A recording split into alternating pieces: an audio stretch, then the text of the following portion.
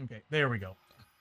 Hey everybody, welcome to TNT Tabletop. I'm your host Tony. Everything seems to now be working. I just realized that the reason why the things weren't working was because my shoutouts. I have a shoutout dialog box that comes up when I try to do personalized shoutouts, and it was hiding behind OBS, and it was stopping everything from working.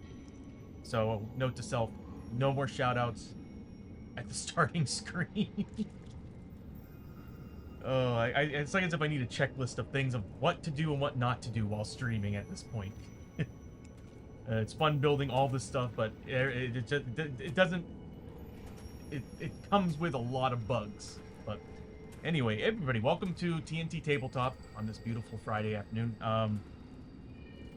Normally, if you're not, for anybody who's just jumping in, unsure about what's going on, we are a board game stream. We try to be a variety board game stream, but like, yeah, it's kind of getting to the point where this whole thing is developed for Shadows of Brimstone, but I can't help it. Shadows of Brimstone's a fun game, and it's a multiplayer. If you're not familiar with it, it's a multiplayer, like a dungeon crawler. So it's a dungeon crawler, with a town stay, everything. Basically, think of Diablo and stuff. Like, you even have a town stay. You can go back and sell all the gear that you collected and all. But yeah, so it's dungeon crawler with like Lovecraftian horror, Japanese mythology, a whole bunch of stuff in this. There's even like movie themes in there. Like, you'll see stuff like from Mad Max and Event Horizon. So it takes a lot of horror elements and puts them into this game. That's what you're basically fighting. And the mission that we are currently on, I'll kind of recap what happened yesterday. So on yesterday's event, what happened was we started off with the travel hazards, which we only got a couple of them. We went to a small town, so we only got so many travel hazards for that. We went to a small town where we kind of regrouped, got rid of some mutations, got rid of some injuries. Well, mainly I think it was just mutations we were getting rid of.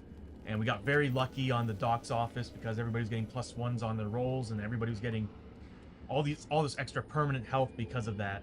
And once we were done there, the town was freaked out because of an ongoing fight with these demons and monsters that have been coming out of these portals. And so the prices of everything went up. The town was losing all their resources, so the price of everything has gone up. And we decided right there and then there's no point of sticking around town, so we left.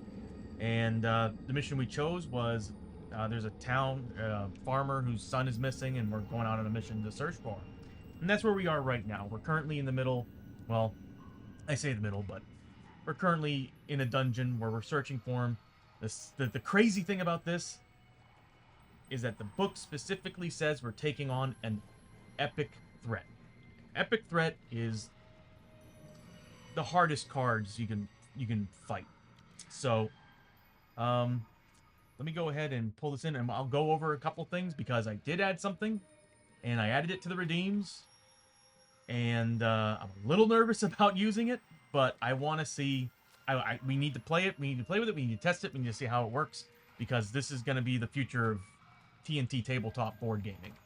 So let's get out of this mode here. So what you're seeing at the bottom of the screen is the initiative. It's basically what I call the redeems interface, of course, with initiative tracker and the player health and everything for all the players in the game. Ad break, because I restarted the stream. I already snoozed it twice, but anyway, you know what? I'll do it again. We can keep snoozing it. So the initiative tracker at the bottom of the screen, or actually the redeems interface, you spend redeems to add a +1 roll or +1 die to the game, and we can choose to use it whenever we feel like it. The players in the game can choose when to use them, just like the red ones. So what happens is that when you spend these redeems, not only does it add the the negative ones, which are the -1 roll, -1 die, it also adds to the side that it's on. So these little bars at the bottom of the screen will start filling up the more you're spending them. And when we spend them, we get, like, we add to the opposite side, like, a much bigger chunk of what that redeem's valued at. So what it's doing is basically taking, when you spend the redeem, it takes your redeem, divides it by half, and adds it to the side that it's being applied to. When we spend what you gave us, it's doubling that and putting it on the side, the opposite side that it's on. So there's a benefit for us to use the red ones so that we can fill the blue bar and get all the bonuses for this game in the blue bar. And I right now have it set, the first two are done. The first 2 quarters of, if you notice in the bar, it's set in quarters. So the first 2 quarters are done. Like, I have them coming up with a random, there's 7 random properties that will pop up when we reach those milestones. The 3rd and 4th one, I have all the milestones written out, or actually all the properties written out. I just haven't added them into the stream yet. But what happens is that as it fills up, it's that milestone. We unlock that milestone, a random one. So, and you can actually reset it too. Like, for example, let's say those bulbs, those blue and red bulbs at the bottom, when they fill up completely, you'll see a glow behind the initiative marker. And what that means is any further points that are being put into that are being removed from the opposite side. So you can either screw us over by taking some of the blue away, or maybe it's even helping us out by getting rid of a blue one that's kind of useless and trying to get a better one. So it's like, it'll remove that property when it goes back under the milestone number, and then when you add, it'll kind of randomize it again. This way we can kind of be strategic with it. There's other plans I have for that tracker as well, for that interface as well, that I'm very excited to do. And it's going to be a lot of fun. And it's going to be basically, I'm not going to give it away. I'm going to make it a surprise, and when it finally shows up, I don't know, I think it's going to be hilarious. So, it's going to be like a little mini game for you all. And it will affect what's going on in the board game that we're playing. So, but that's how it's working right now. You know what? I'll give you a little example of how it runs right now. So, as you can see, the redeems are worth, because you are affecting the game. They're a little bit expensive. They're 1,000 for, I think, a reroll, and 1,500 for +1 die, which to me it's reasonable, because it's like, want you to affect the game, but not like, I want it to be pricey, because that's just, I can see it getting chaotic. So, which might not be a bad thing. But what happens is that, let's say you're adding, it's not working again. Okay, there we go. Let's say you're adding to, like, the rolls. See, as it's going up.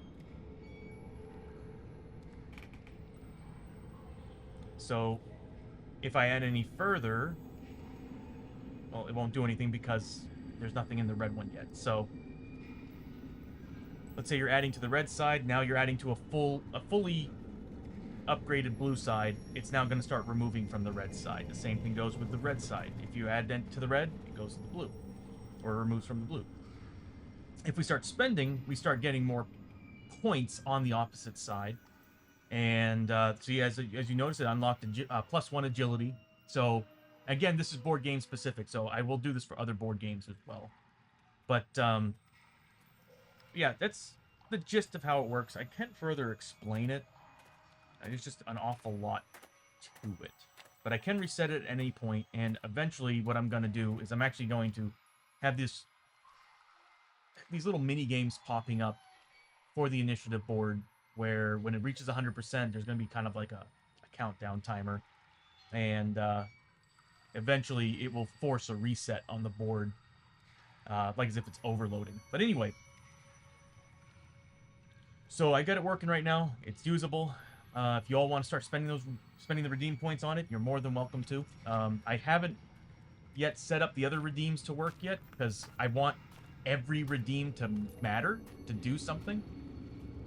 And the way I'm figuring it is it's going to be like a balance of power thing, where if there's too many red and there's only like one blue, it's going to basically multiply by how many more red there are and add that to that side.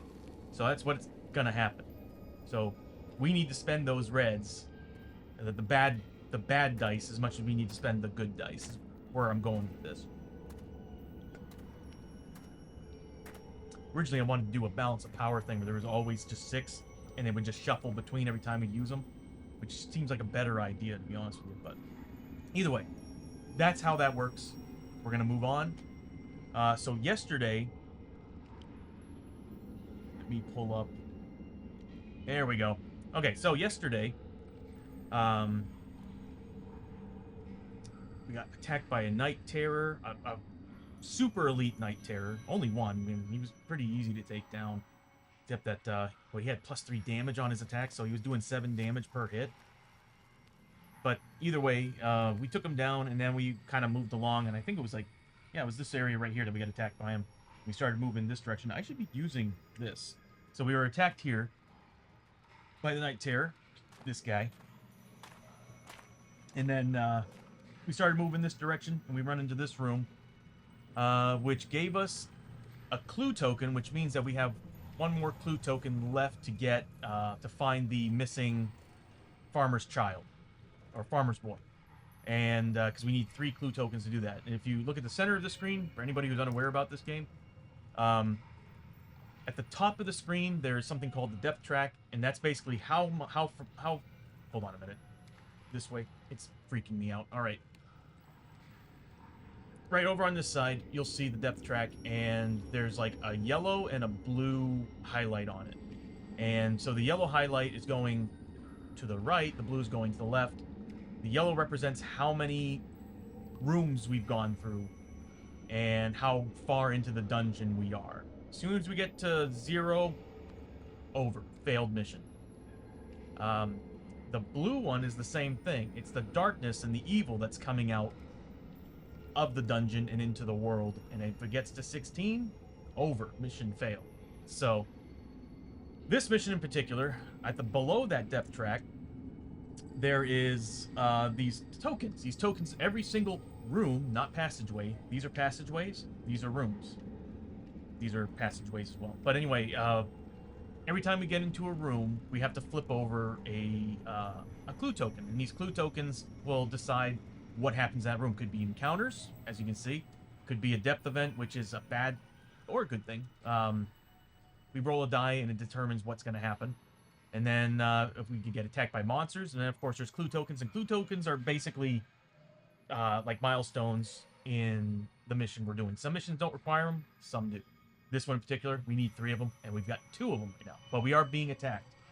And we are being attacked by... since we're in the mines, we actually have to choose the regular threat cards. So we're being attacked by... Let me see where they are. Is this it? That is not it. There they are. We're being attacked by Clan Ninja. I didn't roll to see how many we're fighting, though.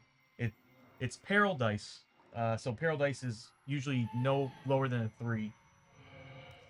So we're taking on 3. That's a small group of ninja.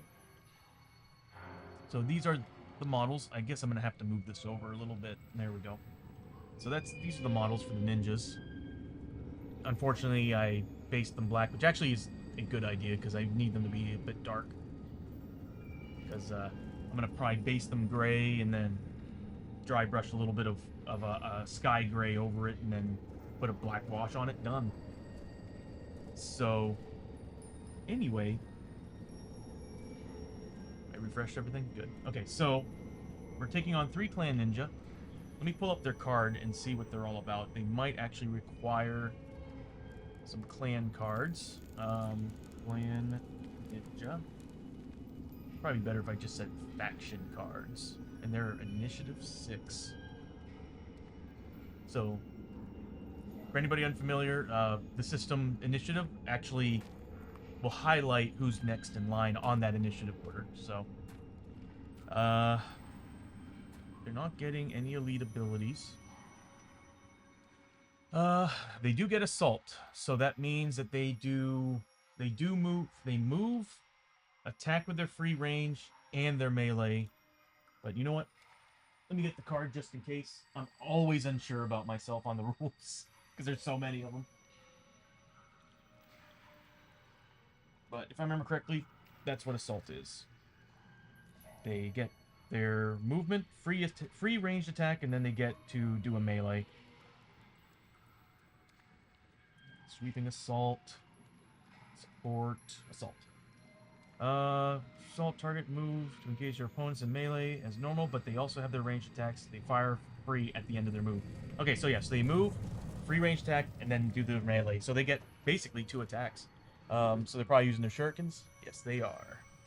All right, so Shadow Clan. If there's not already a Shadow Clan card in play, draw one for the enemy group. So I need to find a faction card for them.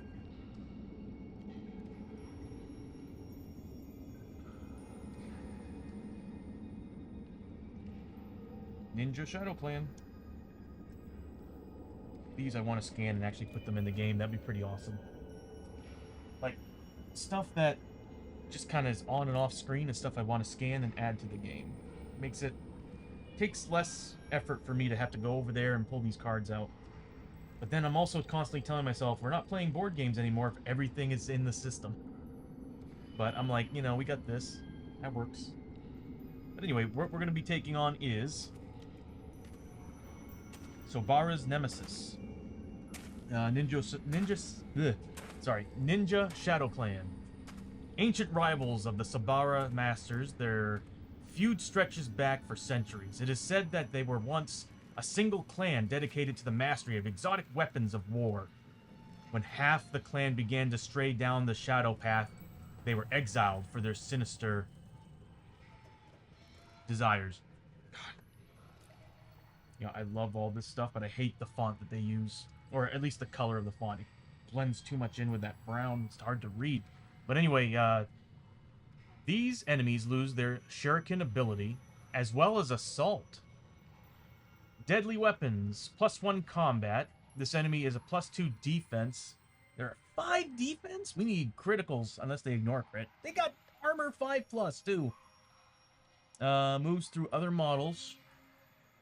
I mean, that makes sense. So they don't get their shuriken, but they, what else do they get? They get +1 combat, so they're 2 combat at D6 damage a pop. God, at 5 defense, they're going to be hard to kill. Against all attacks from a hero that does not have at least... Huh. Okay, so... if I have a hero with one hand open, they don't get the +2 defense. Okay.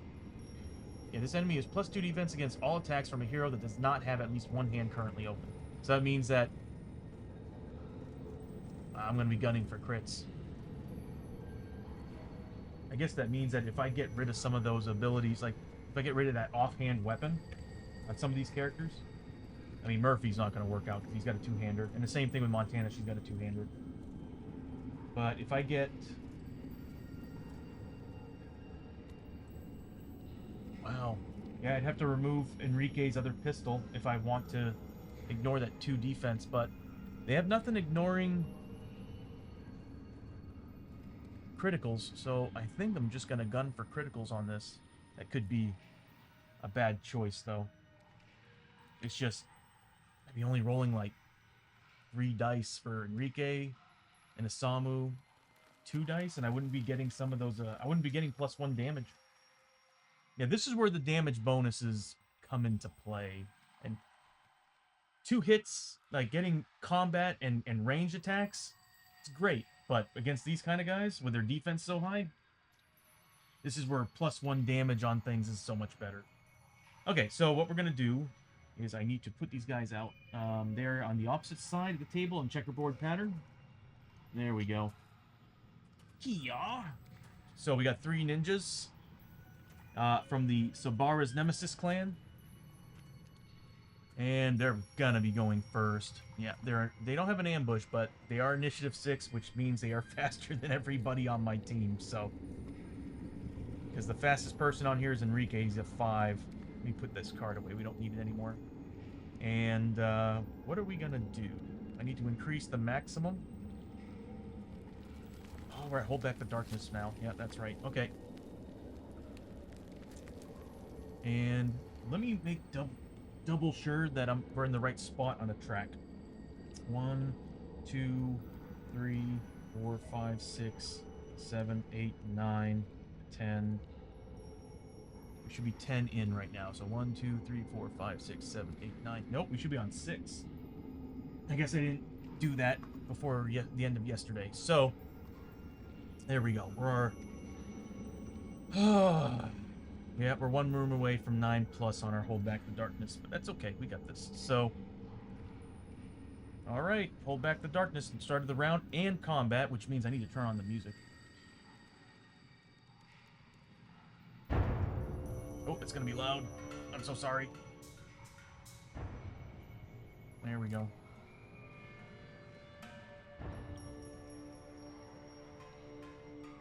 Guess I could raise it a tad bit.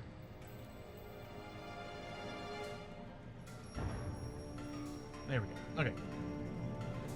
So we have to hold back the darkness. We have to stop that blue from coming out. So, or that darkness marker from coming out.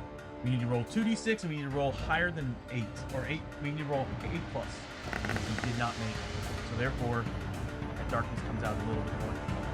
Again, what I plan on doing in the future is there's little things I want to force your vision to go to, and I think the only way I'm going to be able to do that is by creating little sparks. So whenever little things trigger, I'm going to have like a little spark that pops off at it. So it's like, oh, look over here. It went this way. Or I took damage. Boom, little spark there by the damage or something. So trying to do a better job at directing what you're supposed to be seeing. Now that everything is pretty much where I want it to be. So anyway, so we failed. The darkness came out one more step. Didn't fall on any of the growing dread or the darkness marks. So we are good to go at the beginning of the combat. Unfortunately, as I said, they're going to be going first. And they look like they're going to be pretty big tough. So we need to decide who they're going to be going after. So we'll start with this guy. It's HUD out. We're going to roll a d8. It's going to determine who he's going after. That would be Isamu.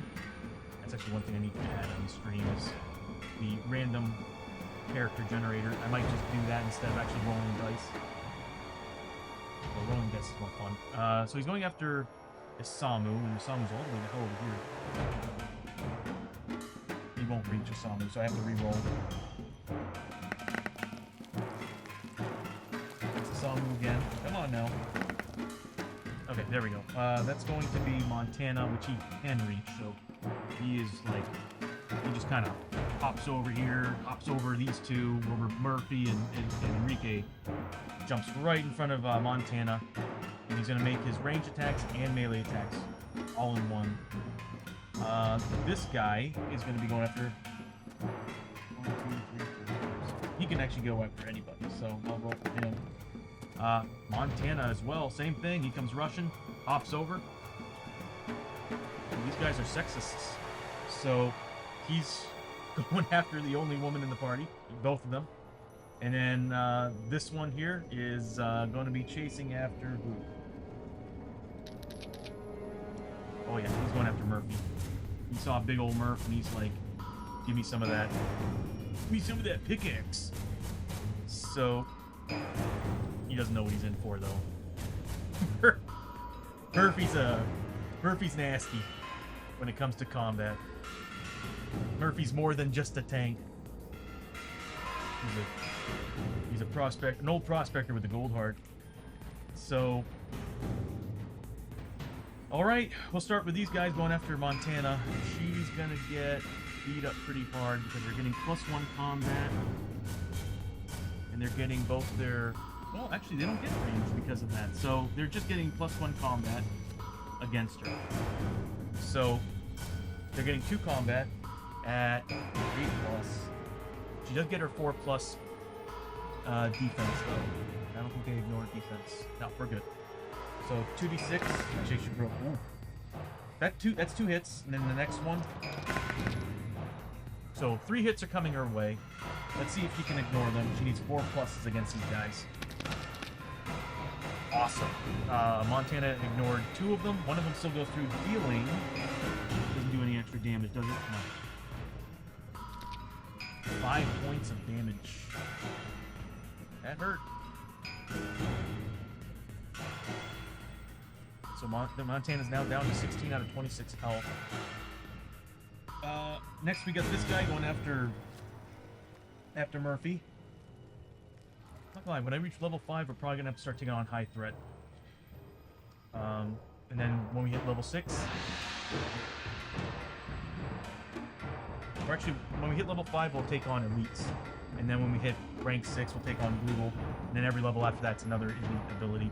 So this guy here, he's doing his 2d6, needs 3 pluses, gets them both. And then of course, Murphy gets a 3+ roll against these. He does not save 1, so he's going to take 2 points of damage. Boy, I don't really like turning over here and not looking this direction. I want you all... I don't like looking away from the camera. I'm like, I really want to roll some dice.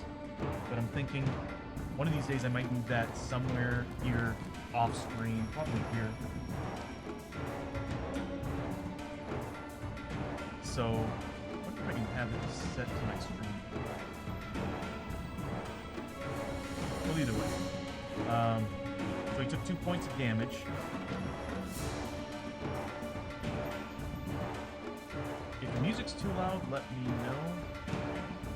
It seems like it might be competing with me. Bring it down just a nudge here. There we go.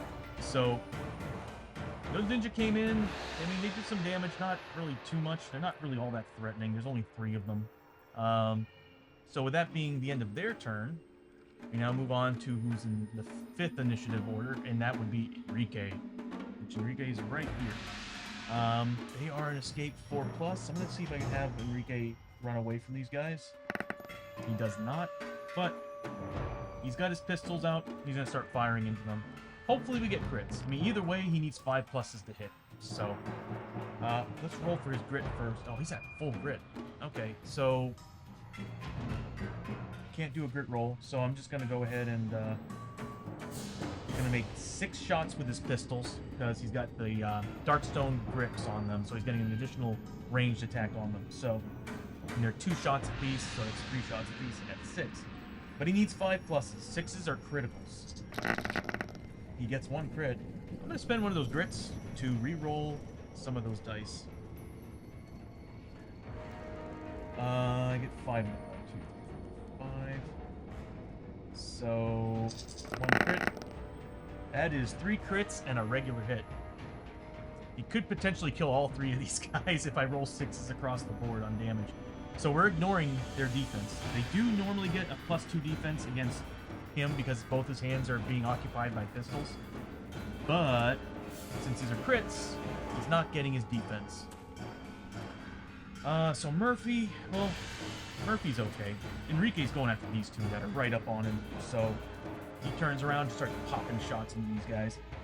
So we'll start rolling the crits first. So we'll go on this guy. The one right in front of Montana. And the first shot does 3 points of damage. You know, I'm not going to bother doing it just yet. Hold on a second. You know what? I'll give it a try. We'll see what happens. Because I'm noticing there's a little bug on my game tokens, but let's give it a try. So, I'll turn it on.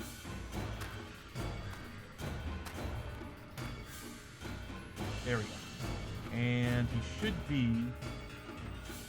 took 3 wounds, so I'll drop that down by 6. Oh, it's working. But for how long is the question? So he's got 3 points of damage on him. Kind of want to put like an arrow on it. So this, but I guess the thing is though is that like if there's a character up here, I don't want it covering the character, so I want to kind of keep it close by. That makes sense. So he's got 3 points of wounds on him. He still have 2 criticals and a regular hit. I'm going to use the regular hit on him. There's no point. He's got 5. Yeah, the critical hits. That regular hit's going to do nothing. So I'll do the critical again. So here's the second crit. 5 points of damage, which is perfectly, well, not perfectly, it's more than enough to kill this guy. So we just gained 40 experience for Enrique. Nice, Enrique. 40 experience for Enrique. He is leveling so quick. He's going to be at 5 very soon. Ever since I gave him Scoundrel, that guy's been leveling up like a madman. So we still have 1 crit, 1 regular hit. So this guy's going to take the critical. Takes 3 points of damage as well. And we'll go ahead and roll damage for the regular hit, which is -5 because he's got a 5 defense. Yeah. Nothing. 0. Exactly. But, you know, Enrique turned right around, popped some shots, took out that first ninja very easily, and then the second one still around. After Enrique, we now have Montana.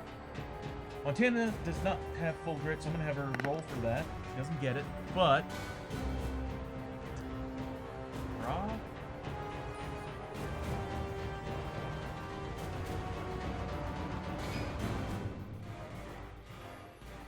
How many account names can these people create? So... Where's my internet? My internet's doing good. Okay, so... We're now at Montana. Montana rolled for grit, didn't get it. Let me put that 3 down here. There we go. So, she didn't get her grit back, but she's going to start pounding some serious shots because she's getting a lot of damage on that rifle. So she's getting 3 shots with that, well, am I using the hunt? Yeah, I'm using the hunting rifle. Actually, it doesn't matter if I use the Gulch or the hunting rifle. I just kind of figured at this point I'd use the Gulch rifle. Hold on a minute. She had the ghillie saw.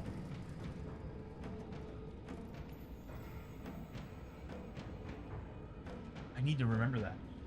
I forgot yesterday. Sorry. I gave her, instead of keeping the ornate pistol on her, because she has that tentacle tail now that can hold another weapon, I gave her the ghillie saw, and I forgot that it's a defense mechanism. Whenever enemies attack her on a roll of 1 to hit, they take damage.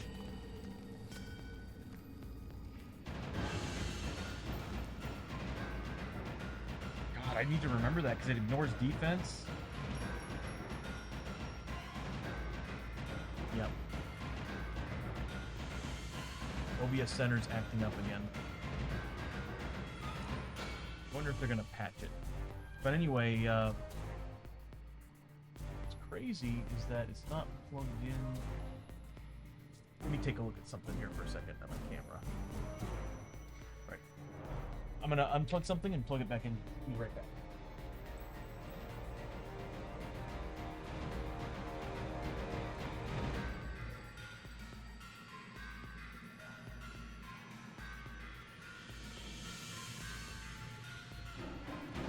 I notice that whenever I have it set to MTP, I don't have that issue, but when it's on wireless, it keeps disconnecting, and it just refuses to go back to MTP. I don't remember. There was a process to do it that works. I guess that every time it shakes, I'm just going to have to move it back.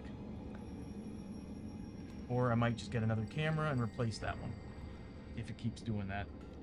But anyway, so Montana's getting 3 shots with the Gulch rifle, because the Gulch rifle is the exact same thing as her starting gear. I kept the starting weapon just in case I ever lose the Gulch rifle, which I can. But, I mean, the Gulch rifle is awesome. But I'm going to just use the hunting rifle. And she's going to get... Actually, would it make more sense to do the Gulch rifle?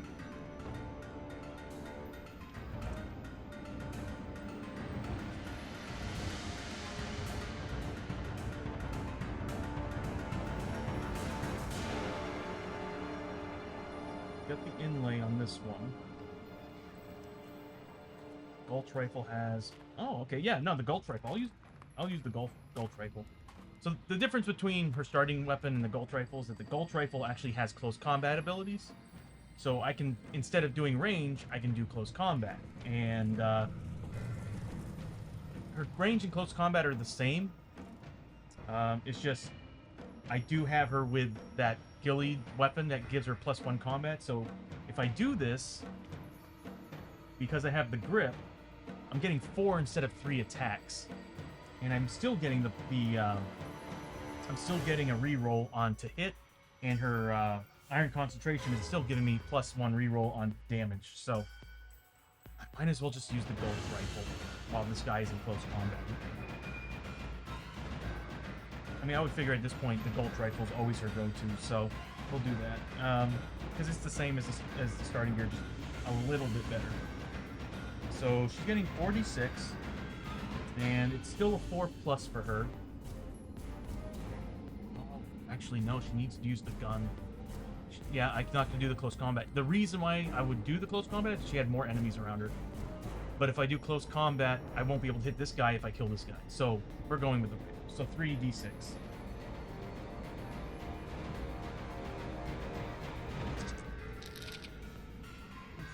And I'm going to re-roll that 1 using the Inlight. So that's 2 criticals and a regular hit. Obviously the regular hit's probably not going to do anything, although I am getting +2 damage to this. Yeah, so I'm going to put the critical on this guy. So it's ignoring his defense. I'm getting +2 to the damage. I can't roll any lower than a 1. He's dead. So that guy's gone. And that gives Montana 40 experience. And I feel sorry for Isamu. He is so behind on leveling. I need to make him the dedicated healer from here on out. That's why Murphy's level is doing pretty well. So she still has 1 crit and 1 regular hit. Oh, but she also gets rapid shot. She killed a guy. So therefore, yeah, her special rule is she gets rapid shot. Anytime you kill with the 2-handed gun, which she did, gain +1 shot with that gun, limit of 3 per turn. So she gets rapid shot, so I'm going to roll and see if she gets it. She gets an additional shot. So we'll just go ahead and put the critical on him. I had to punch this guy easy. Very easy. So the critical, +2 to the damage. If I roll a 4+, he's dead. So he takes 4 points of damage. Put that over here. And gain tokens. There's 1 additional on top of that one. So he's at 4 points of damage. And now we're at the regular hits. So it's going to be, he's at 5 defense. She doesn't have a free hand, so it's going to be -3 to the roll. So here's the first one. And I get to re-roll damage. It's 1 point of damage. I'll take it. Oops. So he's got 1 extra wound. He's got 1 health left. Again, I can still re-roll this if I need to, which I'm going to. So I'm going to use the Iron Concentration to change that over. Happens to be 1 point of damage, outright killing that final ninja. Okay, his team's gotten too powerful. I need to start. Once we get half the team up to level 5, I'll add an elite ability. So we can get rid of that token. And Montana just gained an additional 40 XP. So luckily we have 2 out of 3 clue tokens right now. So that's the end of the battle.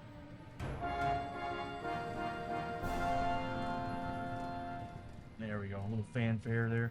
And now we get to move on to the catch your breath part of the game. So here, since Montana and Enrique have already gone, they're only getting the limited version of it, where they're getting D3 back in health or sanity. The other 2, since they haven't gone, they either get grit, 1 grit back, or they can roll a D6. And judging from how everybody's looking right now, I think we all need health. So we'll start with Enrique. He's going to get back 1 D3. He's getting 1 point back. That's pretty rough. Probably going to do it in sanity. Sanity is super low and he needs it. Then we got Montana, 1d3 as well. She's getting 2 points back. Probably sanity as well. Whatever's lowest. Isamu. Yeah, I might as well do the d6. Of course. Okay, so he gets 1 point back. He rolls a d6 and he gets to roll a d6 and he gets only a 1. And that's going to go into his health. And then Murphy is getting 3 points back. Man, we rolled really low on these. Murphy, 2 points. 3 points. I guess I'll dump them. Well, how much whiskey do we have? We got 1, 2.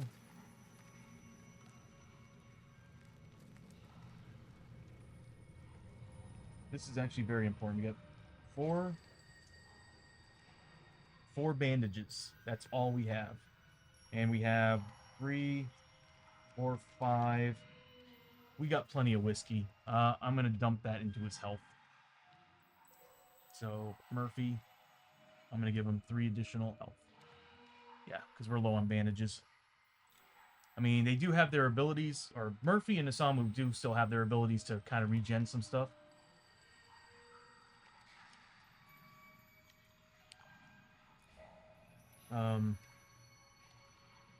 You're gonna think I should probably put like a little marker at the bottom of the screen saying it's working. Use me. And I'm talking about this, of course, right here. So, anyway, what are we gonna do? So, we did all that. Now we have to do the loots. We defeated one monster group, or one enemy group, so everybody gets 1 loot a pop. And let's take a look at what we got here. We're going to start with Enrique. He gets double the XP that he finds in loots. So he's getting 125 because he's getting an additional 25 from Murphy for finding gold, and he's getting 40 experience. But he just levels up so damn quick. So 40 experience for Isamu. For Enrique. Did I type that in right? Yeah, 125. And next we've got Montana. Ooh, okay. D6 times 25. Not bad, not bad. So, thanks to Murphy, she's getting 150 and 20 XP. So, Montana's back to getting... Well, she's not exactly the wealthiest. She's doing alright. And she's getting 20 experience. Next, we've got Isamu, who's going to generate what? Yeah, he's just getting 1 dark stone. I swear he gets a bonus for dark stone. I need to scan his card one more time. And 20 XP. And then finally we got Murphy, who gets double what he finds in gold and dark stone. But instead, he finds gear. You know, I'm always relying on him to do that. Find, like, gold and dark stone, but he always is the one that finds artifacts and gear. I'm not going to complain. That's good stuff. But at the same time, it's like, he's my money maker. And he's not making money. Well, the reason why he has the money he has right now is because of all the gear and loot that he's been finding and selling. So we are not in another world, so it's a gear card. Okay. Haven't seen this yet. Called the Oathbreaker's Axe. Problem with it is that it's a dual... Well, it's a two-hander, but at the same time, it's got 2 Darkstone icons on it, meaning that at the end of every adventure, that counts as 2 Darkstone that we have to do corruption for. Holy crap, though. Plus 2 combat. Once per turn, take 1 corruption point, ignoring willpower, to re-roll any number of your hit rolls just rolled, even if already re-rolled. If this thing had upgrade slots, I would totally use it. I would totally use it, especially considering that Murphy has a bonus on his corruption. So the unfortunate thing is, again, no upgrade slots. Kind of useless to me. That's gonna be barter fodder. So that's it for the loot. We finished that combat and that round. Put those cards away. Now we're at the end of the round. We don't need to do any maintenance at all, so we are now back to Hold Back the Darkness, again at 8+.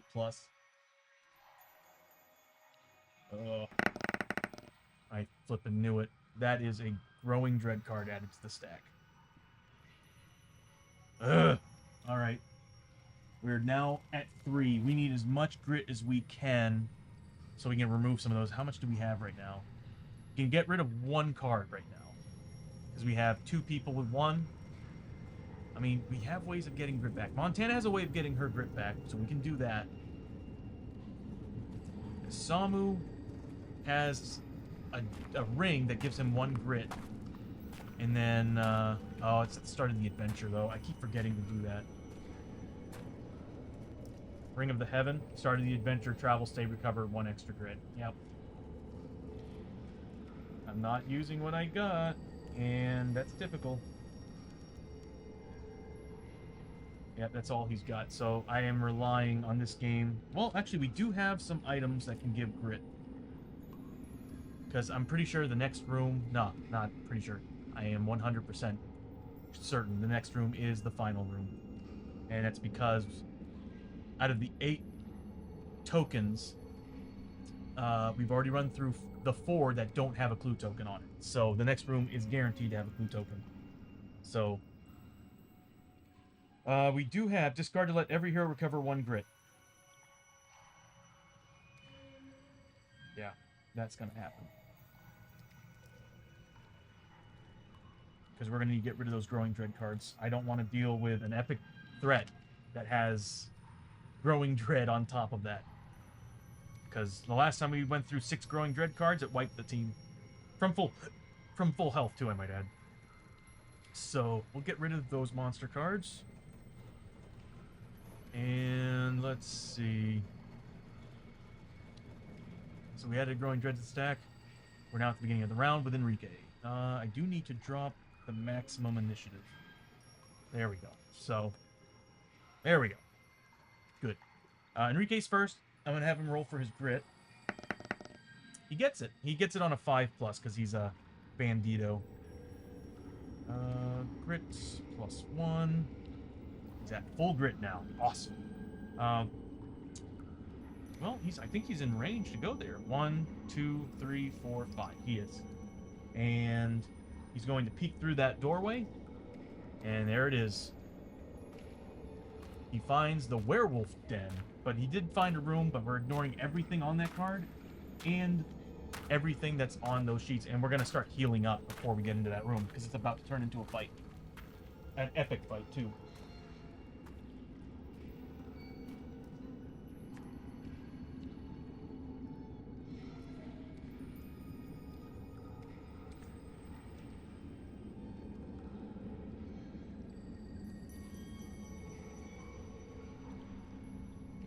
I separated these. I'm gonna have to get rid of some of these tiles.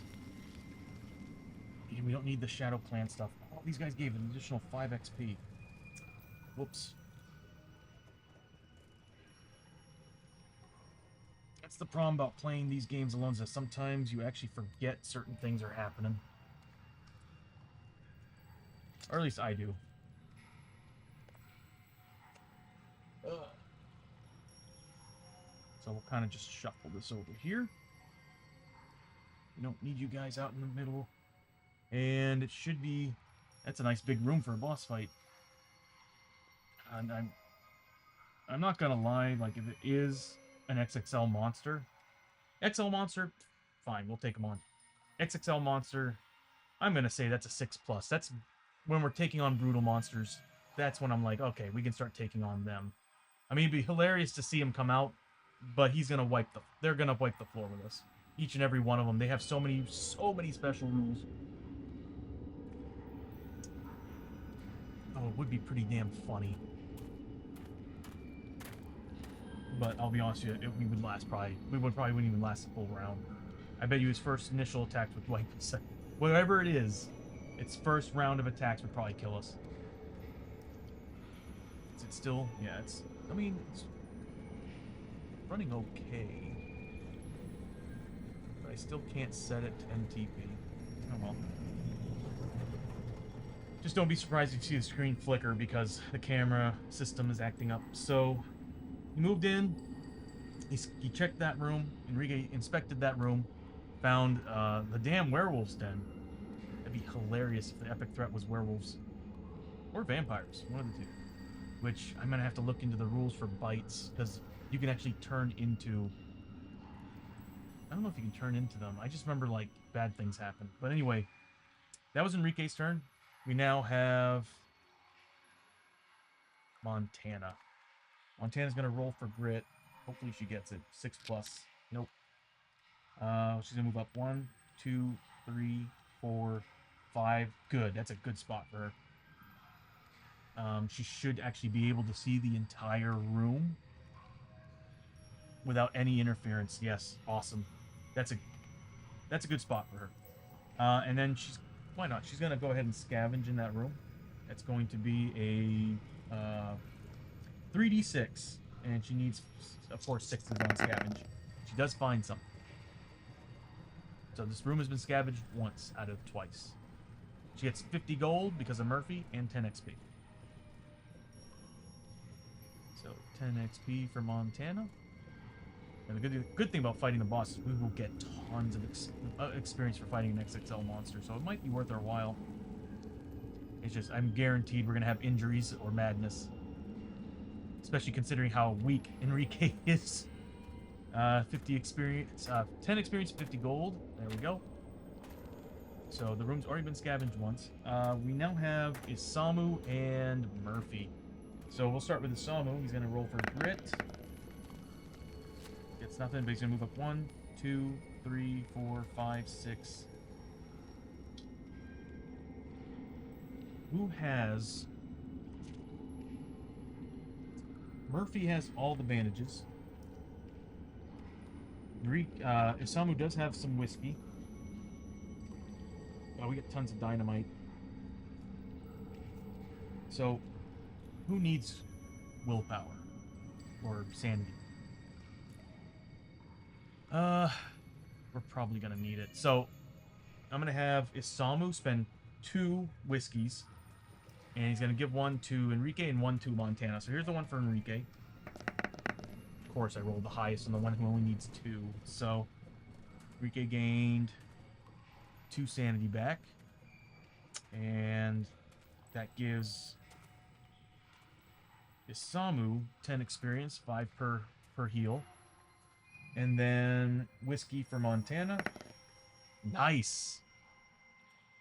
Montana gets 6 back, which should bring her to full. So I think she's only at 4 away. Yeah, so she's back to full. And that would give Isamu, once again, 20 experience. He needs all the experience he can get. Nobody else has any bandages.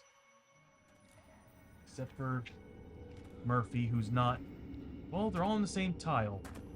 As long as there's no combat, as long as they're on the same tile, they can actually they can trade with each other. So yeah, he's gonna use Murphy's bandages to start healing up Enrique and Montana, because they need it. Oh god, Murphy needs it too. So we'll start with Enrique. We're gonna be spending all the bandages. We only got 4 of them, but here's the first one on Enrique. So Enrique gained 3.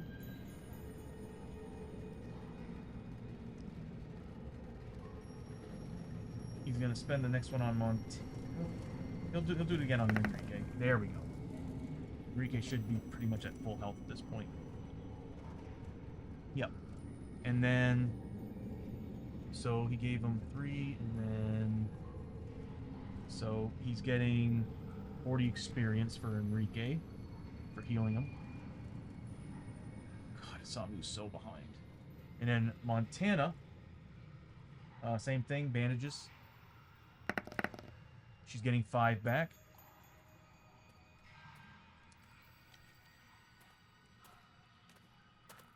See, Murphy and Isamu have ways to heal themselves.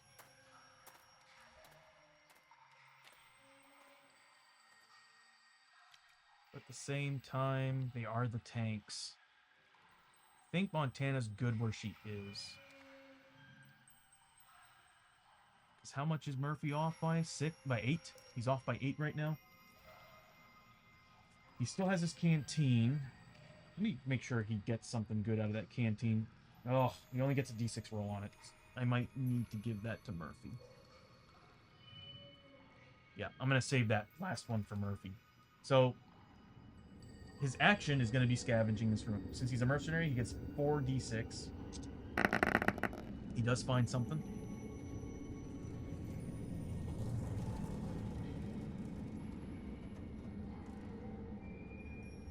Draw a gear card and 10 XP. God, if it's more bandages, I'd be so happy. Oh, no. A mercenary's rapier. So, whenever you kill an enemy with a combat hit, gain 10 bucks.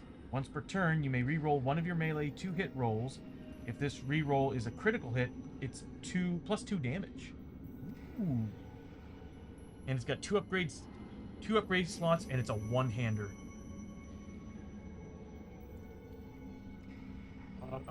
That's awesome. That is really awesome. I might keep that. And I might give that to someone. I love the Samu's weapon, plus 1 damage, but plus 2 damage on criticals, which is what I'm always after. He also gets money for killing an enemy. And you get to reroll one of your melee hit rolls, which he does not have any of that. And I can always upgrade it with a Darkstone grip to give it plus 1 combat, so he would be at 3 he'd still be at 3 combat. Or I can give him a Void Crystal and do plus 1 damage on all his attacks, and then an inlay for an additional reroll. There's a lot I can do. But we do need to go to a feudal village to get some of that stuff. So this room's been explored twice, scavenged twice, so we're done with it, except Murphy does get plus 1 scavenge on scavenged rooms. So that's the end of Isamu's turn. We now have Murphy. He's going to, where is he? 1, 2, 1, 2, 3, 4. I really want Enrique to go back. Enrique's in a really bad place. Well, Murphy's going to heal himself with that final bandage. So he's going to take the final one from Isamu and heal himself. 3 points of damage. That's good. And that would give him 15 experience. And who has whiskey? That's right, we used 2 whiskey. I have to mark that down. And I'm going to use 1 whiskey. Who's he next to? Enrique and Isamu. He's going to spend one of Enrique's whiskeys on himself. God, we have no way of healing ourselves. Oh, we have a tonic. We're going to need that. Oh, and we need to do grit rolls. I haven't been doing grit rolls. So he's going to heal himself with whiskey. So he gets back 2 sanity. Not much, but better than nothing. So he gets back 2 sanity, and we need to do grit rolls. I didn't do it for Isamu, and I didn't do it for Murphy. So Isamu needs a 6+. Isamu got back a grit. And then Murphy does not. So we're doing really good on grit right now. I think we'll be able to get rid of those Growing Dread cards. It's the end of the round. Everybody's activation. Oh, no. Murphy's going to do his action. Should I really do it? Yeah, I'm going to do it. 5d6 for scavenge. Why not? The room that we were just in. He gets 1 more on top of the room maximum. He finds 2 things. That's 2 ways of screwing us, though. But could be good, could be bad. Yeah, I freaking knew it. Okay, so he's going to take 3 horror hits that do 2 sandy damage a pop.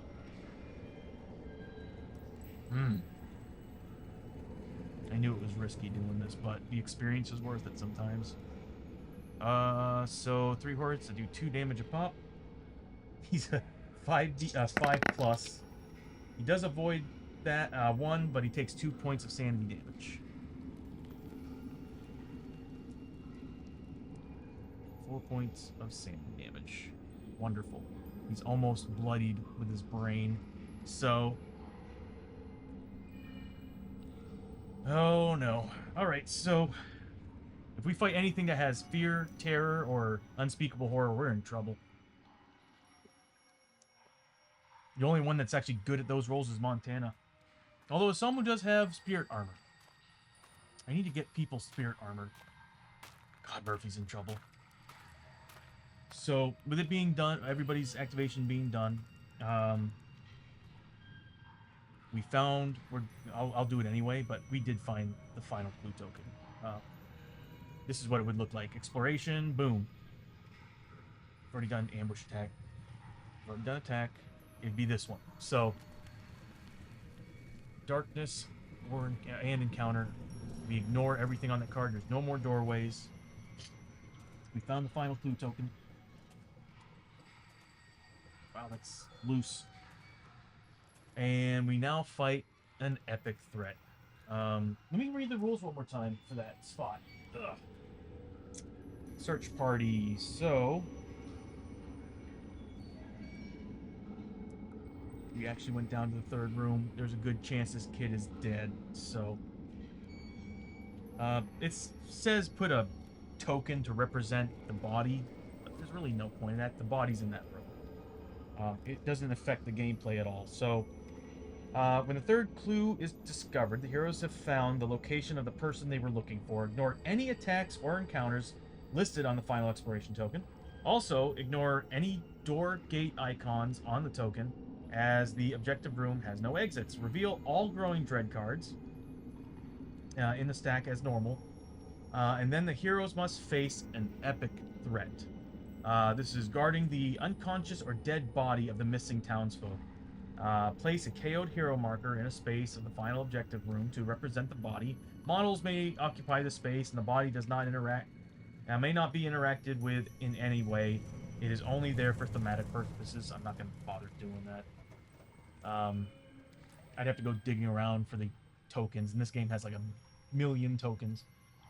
Once all enemies have been defeated, the heroes have successfully completed the mission. If the hero posse marker is on the depth track is in the first stage, roll 1 die. Yeah, so we're on the third stage, so we're rolling 3 dice, and if any of them come up as a 1, the boy is dead. So we're first deciding whether or not we're going to take on an epic threat. And then I gotta these dread cards. We got 3 of them, and I think we can get rid of them. No. No, we're going to be able to get rid of 2 of them. I have no way of getting Murphy any more grit. Oh, we have tonics! Okay, so I do have a tonic. So what I can do is have everybody spend 1 grit right now. Yes, so everybody's going to spend 1 grit right now. I wish I had that thing working. So, I'll just mark that down.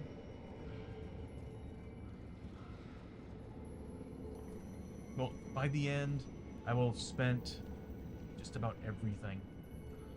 Okay, so right now, Enrique and Isamu have enough grit to do all 3 cards themselves. Montana and Murphy, they need 2 more grit apiece. I do have Montana's ability to get her grit back equal to the amount of Darkstone items or upgrades on her weapon, which is 2. So she'll get her 2 back after I spend the first one. But it's going to take all her grit. So she'll be at 0. Isamu will be at 0. Enrique will be at 1. And then Murphy, I spend the tonic that's on Enrique. That'll bring him to 2. And then I'll also spend the mission log? Yes. The mission log, which grants everybody 1 grit. So what this will do is it'll give everybody but Murphy 1 grit at the end. But we'll get rid of all the growing dread tokens. Awesome. And Enrique will get 50 experience for that because it's on him. Oh, wait. Actually, this would be on... Yeah, it would be on... we'll just give it to Isamu. So... Oh, my goodness. So... What we'll do is, like I said, in the end... Montana will be at 3... Isamu will be there. So Murphy will have nothing, but everybody else will have... Isamu and Montana will have 1 grit. Enrique will have 2 grit, because he's a little bit higher than everybody else. So... Until I can add the remove grit from everybody thing, which is bugged, I'm going to have to do it this way. It takes less time. So Isamu should be at 1 grit once we're done here, because the mission log is going to give him an additional grit.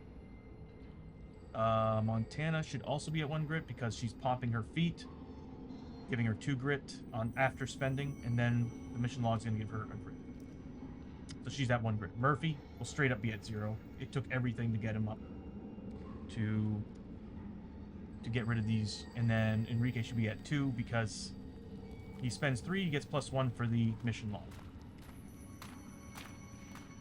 So there, that's where we're at, and we don't have to worry about these bad boys. But let's go ahead and roll them over and see how bad they were or how they are.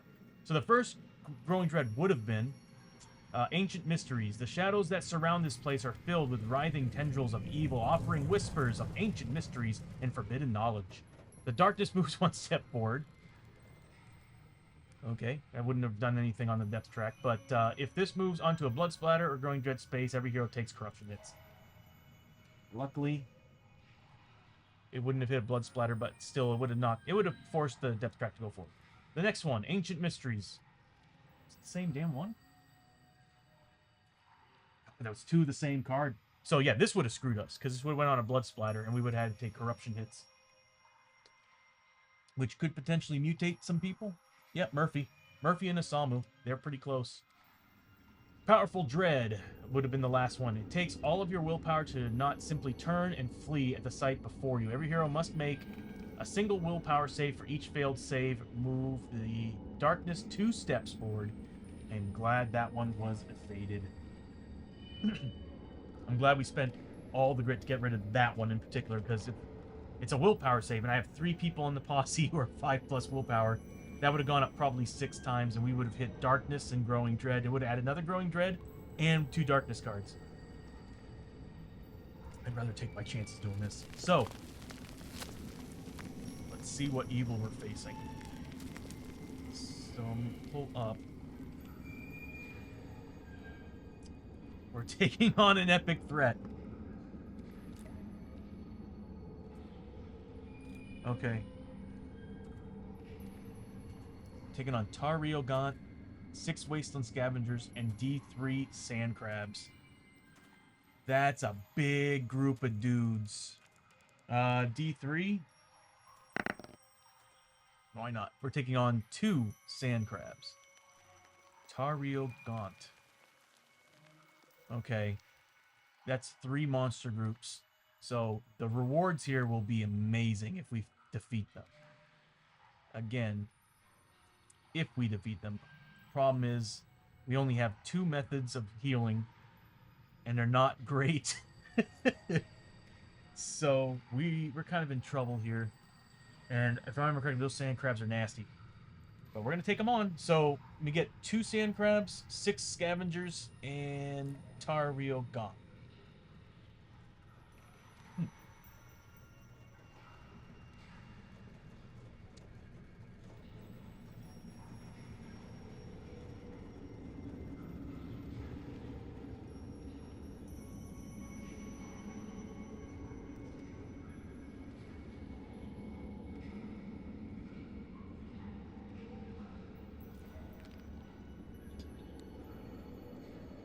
Okay. It's a lot of dudes. And I think these guys are tough. We might not pass it. Oh, he's a resin mob. That's a lot of detail. So that's Tar-Rio Gaunt.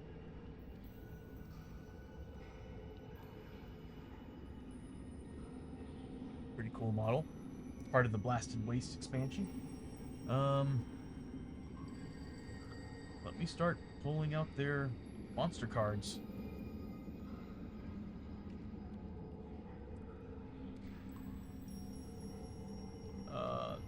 Tar-Rio Gaunt. Gopher! How you doing, buddy? Thank you for showing up. Doing well. It's yeah, it's a beautiful Friday. Loving it. And my internet's actually running decently today. So, not a bad stream so far. How are you doing? How are you doing this Friday? How you been doing on Silk Song? I think I spelt it right. Tar-Rio Gaunt. No, I did not. Okay. I gotta look up and see how I spelt it, because I don't remember how I did not abbreviations. I don't know how I did like characters, special characters like that, when calling these cards. Let's see. Cards, monsters. All right, go down the list till I find Tar Rio. Oh, I just put a space between them. Okay, so Tar. Oh yeah, let me give me 1 second. Rio Gaunt. And he's a 7 initiative. Holy crap! And he's got a lot of rules. Let me go ahead and go for a shout out here. If I can get to the shout out. There we go.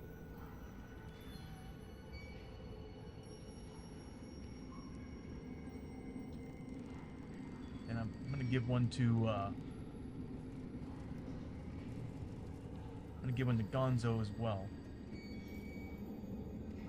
Again, yeah, thank you so much for showing up, Gopher. I hope you're having a good Friday yourself, bud. And I meant to do this earlier, but I think I forgot to do it, and that's what locked my system up. So note to self, no more shoutouts during my during the starting screen or the away screen. It seems to crash. Well, not crash, but it seems to lock up if I don't notice the prompt. Oh, we got ad break in 3 minutes. God, we're fighting a lot of dudes. Okay, so he's initiative 7. Luckily, they don't have any special bonuses or anything that are being given. Because, good God, I'm looking at his elite abilities and I'm about ready to piss myself. So, we'll go ahead and put him away. And now we're taking on another group. The Wasteland Scavengers. Wasteland Scavengers.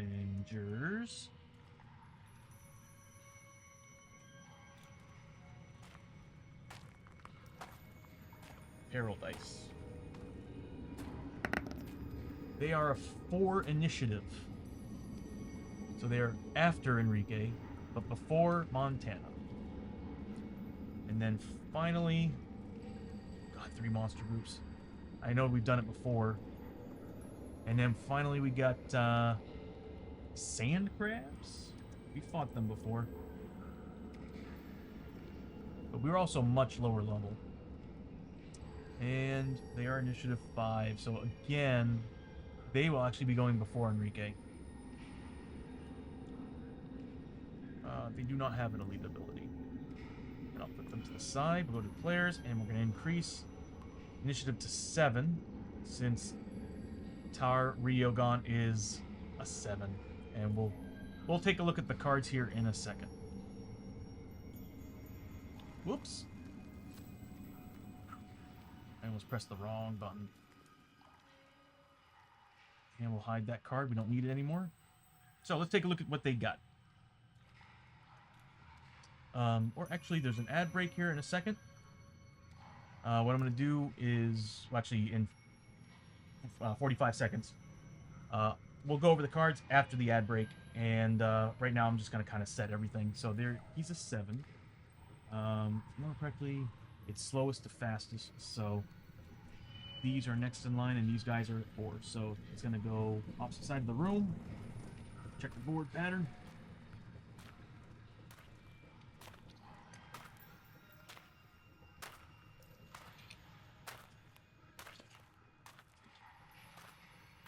It's a lot of dudes. And leading the way. Alright, I'll see you all after the ad break.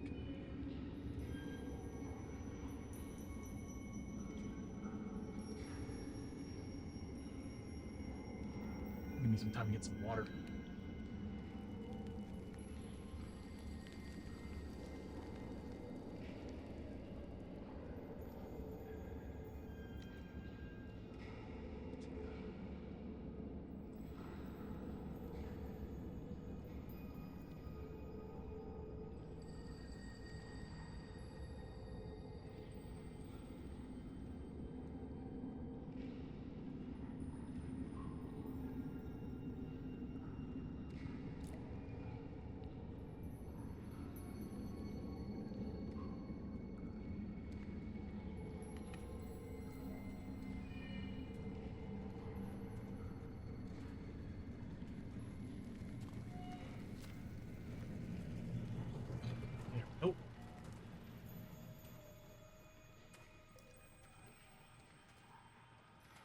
thing working?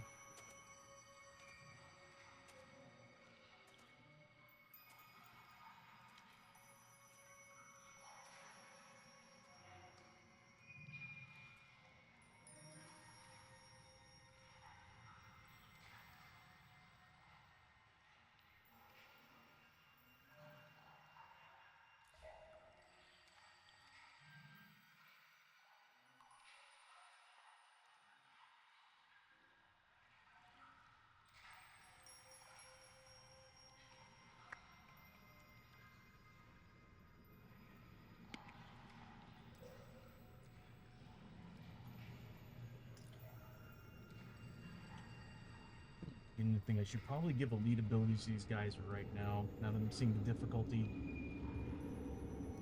These are epic threats, though. Oh my god.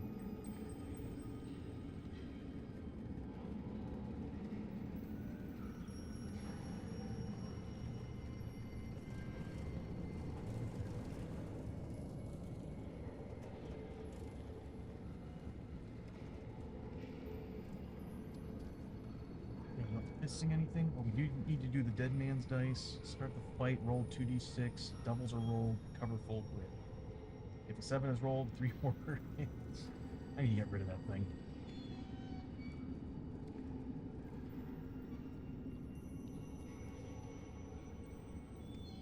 Gambler's deck of cards. Dice, I haven't used them yet.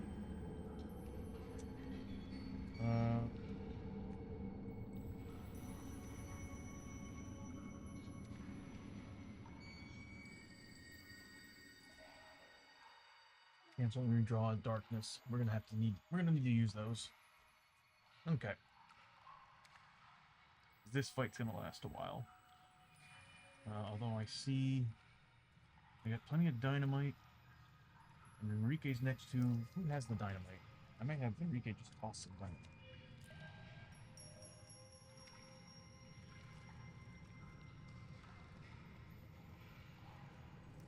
Oops.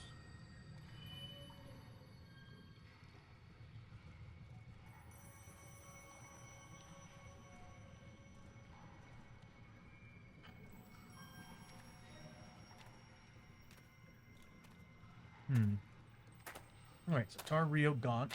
We'll go ahead and go over the cards. Still an ad break?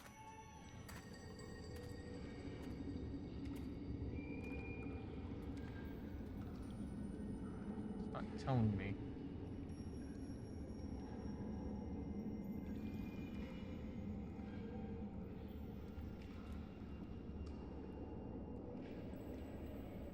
My guess is no. Okay, so we'll go ahead and go over the monster cards. So Tar Rio Gaunt, 7 initiative, medium base. So this way we're going to be getting some bonus damage on pretty much all these guys except for the 2 large models here, the crabs. Crab beef. So these 2 guys, Isamu's not going to get any bonuses on because they are large bases. Medium bases, such as Gaunt and all the other guys around him. Actually, it's a good question. Let me see. I could have sworn these guys might have actually been something else.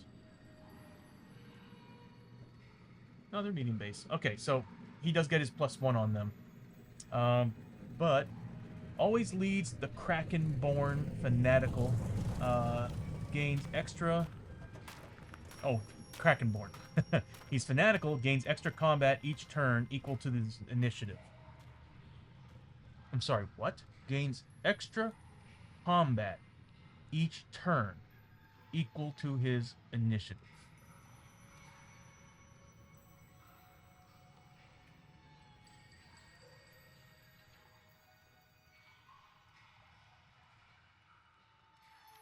Does he really get +7 combat?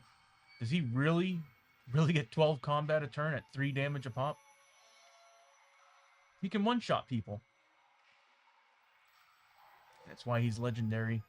We're not going to win this fight. And he's got frickin' chitin armor.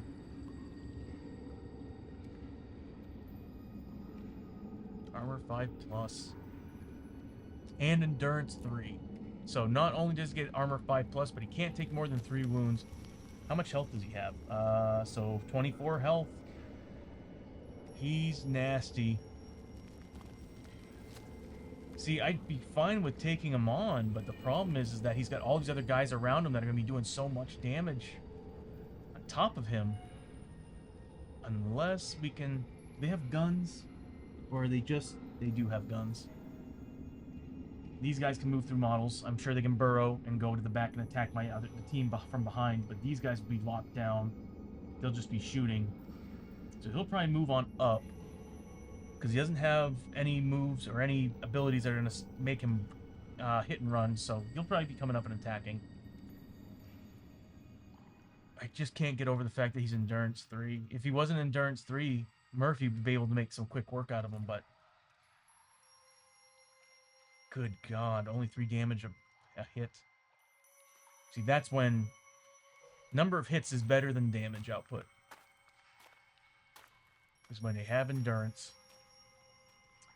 Battle Cry. At the start of his activation, all other alien and beast enemies... Oh, wonderful. On his map tile, gain +1 combat till the end of the turn. Oh, yeah. Let me get the Krakenborn card as well.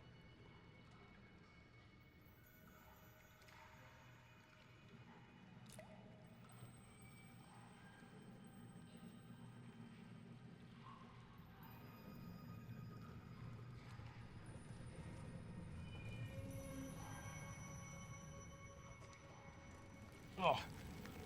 So it's the Warband, the Wasteland Warband, called the Krakenborn. They are an additional 15 experience a pop. That is a bad sign. So let me go ahead and read their fluff and everything. So, Krakenborn, Wasteland Warriors, Warbands, fanatical followers and warriors in a cult of the Great Kraken. These scavengers believe that it is their duty to offer sacrifices to the god beast, the shifting sands of the desert. Why? Oh, this is a... Hold on a minute. I didn't see the period at the end of that sentence. These scavengers believe that it is their duty to offer sacrifices to the god beast. And this is a little quote from them. The shifting sands of the desert wastes are where we are born, and where we must return. Fanatical. Gains the keyword fanatical, also loses the Desert Raider ability, but instead gains extra combat each turn equal to their initiative. Holy crap, the whole posse gets this? And then they all have Endurance 3. So Krakenborn, we don't really need the card, because technically those 2 red spots, the fanatical and endurance, go along with Krakenborn. Wow. We're gonna die.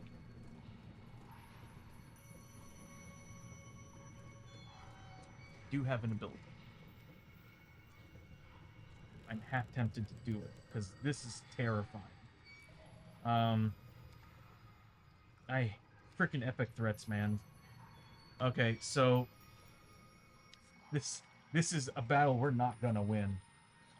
And I am not even 99.9 certain. I'm 100% certain we're going to die. Because they're getting +4 combat. Is that for real? That can't be real. That's just stupid. Instead gets extra combat each turn equal to their initiative. Extra combat.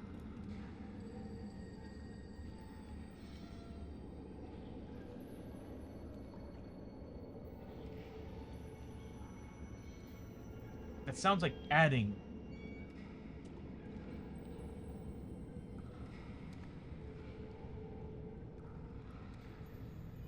That seriously sounds like adding. That's... I mean, it's broken, in my opinion, because 12 combat at 3 damage. There are 4+. Gains keyword fanatic. Also loses the Desert Raider ability, so we don't have to worry about whatever that is, but instead gains extra combat each turn equal to their initiative. So that screams that they're getting plus whatever their initiative to their regular combat.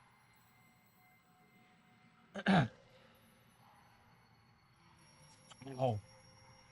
Wow, man. I was gonna say focus fire him, but these guys, all his henchmen need to die. But anyway, I do have, if I remember correctly, I have an item Is it on a Samu?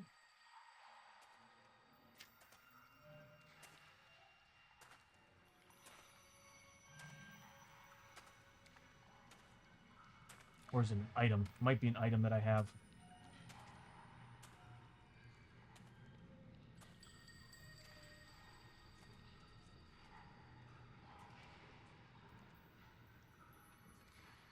Might be an item. Hold on a second. We did spend the mission log. It's gonna go into the discard pile. I'll put that here so y'all can see that one. That's the one that I found earlier. It's pretty sweet.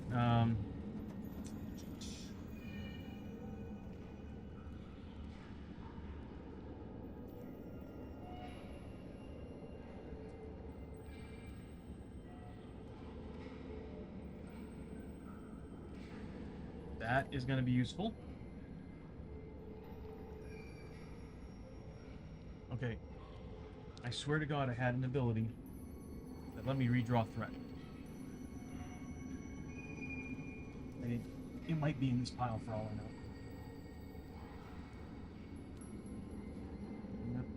No. No, and no. Okay, so...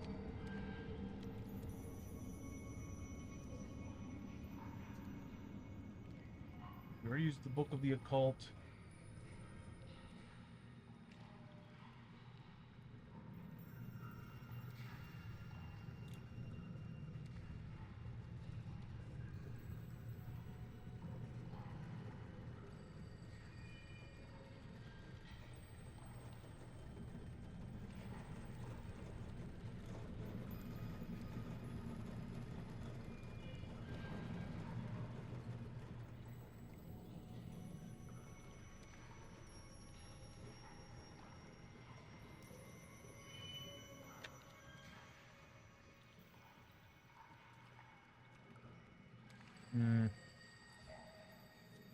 I must be imagining things.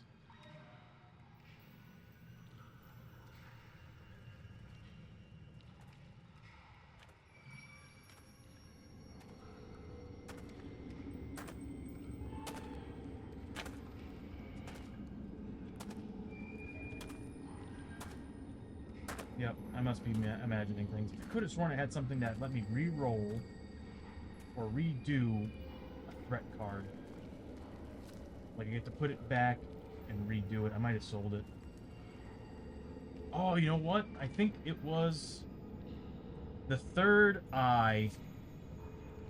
Who is this? Enrique? Happens to have 2 grit. Spend 2 grit, discard, draw threat card, discard the drawn threat card, and draw another. I don't like fighting these guys. That's a lot of attacks per turn. You know what? I'm going to do it. I'm going to spend Enrique's 2 grit. We're not going to win that fight. First round, he's going to come up. He's going to attack 12 times. He's going to take someone down. So... well, it's an epic threat. It's going to be just... it might be just as bad or worse. There are some epic threats that aren't too bad. There are some that's just like taking on 2 high threat cards, which I'd gladly take over this brute. I didn't realize he was that bad. God, they get so many combats. Like, the best way we'd be able to handle them is by kiting them, like keeping them at a distance and shooting at them. But the unfortunate thing is, yeah, because they don't really have any range, do they?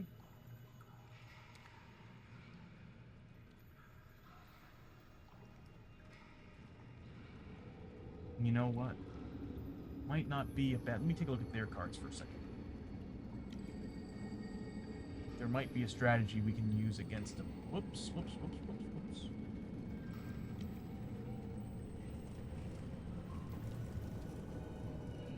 No, they still get their scrap rifles. So they're still getting a lot of shots in. Yeah. They're still going to be getting a lot of shots. They're not good at ranged, though. They don't get Desert Raider, so we're not worried about that.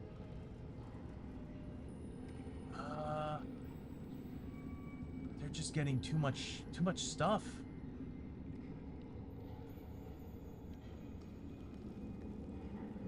I mean, we could stall some of them for one turn. The problem I have with this is that they all have endurance. So Murphy and Asamu won't be able to deal enough damage against these guys to kill them. So I'm thinking my best bet is probably to take a chance and get another threat card.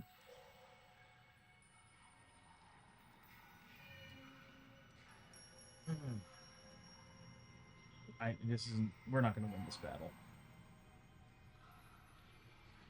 I doubt I doubt any characters will survive the first two attacks from these guys. So I'm just gonna. God, epic threat's awful. Yeah, I'm gonna spend the 2 grit to re-roll that. I didn't know these guys were that bad. Just reading his card alone, and then of course the crabs are getting up their abilities too. So let's take a look.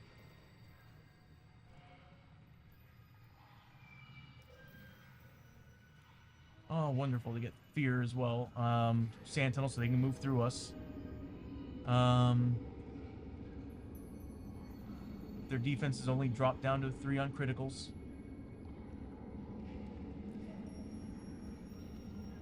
They don't. Yeah, they don't get the warband stuff though. But still. Oh, but they do get beast abilities from this guy. They get the +1 combat. So everybody's getting +1 combat.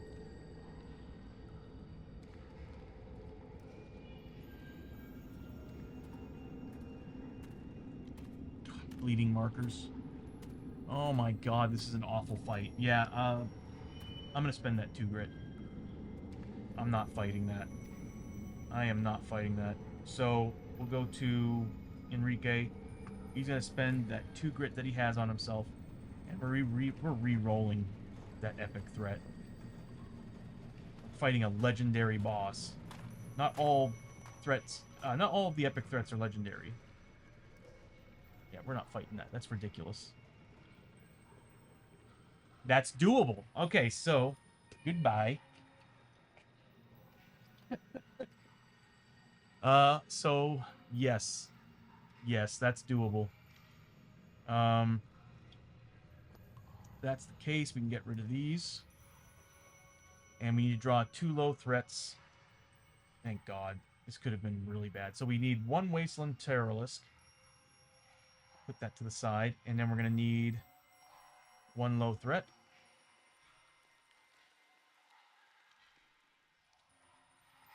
Draw a Tredaran Otherworld threat card.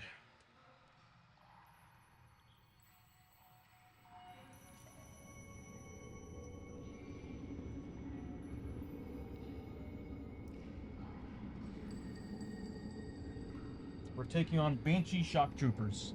1 of them. So 1 Banshee Shock Trooper. And then we'll do 1 more low threat card. D3 +1 Takobaki Rifleman, Samurai, and 1 Samurai and a Sorcerer. So that's... I don't have room for that many threat cards. That's 1, 2, 3, 4, 5 threat cards. I don't have the space for that. We're going to have to re-roll it. So D3 +1 Skyford Highwayman.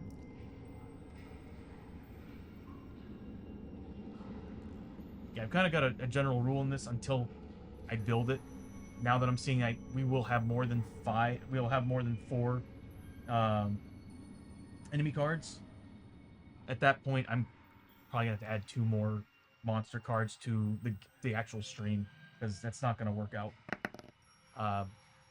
That's 5 enemy cards, and I don't have the enemy cards for that. So, or the enemy cards in the stream for that. So we're taking on a full 4 posse group of Scafford Highwaymen. So we need the big dude, we need Banshee Shock Trooper, and we need Scafford Highwaymen. I'm familiar with those marks.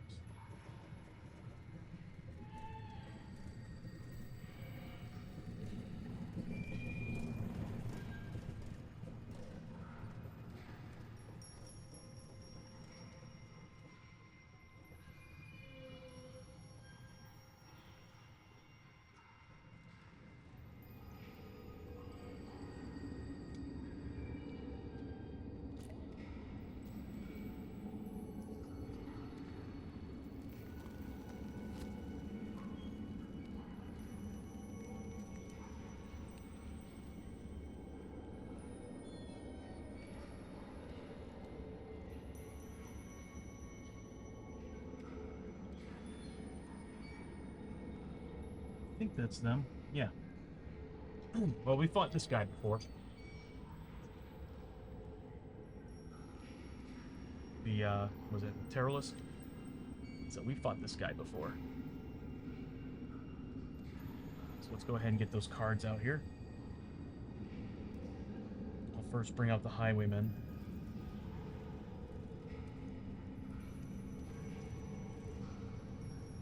I'm glad this happened. This is better than fighting all of that crap that was out there. There's no way no way that would work out.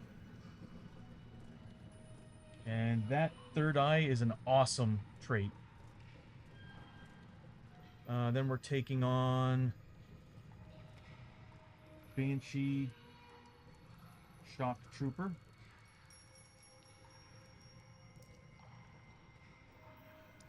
They're level 4 initiative.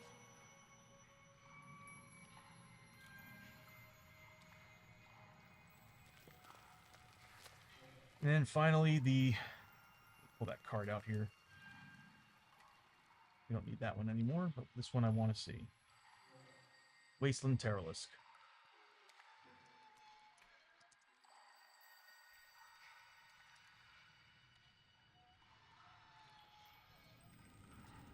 Sorry, it took so long to go to the battle because debating whether or not to either just quit the mission because there's no way I'm going to be able to take those guys down. I feel like as if first round they're going to kill 2 people, possibly 4, all 4. And I was like, well, I thought I had something for that. And sure enough, the third eye is what I had.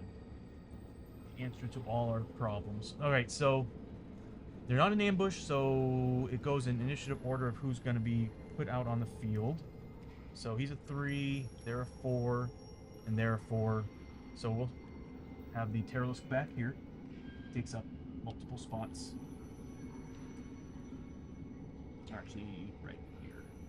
And then we will have the Banshee. And then these guys will start filling the area up as well. There we go. Some cool models. I think they're new too. So I'll read the fluff on the Banshee. Banshee Shock Troopers. Teams of Banshee Shock Troopers are often deployed at the vanguard to a main strike force. They specialize in bringing down defenses with a sonic assault, then scattering the defenders into disarray before the legions arrive to sweep away their stunned foes. Let's see if they require a team as well. So we're good with him. We kind of know what he does. We'll go through his card again one more time, but they do get Sweeping Assault. I'm not familiar with Sweeping Assault. I think all they do is just shoot. I don't think they do any close combat. I think they move and shoot.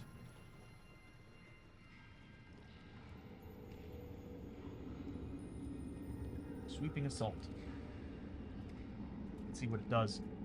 Enemies with Sweeping Assault advance on the heroes while laying down deadly attacks using a template. Uh-oh. They do have a template. It's a beam template. I'm gonna have to find that. Instead of targeting normally, an enemy with Sweeping Assault will always move the shortest distance to hit as many heroes as possible with its attack template. Ranged attack. At the end of its movement, even if the enemy did not move at all this turn, it makes a ranged attack as described in its abilities list, placing the template to hit as many heroes as possible. All of the enemies in the group should move before any of them make their ranged attacks. Then cooldown. An enemy that currently has a cooldown marker, they do have cooldown, for their ranged attack will move to end adjacent. Wait. An enemy that currently has a cooldown marker for their ranged attack will move to end adjacent to as many heroes as possible instead of moving to cover heroes with the template. Instead of moving to cover... None of this makes any damn sense. Hold on. Am I reading this right? Am I dyslexic? An enemy that currently has a cooldown marker, so I'm guessing if he shoots.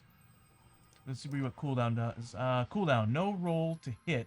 All heroes touched by the beam template take d6 hits Oh wow. A hero that takes one or more wounds from the Banshee Shockwave gun hits during the turn gain a stunned marker.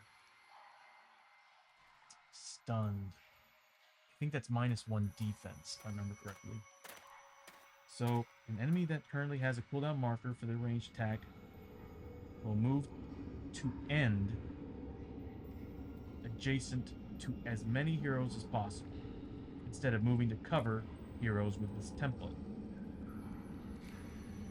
So I'm guessing he's trying to get melee attacks in is basically what it is. Okay, so melee attacks does get 4 combat, 2 damage.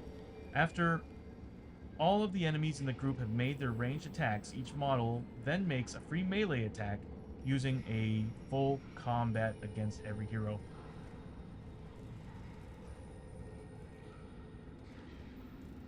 The rules are a little bit confusing. So it's range 5 shots, damage. Good God.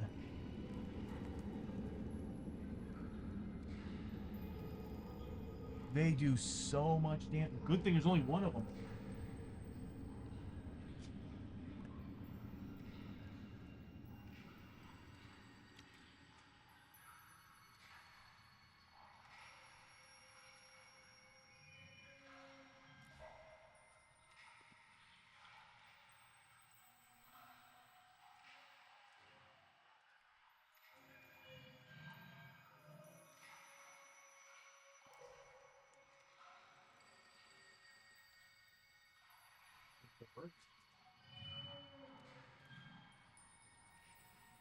That it?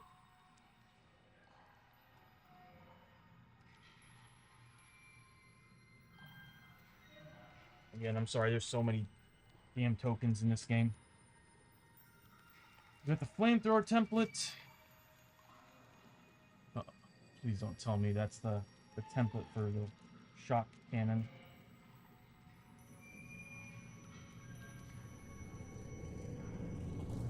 Beam template. I don't think that's the beam. I know there's one in the game that is just a simple straight line. This is a shot. I don't think that's it.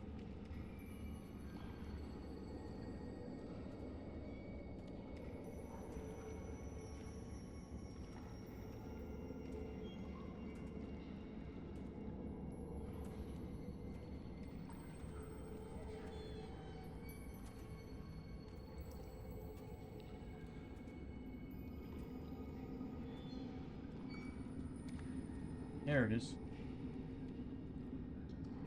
So yeah, that's the beam weapon. So he just kind of slides in and whatever it touches. It's crazy. It only hits heroes?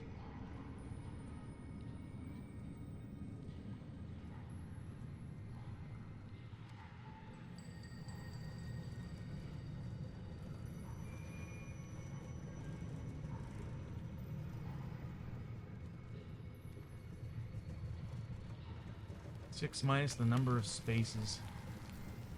Dang, that's wild.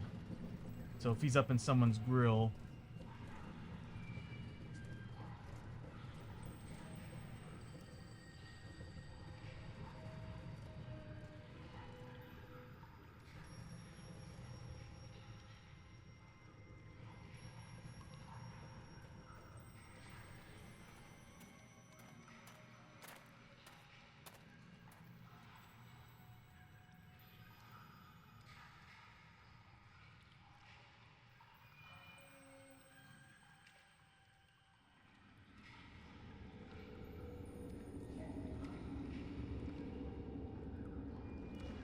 Alright, so that's what he's got.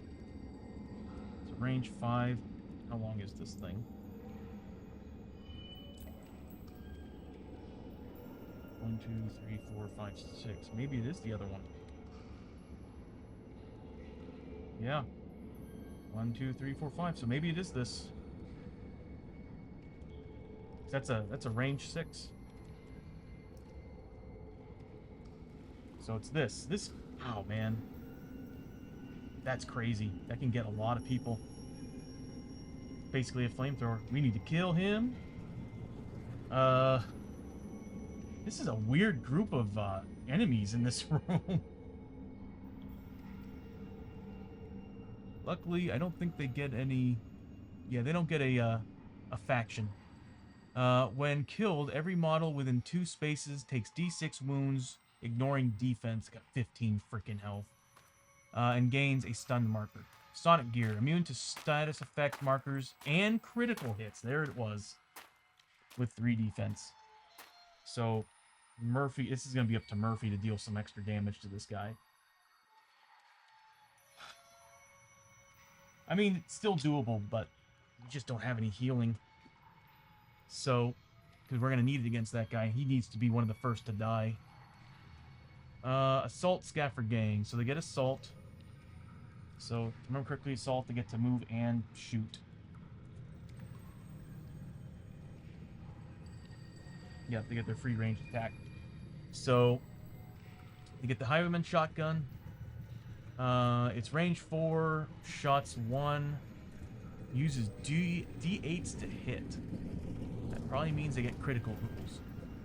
And does peril die damage. Run and gun. When making a ranged attack, this enemy rolls its full shots against the target and every other hero adjacent to that target. Oh my god. Robbers. A hero loses $5 for every wound they take from the enemy's combat hits. Heavy Dusters.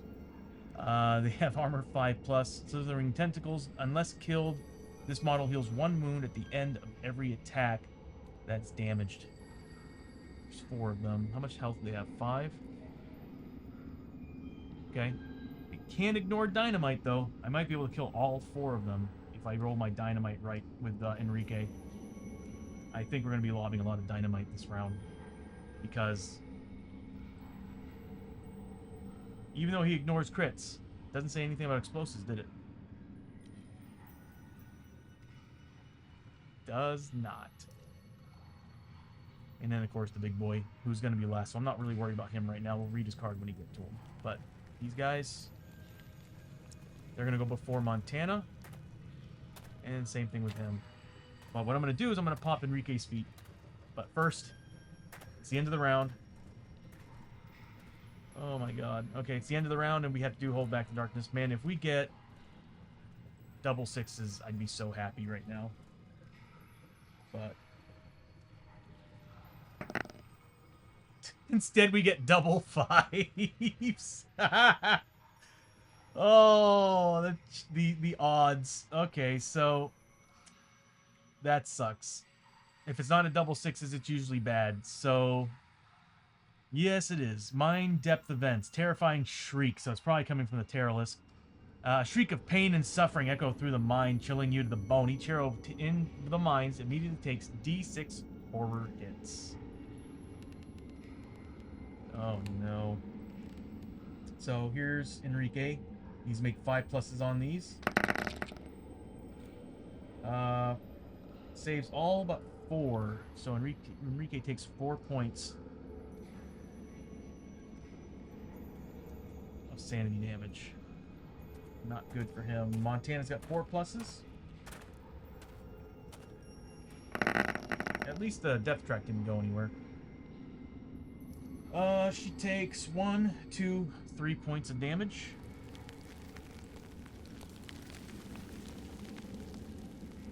And then we got a Samu.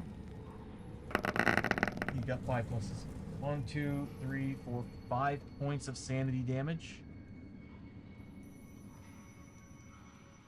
We are doing horrible. And then finally, Murphy, he's also 5+.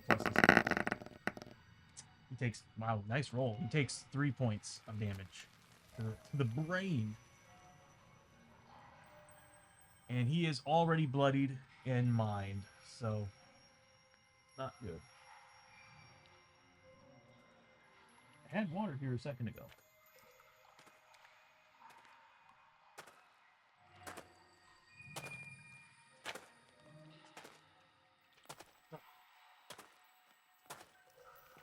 It's you.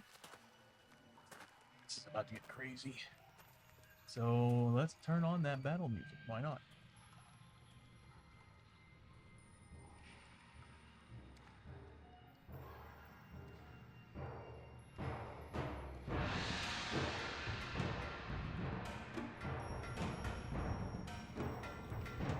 was trying to find a shriek sound, but I don't have one in here. So, all right.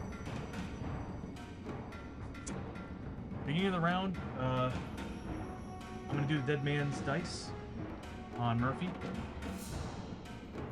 This could go really poorly. Keep forgetting to use it, but if I can get full grit back, I would gladly take it. So, if I roll doubles, I get it back. If I roll 7, bad things for Murphy. So 2d6, nothing. Oh boy. I mean, we can do this. So I'm gonna pop Enrique's feet first thing. At the start of the turn, I can pop his special.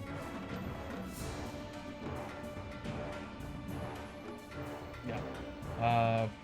Twitch. Once per adventure, gain +4 initiative till the end of the turn. So I'm gonna pop that. He's now at a 9 initiative. So he's definitely going before everybody. Now the question is, do I want to lob some dynamite? Which he should be able to reach where I want it to go. If I'm going to put it anywhere, it's going to be on that guy right in the middle. It'd be 1, 2, 3, 4, 5, 6 away. Let me roll for his grit. His fear. Hold on one second. Let me pull up his card. Fear, I think, is... Oh, he's got terror. Yeah, so it's... same map tile, so he needs to take 3 hits, or if we're gonna lose, it's because we're taking 4 hits.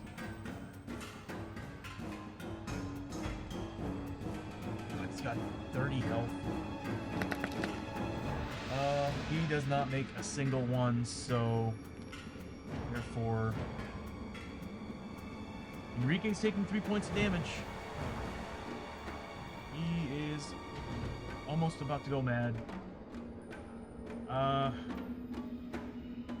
We need to kill those guys, and the best way to do it right now is lobbing dynamite.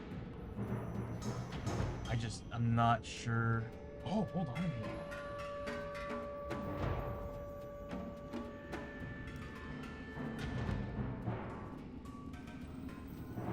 Nope.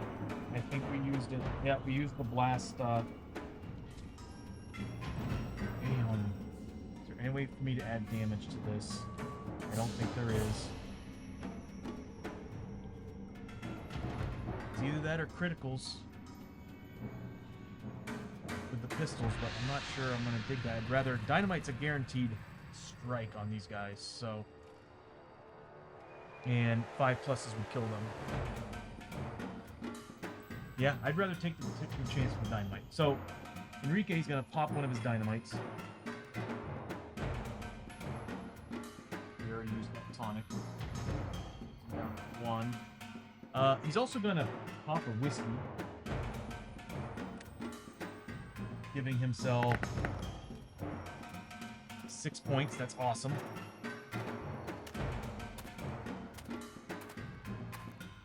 But he's going to...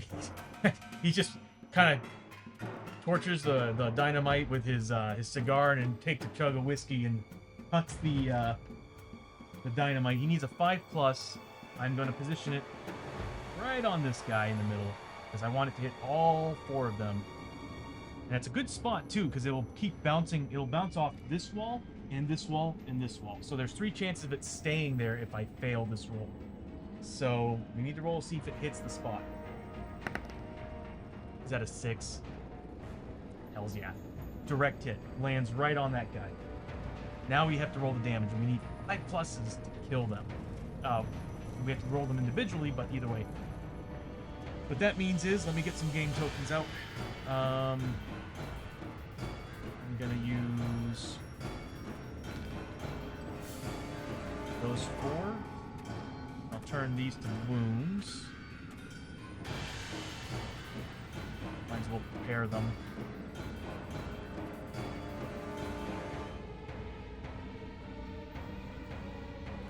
It's acting up again. I flippin' hate that. That is really getting on my nerves that it's doing that.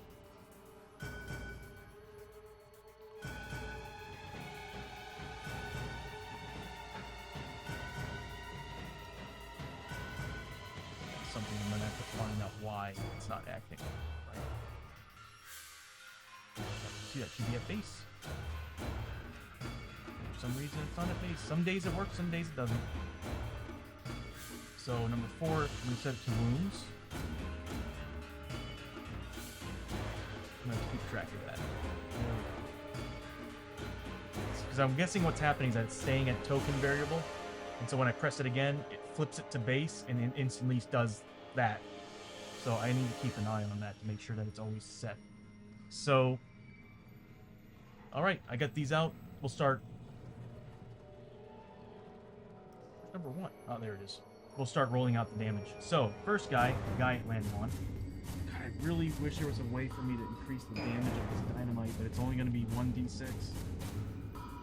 If I had those caps, those dynamite caps, would have done an additional 2 damage. So, first roll. Kills him. 5 points of damage. He's gone. There are 35 experience piece. Next guy is going to be this guy right next to him right here. 3 points of damage. So we'll whittle that down to... Where is it? Why is it working? Okay, there we go.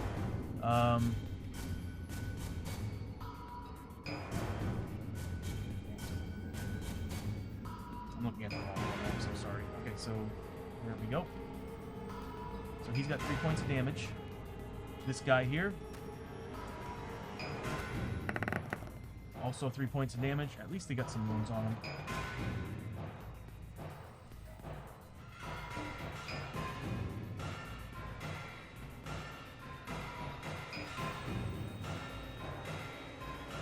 And then the guy here. Dynamite. 5 points of damage. That dynamite roll, worth it. So we got 2 guys with wounds, 2 guys dead. We're down to 4 enemies at this point, but they all still do a lot of damage. I don't have anything that adds to initiative at all. Actually, a smart move would have been throwing that stasis bomb. I'm going to use that, probably. Sucks that I have to waste an activation to do it. But I might have... Oh, Montana would be great against those guys. But if I can stop some of them from activating... That would have been great to do it right now, actually. Oh, well. Yeah. That stasis bomb is going to save us. If we survive this round of shooting. And attacks, because this guy here... If I remember correctly, he's pretty nasty, but he's not exactly last. He's after Montana. So I might have Montana throw something at him to stop him. So next in line, we're no longer at 7 initiative. The highest initiative is Enrique. Enrique never needed to use his ability.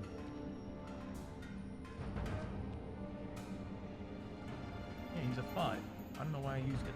I probably thought it was going to be an ambush or something. I don't know. I'm dumb. So we bring this back down to 5. So next is both of those guys. We'll start with the shock trooper first. Oh god, he's going to get all of us in this attack.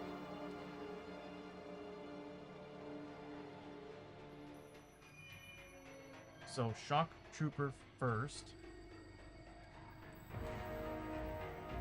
Oh god.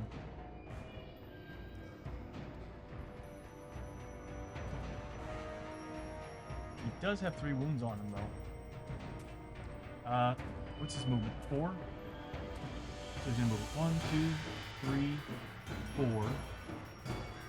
Probably not gonna get everybody, but he's definitely... Oh, he needs to choose... Oh, it's gonna be a... He's positioning it on a target that will get the most targets. So obviously, either one of the 2 in the front. So its damage is going to be -2 to these guys. So it's going to be 4 damage. Hold on. 6 minus the number of spaces to the target. Oh, minus the spaces. So -3. So 3 damage on them, 2 damage on hit if it hits, which it does. I just need to make defense rolls. God.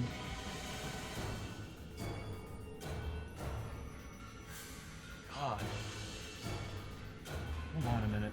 There's a lot to unpack here with this guy. So, let me take a look so we can attack one last time. So...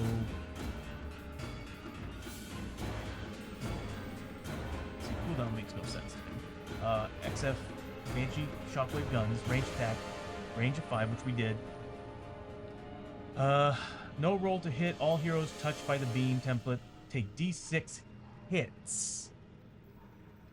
A hero that...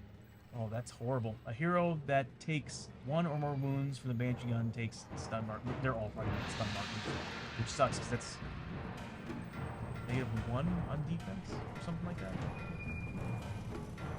Back up again. But anyway, oh god, D6 hits. So they're all getting D6 hits apiece. We're gonna see some wounds. So we're gonna start with Murphy. He's taking 5 hits. He needs to make 5 4 pluses.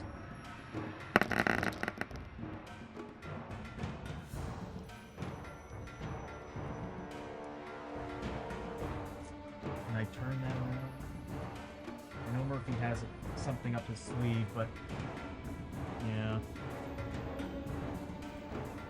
He's gonna end up taking the damage. So he actually ignores 4 of the attacks, or hits, but he does take 1, which is going to deal 3 points damage, but I'm going to pop his ability with his, there's Murphy.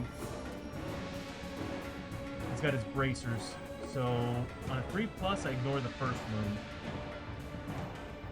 So I'm going to prevent a wound out of that, so on a 6+, 3+.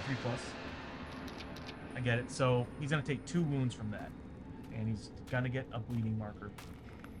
So Murphy just took 2 wounds. I might actually use tokens. I don't really want to use those screen tokens right now.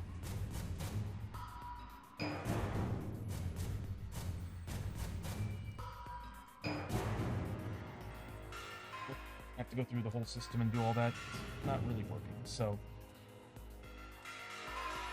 Murphy now has a bleeding token, which gives him -3 health.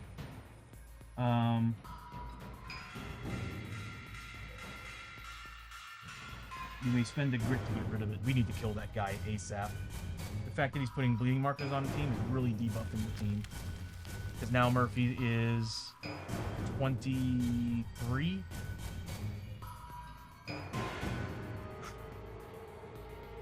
Okay.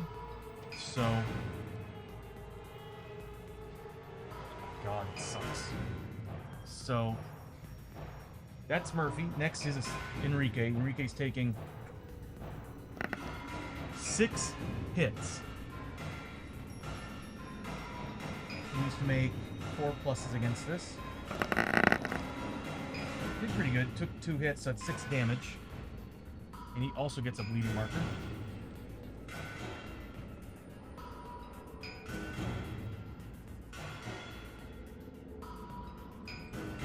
Yeah, we ain't doing well. And then finally, yeah, that Shocker Trooper needs to die. Next is a Samu. He's taking 2 hits. He gets a 3+ against this. He saves both of them. He just kind of laughs. If I can get Isamu armor, he'd be, like, unstoppable. +3 defense. He's also got endurance 4 right now, so he can't take more than 4 points of damage. If I can get him armor, he'd have so many ways to avoid death. Dude is a walking... the dude's a tank. So that's the end of his turn. Although, if I remember correctly, I think sweeping assault, he moves closer.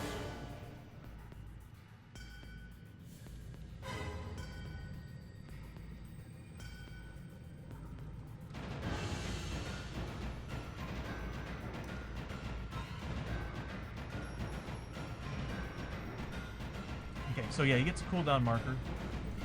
which I'm just going to use the cloud here. And next turn, his activation, he moves in, does melee, and then... At least it's not every turn he's able to use that, but we need to take him down. Next are the two highwaymen.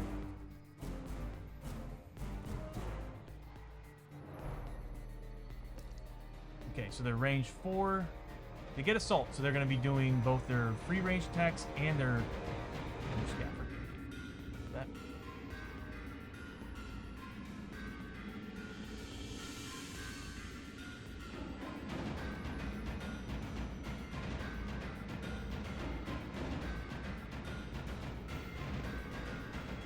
Stunned or bleeding? Am I doing this right? I'm using bleeding tokens. This is supposed to be stunned. -1 defense. I'm doing this wrong. They get stun markers, if I remember correctly. Let me pull that up again. Stunned. That's, in my opinion, that's better. I'll still use the bleeding markers to represent stun.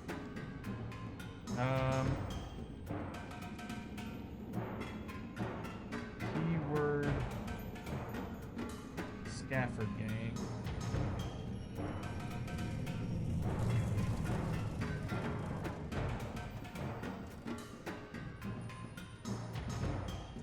I'm not sure what keyword Scaffer Gang means. They get assault. Probably means they get... I have no clue. Highwayman shotgun. So they get... They're range 4 with these, so they actually have to get up a little bit closer. Assault, they do want to get into close combat, if I remember correctly. Yep. But they get their free range attacks. So they're going to move up how many spaces? They got 5 movements. So let's see who they're going to go after. This guy, it's only between these two. They can't move through them. So we'll say 1 or 3. 1 to 3 is Enrique. 4 through 6 would be, that would be Murphy. So here's the first guy. This one right here. He's going after Murphy. So he moves up 1, 2, 3, 4. And this guy is going after Enrique. So first they get their free ranged attacks, which is 1 shot at peril die damage. So we'll start with the guy going after Enrique. Pops a shot at Enrique. He gets it. Enrique needs to make a 5+ save against that, or 4+ save against it. Doesn't get it. So it does peril dice damage. Got a 5. Oh my god. Okay, so Enrique took 5 points of damage. We are doing very poorly. Montana needs to get some grit and start healing the team. And then he makes... We'll go to the next guy and do his range as well. Actually, we'll do it all together. So, next he's doing his combat, which is... What's he have? He has run and gun.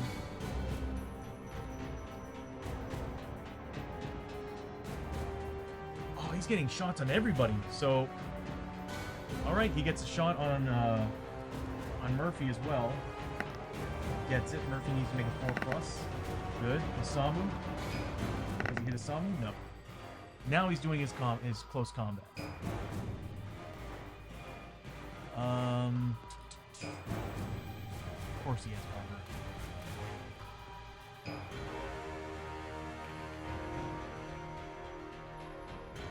Yeah, we need to kill this guy, or these two guys. So what he's gonna do, he's gonna do 4 combat, 2 damage apiece at Enrique. His combat's a 4+. He only gets 1. He has no critical rules, I think. No, I don't see any critical rules. So he gets 1 hit in, and Enrique needs to make a 4+ save against it. Doesn't get it. So 2 points of damage on Enrique. Yeah, he's bloodied at this point.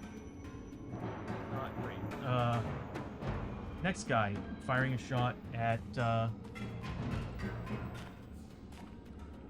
Wow. So he's making a shot at everybody here that are adjacent to Murphy. So we'll start with Murphy. Gets it. Murphy needs to make a 4+. Does not get it, so Murphy takes... God, 6 points of damage. And then Enrique Gets hit. Make a roll save against it. Does not get it. Takes 4 points of damage. These highwaymen are going to kill us. And then his Samu, who obviously is probably not going to get hit by it as well. He does get hit by the attack, but Isamu's a 3+. He makes it. Again, Isamu just shrugs it off. I need to get Isamu up front. And I need to get everybody away, all the ranged away from these guys. There are 4 escape. So... this was on this guy.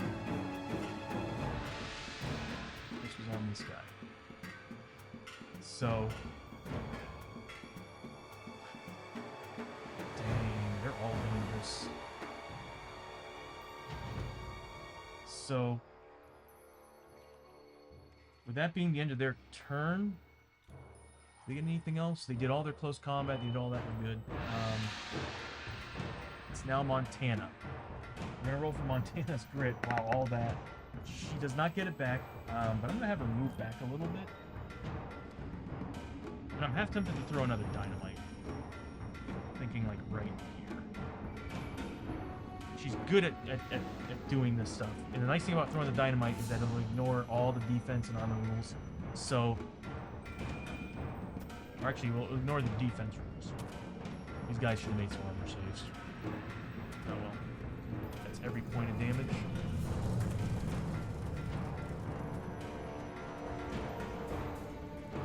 Well, either way. Would it be worth it doing that, or just shooting?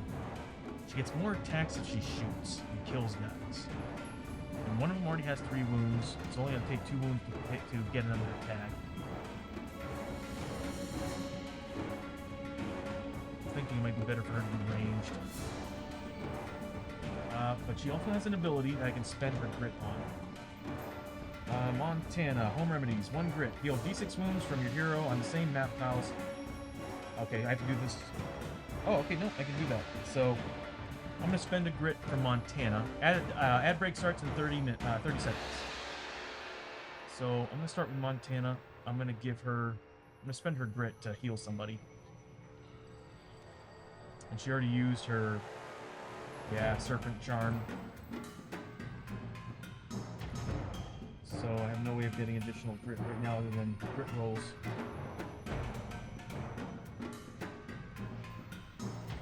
Ad break in 10 seconds. It'll give me a little time to think about what to do with this character and what's happening. Okay, so... let's see, if I can do this... I can heal up Enrique, because he's going to need it. Murphy can use his canteen. Samu still has his tribal his tattoo, but I don't think it heals anybody but himself.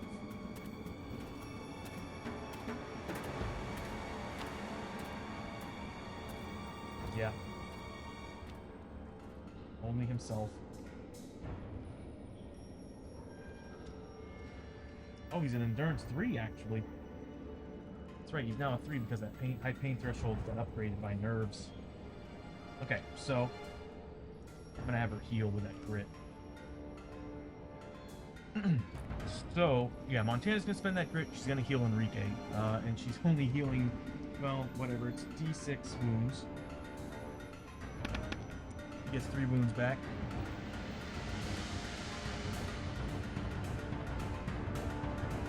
Still very much bloody.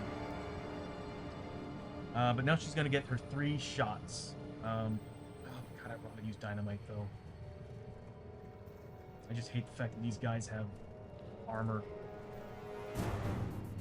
Yeah, does she have dynamite on her? She sure does. I'll go ahead and do that.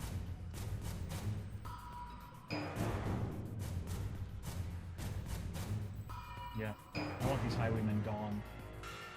And I feel like that's going to be my best bet. Because I don't have any grit to reroll, so... guaranteed damage. Welcome back, everybody. So, yeah, I'm going to have... I had Montana heal up Enrique... not Enrique. Yeah, Enrique. 3 points of health. But now... As much as I want her to shoot her gun and get all these additional attacks, I'm lobbing dynamite, because at least it's a guaranteed to ignore defense. The only problem is they get their damn armor saves.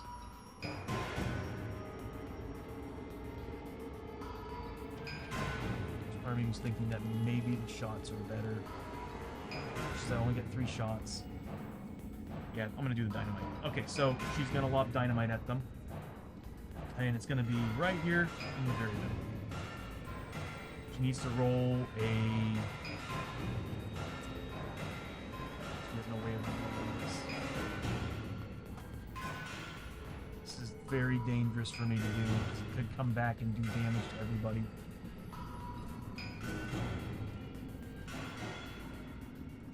You know what? I'm gonna stick with the rifle. As much as I want to use that dynamite. If I had a grit to re-roll it, I'd be all about that. But I'm gonna use her rifle. So she's using her Gulch rifle. She's getting re-roll damage and re-roll to hit.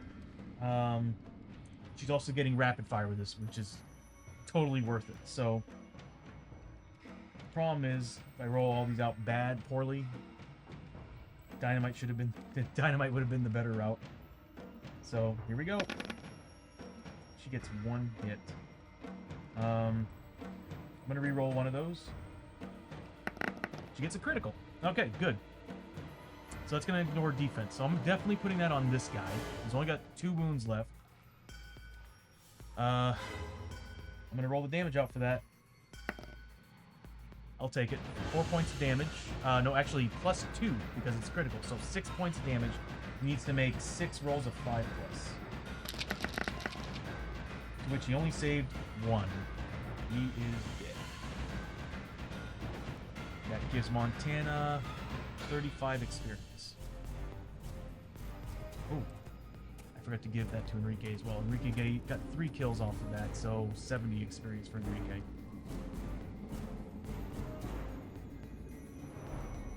Next, she's got rapid fire for killing that guy. Let's see if she gets it. She gets it. So she's got 2 basic hits. I'm obviously gonna throw them on... I really want to kill this guy, but I'm not worried about him next turn. He's only gonna come in and get his close combat. So these guys are the ones I'm worried about. So I'm putting everything on him. So the first attack is plus 2 damage, so it's -1 to the roll. And I still have my reroll damage. So, see what she gets. 5, nice. So -1, he takes 4 points of damage, he needs to make 5 pluses.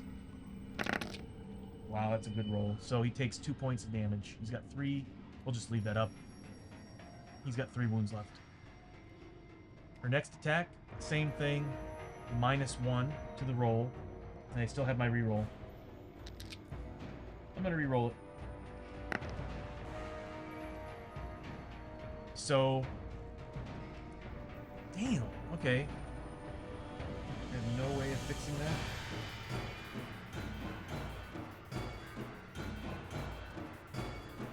Yeah, Montana has nothing else to add to that.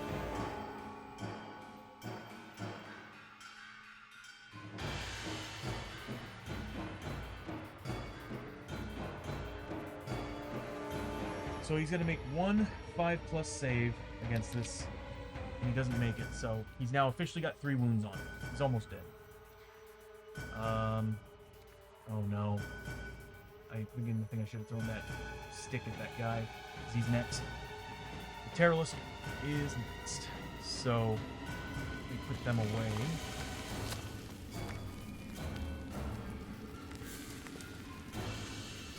Oh, he should have gone before Montana. That is my bad. He should have gone before Montana.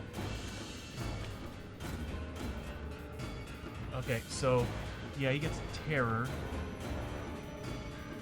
So Enrique, I think I already did that with Enrique. She has to make 3 terror. Oh, she's not in the same map tile, so she was good. But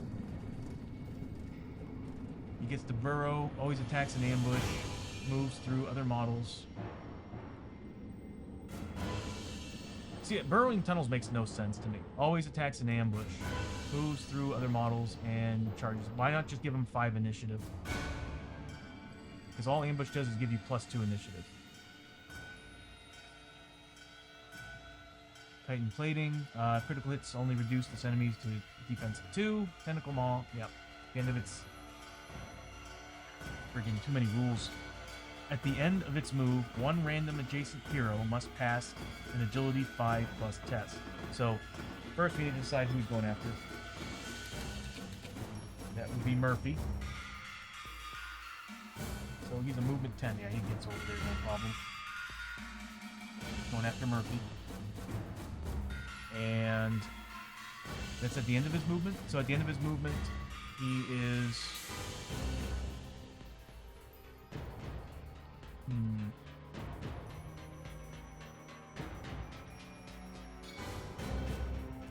Well, anyway, at the end, I think I understand the attacks. Always attacks in ambush. I think I get it now. It's always in ambush. Period. So it always starts adjacent to a model. So she would have actually had to take those horror tests. She failed all of them. So Montana would have taken 3 points of sanity damage. Sorry, when there's so many rules on the table, it's hard to keep up. So there we go. That would have been what she would have taken because he would have been on the same table as everybody. So, oh my god, he gets 8 combat. At the end of its move, one random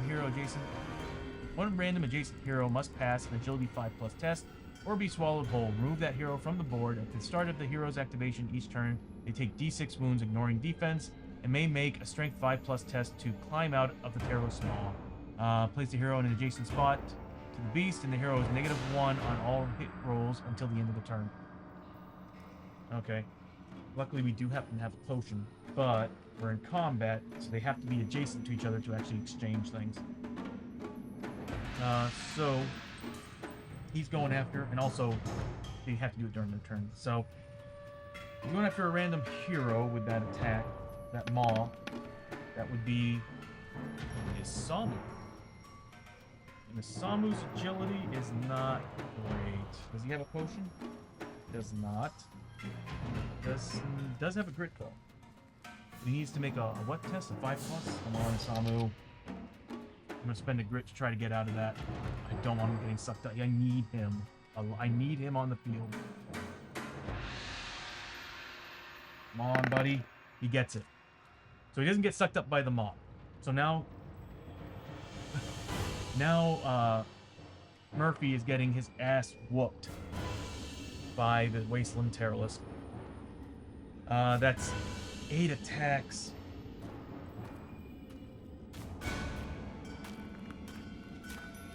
He needs only 4 pluses. So he's getting 1, 2, 3, 4 hits. So therefore, Murphy needs to make 4+ saves against this. He only saved 1, so he's taking 6 points of damage. Damn, Murph. He's too close to us, so at this point, I'm not going to throw that stasis bomb. Unless I can move... If I can move Montana away from him and throw it, like, right here, then I can stop that. So nobody got eaten by the Wasteland Terrorist, but he's out in our grill. With that being the end of his turn, we now move on to Isamu and Murphy. So Isamu's going to go first. He's going to roll for his grit, and he's a 5+. A 6+. He doesn't get it. I really want to kill that guy over there. Let me see if I can get an escape test. I can re-roll it if I need to with his ability. Nope. He can actually run away from him. Remember correctly, they're 4+2 on their escape test. This guy right here. So since it matches the Terrorist, I don't have to re-roll the escape test. If it's a higher escape test, then I have to re-roll it. So what I'm going to do is I'm going to move... it'd be good to keep Isamu here. But I'm going to move 1, 2, 3 next to this guy. So I'm going to try to take down the Highwayman, or Samu's going to try to take down the Highwayman, and all his extra attacks are going to be going on this guy. The unfortunate thing is, if I remember correctly, he's got endurance. So try to take down these guys as many as possible, because I want less attacks on the field. So Scatford Highwayman, he's only got 2 wounds left. The Samu, what is he getting? So he's getting his 3 attacks for his Outlaw Club. The guy is a medium base, so he's getting +1 for that. Doesn't do any terror. So he's getting +3 on his damage output. So that pretty much takes care of his defense if I don't roll any criticals. Someone doesn't have any grit, so I can't re-roll anything. But I can add damage.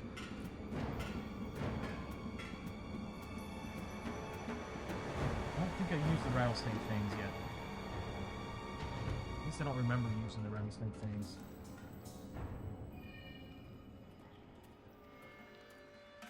Actually, I might have. Yeah, I did. The first round of combat. So that sucks because I could use that right now. That would ignore endurance. It would just straight up deal damage. So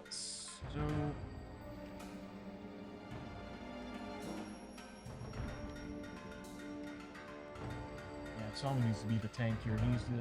I wish there was an ability to force enemies to attack the Samu.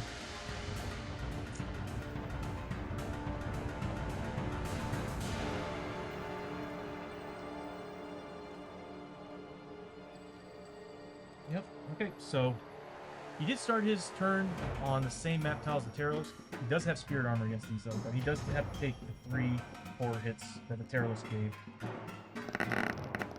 So he saved 2 of them, and I have Spirit Armor 5+, so we'll try that one. The 2 each? No, it's just that. So he takes 1 point of horror damage, is what the Samu takes.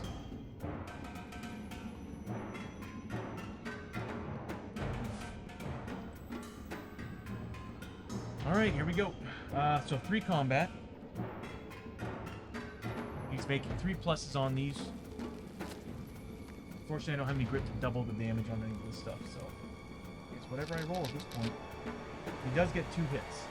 He's getting 3 damage on these hits, so it's ignoring the defense on this guy. 2+ would kill him. So the first attack, perfectly, 2. So we kill all the Highwaymen. They're all dead. We can get rid of that icon.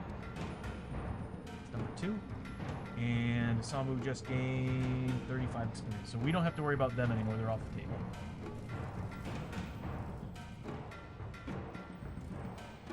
Goodbye. And then we've got 1 more attack. Actually...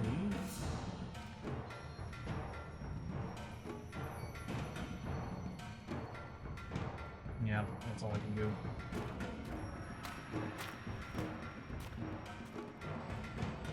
Can't use that.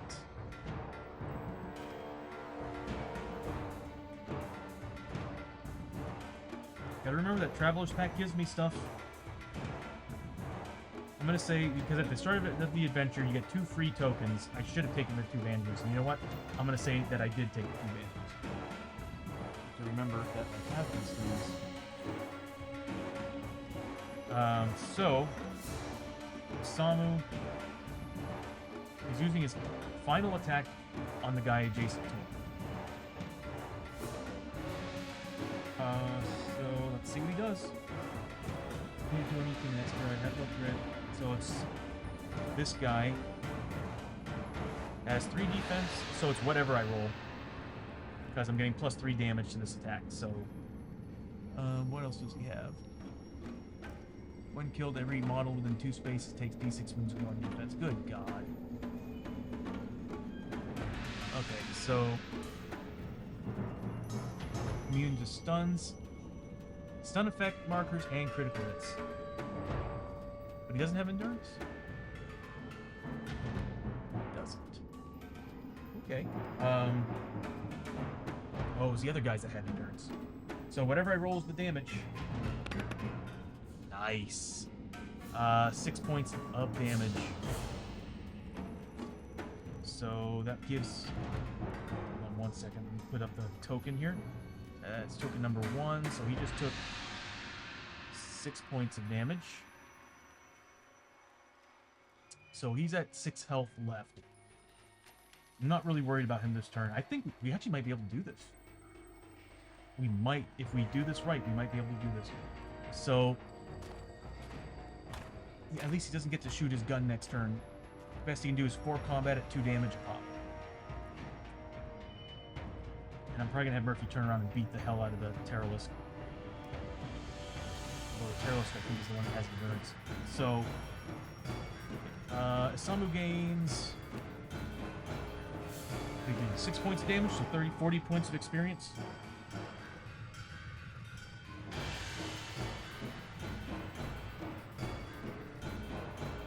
I wish there was a way for me to get some extra attacks, but there isn't.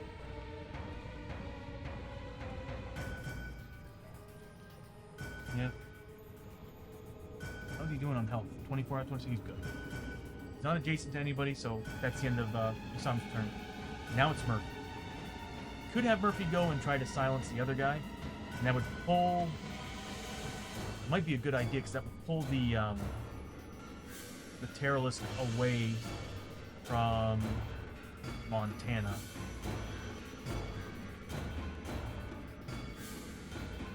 Let me take a look at the card for the Terralisk one more time. If he does have endurance, I might do this. He does not. Critical hits do reduce the enemy. I'm just gonna have Murphy beat the living hell out of this Terralisk. Or at least attempt it. So first things first, he needs to make 4 hits. Who has whiskey? He's next to, let's see. That's Montana. Let me get Murphy here. He's next to Enrique, who doesn't have anything on him other than dynamite. Same thing with Murphy. Murphy needs whiskey, and he needs it bad. But he does have his miners... You know what? I'm going to pop his miners canteen. God, he needs health. So, first he needs to take those horror hits and do his grit roll. He passes 1, takes 2 wounds in sanity damage. So, 2 sanity damage for Murphy. And... let's roll for his grit. He needs a 6+. Doesn't get it. But Murphy's going to pop his canteen, and it's going to give him D6. So he's getting 3 in wherever I want to put it. And I'm definitely going to probably put it into... Oof. That's a tough one. Probably sanity. Probably, yeah, all insanity. Might as well. Whatever's the lowest. So, give him 3 points in his sanity. So at least he's evened out. Now Murphy is going to be getting his 4 combat with his D8 damage dealing pickaxe. Oh, Murphy, don't let me down, bro. So he's getting his Fire Emblem, so he's getting a reroll on his damage roll. He doesn't have any grit, so we're kind of screwed there. Unless he has an ability that lets him get it back, which I don't think he does.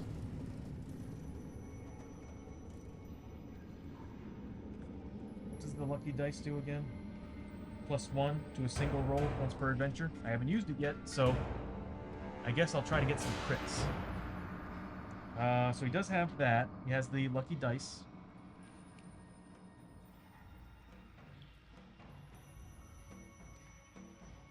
We have none of that either.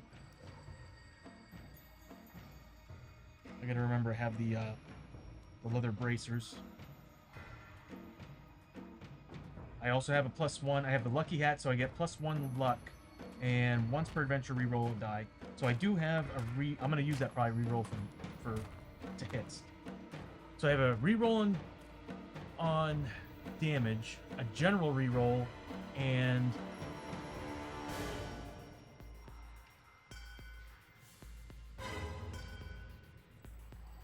+1 to a single roll. Got a lot of stuff. Okay, so +1 damage too on my attacks. So let's do this. Let's roll this out. I wish I had grit though.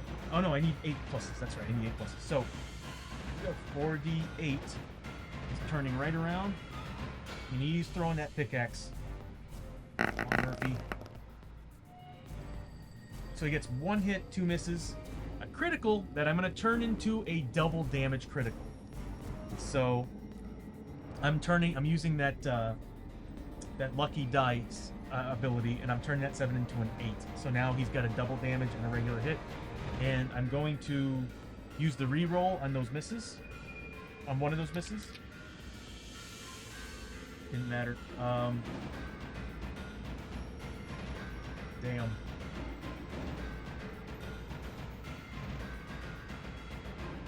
Well, at least I got a reroll on the damage. So we can still make this count. And that's really all I got. Yeah.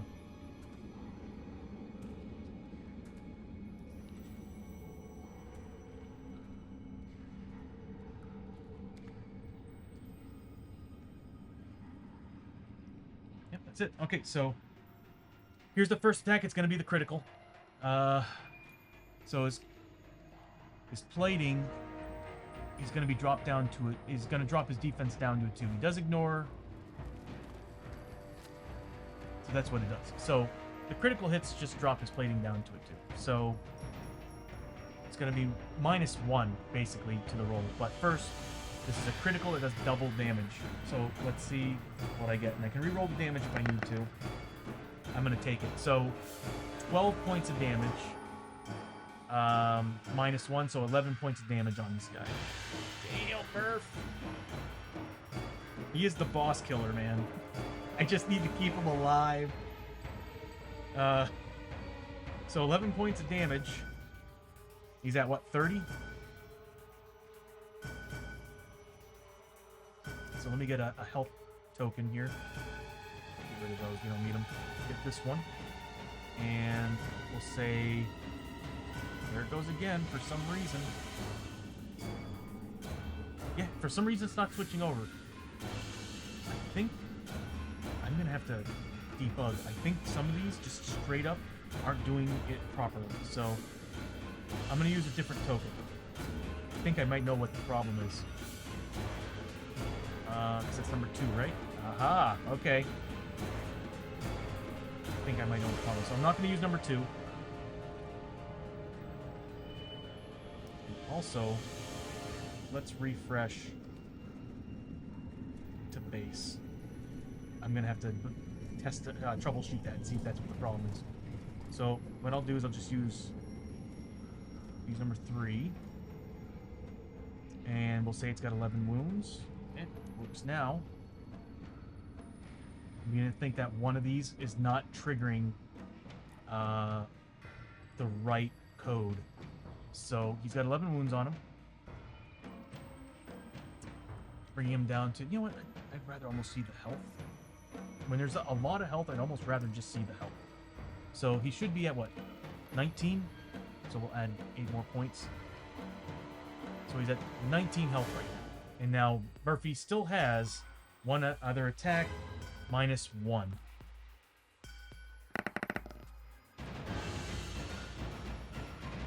I didn't use the reroll damage.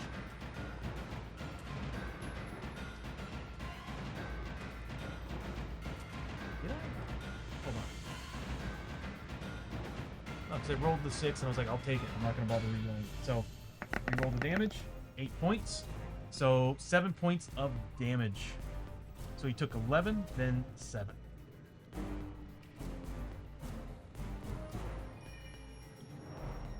He's down to 12 health. God, Murphy.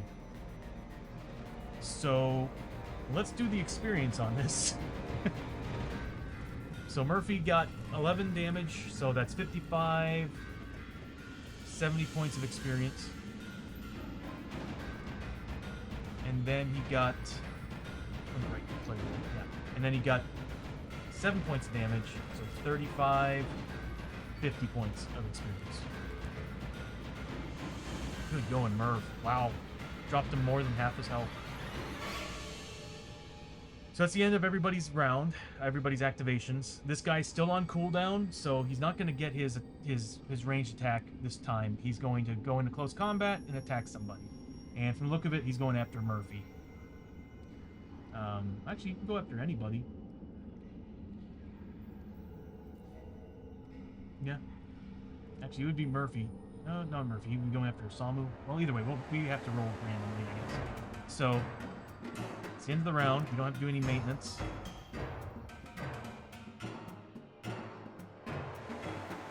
Hold back the darkness of 9+. We got it. We got a 10.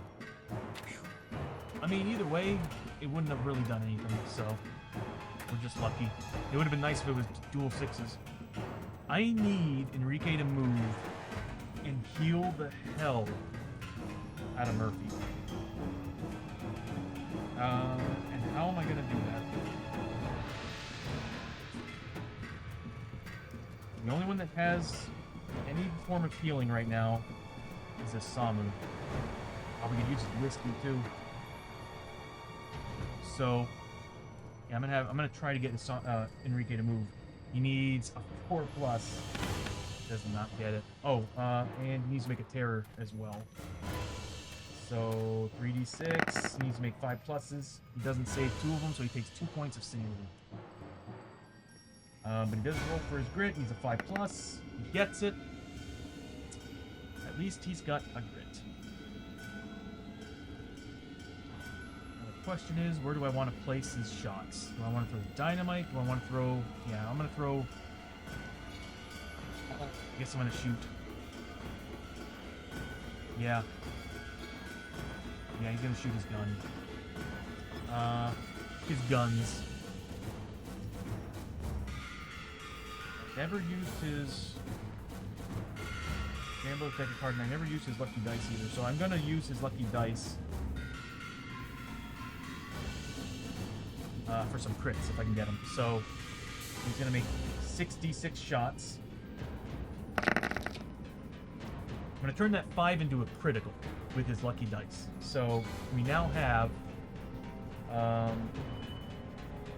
let's see. We've got 2 crits. I could crit roll. Would it be worth it? Yeah. Yeah, I'm going to grit roll, so I'm going to spend that grit. Grit roll those 4 misses. Come on, baby.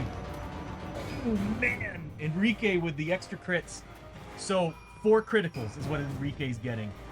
Nice! Good job, Enrique. I want to kill the Wasteland Terrorless first.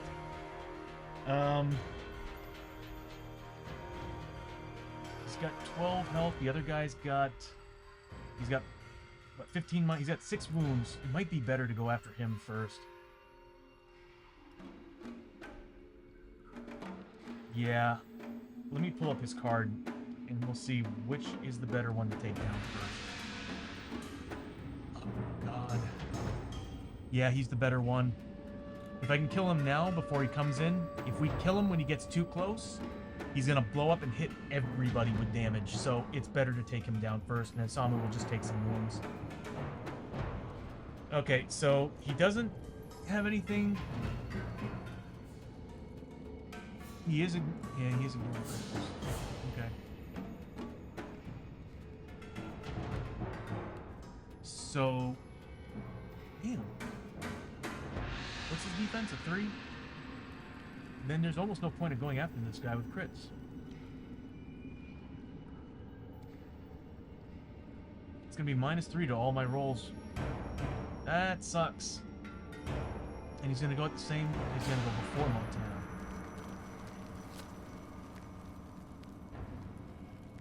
I mean, I have a chance of killing this guy. I need to roll 6 damage.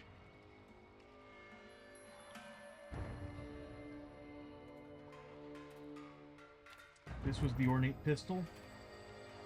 I would have been able to add some damage to this.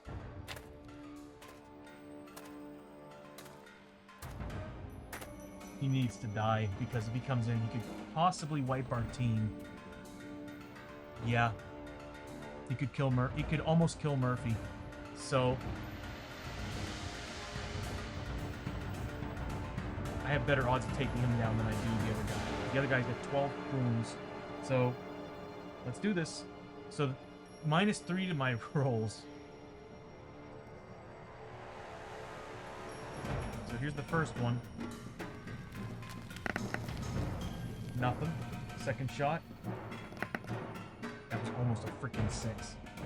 I need to roll 2 6s on this to kill him. 2 points of damage. It's not going to happen now. He's very much alive. Yeah, he's going to close in and he's going to explode and destroy, kill everybody.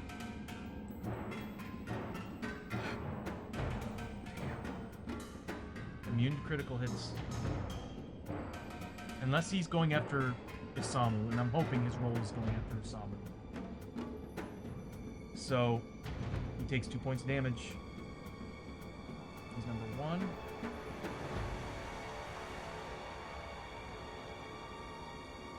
And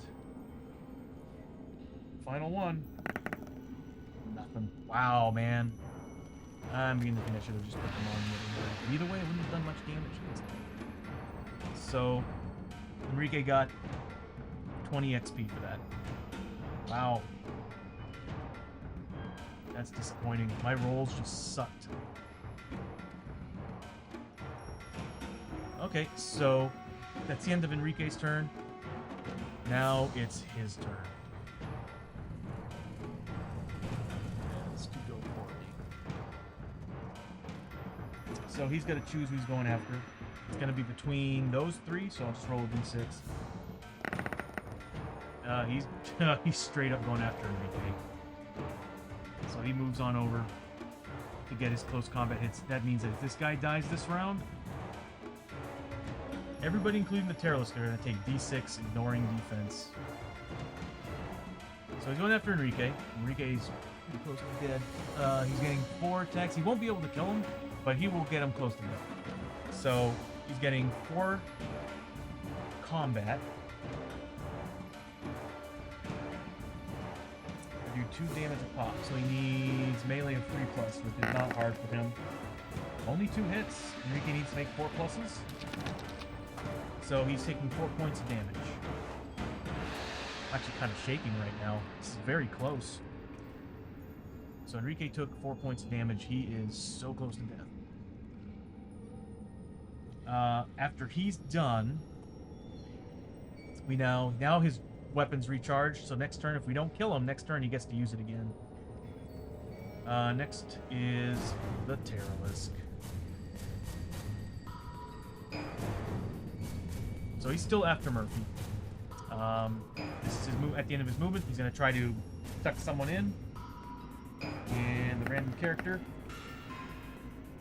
I need to roll. Oh, sorry. I need to roll a d6. Murphy. He's trying to suck in Murphy. Murphy needs to make an agility 5+. I think he's got a decent. No, he does not. He has no grit. I have no way of bumping this way. Does he have potions? I know one character has potions. He does not.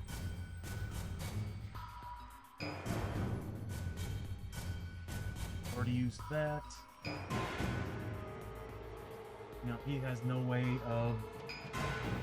Get once per turn? Nope.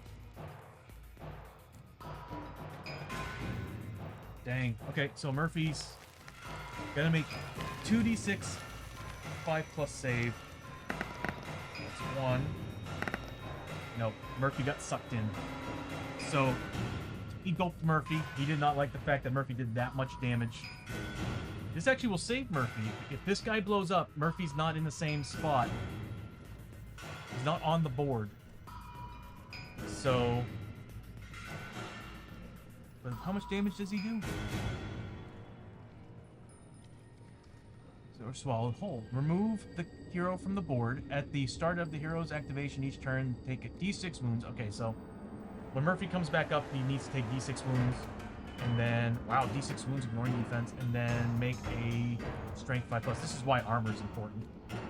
Even though I take the wounds, you can still save from the wounds. Okay, so sucked in Murphy. He's now attacking a random character. That would be Enrique. So he's turning to Enrique. And he's getting 8d6. Oh god, Enrique. Oh no.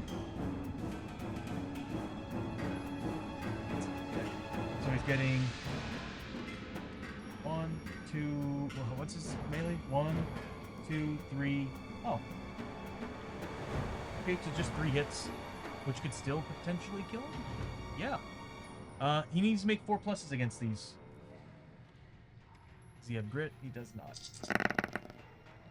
Saves all but 1, so he takes 2 points of damage. Enrique is barely holding on. He's down to 3 points of health. So that's the end of the Terrorist's turn. Oh my god. Next is Montana. Montana's going to make a terror test here. 3 of them. She passes all but 2, so she takes 2 points of sanity damage. She's going to roll for grit. She needs a 6+. Does not get it. And I'm going to make her do an escape test. Ah. Okay, so she can't escape. She's just going to end up making... What would be better for her right now? You know what? You know what? The Gulch Rifles melee is going to be best for right now. Although, he's already gone. And Murph, I'm sure Samu would take care of him. I want her to kill the Wasteland Terrorist.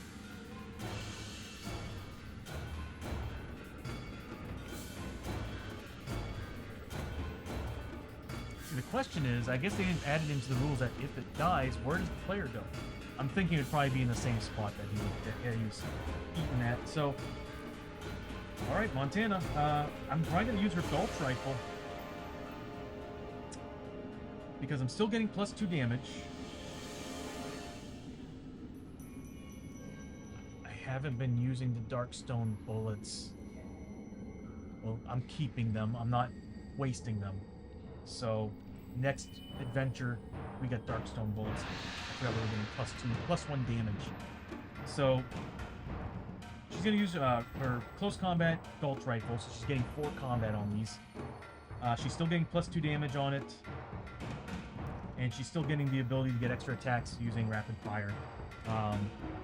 Yeah, awesome. So, she's getting 4 attacks.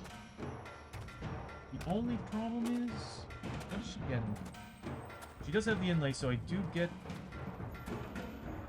I am getting the reroll to hit and the reroll to damage because of the iron concentration. Awesome, so let's do this. 4d6. That's 1 critical, 1 hit. I'm going to reroll one of those misses. So 1 critical and 1 hit. It's going to be +2 damage.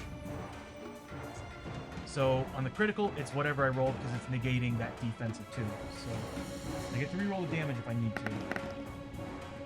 Oh. I mean, I might as well take it. It could be worse. Yeah, it could be worse. I'll take it. So, new tokens. He's number 3. And he's going to take 3 points of damage. Now I'm counting downward on him, so he's down to 9 health. And then the next one is -4 to the roll. Or actually, -2 to the roll. 3 points of damage. Nice. So -3. So she did 2 and then 3. He is not doing well. So that gave Montana, what? 25 experience. And then it gave her an additional, for the other shot, 30 experience. Almost everybody is 2/4 of the way to the next level. Samu's just trailing behind. It's bumming me out. Again, I need to make him the dedicated healer just to let him heal, get some experience. So that's it for Montana.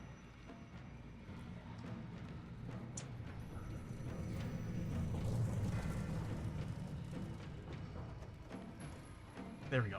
Next is Isamu and Murphy. I almost screwed up for a second there.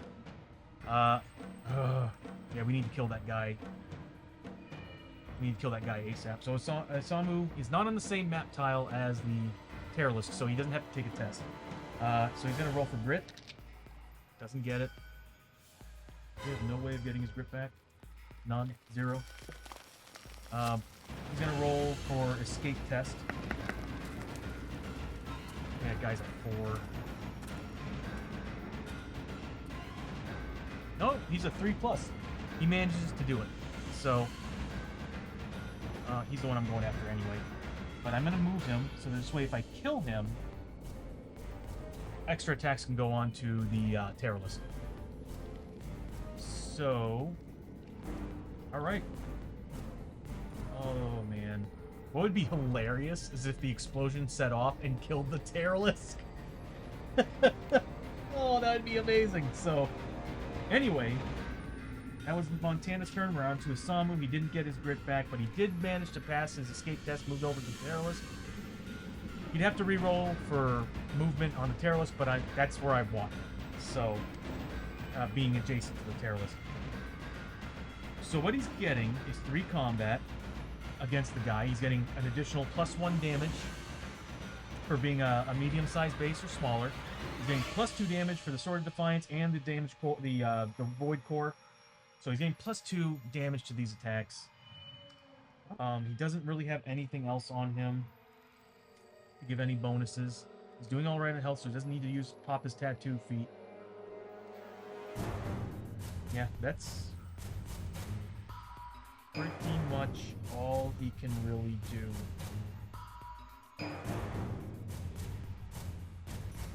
Isamu is awesome. So, he's going to make 3 attacks.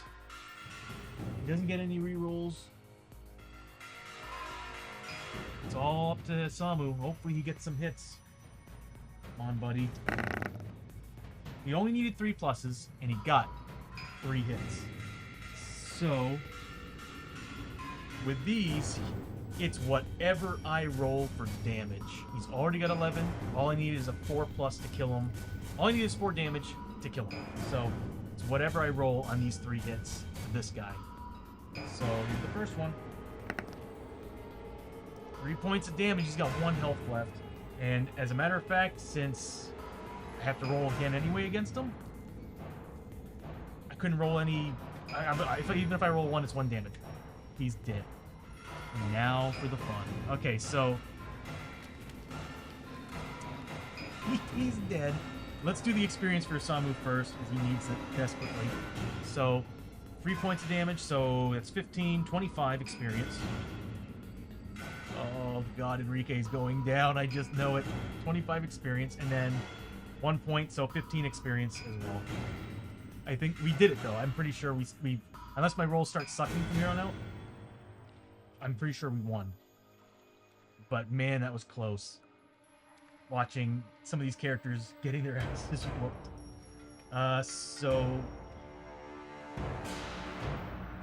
Oh god, okay, so his special rule is Sonic Gear Echo Tank. When killed, every model within 2 spaces takes D6 wounds, ignoring defense, and gains a stun marker. That's right, these are gone now. If I remember correctly, stun markers go away at the beginning of every turn. Do they? Hold on. Here they are. I'm looking right at it. Okay, it's sort of the activation. So, we do Enrique's at the beginning of his turn. He still has it. And Isamu does not have it. So Enrique, there you go. So, yeah, I keep forgetting about these. So, I mean, either way, they've been pretty much hitting on their thing, on everything. He went after, yeah, so he got every hit on him. But anyway, so where were we? Everybody's taking, that's going to be, these 2 and the Terrorist are all taking D6 damage ignoring defense. Yeah, that's including the chitin armor. So we'll start with a Samu. Samu's taking 1 damage.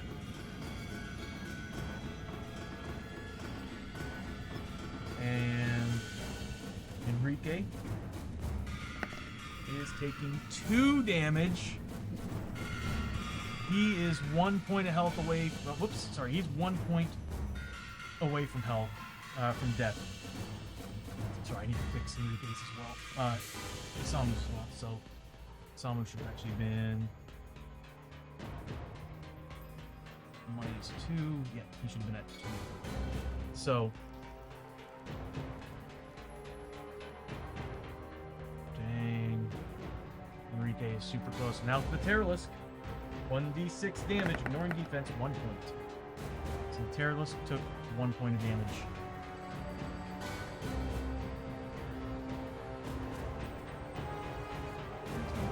I'll get rid of that. Number 3. 1 point of damage. He's at 5 health. That would have been hilarious if that would have killed him. Next, we have Murphy, who's going to try to make a strength test. Now, he's a 5 strength. But first, he does need to make his horror test, because technically he's in that model. He failed all of them. -3. I might do that every time it's somebody's turn, not only like a player's turn. Every time a player's turn comes up, I might have a reminder that comes up and says, don't forget status effects. So let's see what we got here. Sandy changed, so he took 3 points of Sandy. And then Murphy's going to roll for grit and use a 6+, doesn't get it. Now he needs to make a strength test. He's got 5 strength, so he's going to make 5d6, 5 plus saves against this guy. He gets it. So Murphy comes back out. The problem is he's now -1 on his to-hit rolls. So he can't get... Oh, wow, yeah. He can't get his double damage. Those guys are off the table. -1 to all hit rolls until the end of the turn. So he still gets his attack, but he can't... There's no way he'll ever get his 8 double damage. So, but on 7, basically, what would it be, 7 pluses? He would do critical. Yes, so it's -1 to hit. So he still gets his reroll and damage. And that's really it. Everything else that I used last turn was once per adventure. Yeah. He has no grip either. Nobody has grip. But he's getting... That's a Samu. So he's getting +1 damage on the attack. Hopefully we roll some crits.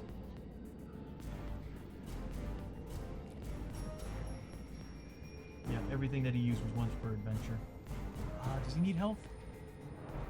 He does. It would be wise for me to put him there. And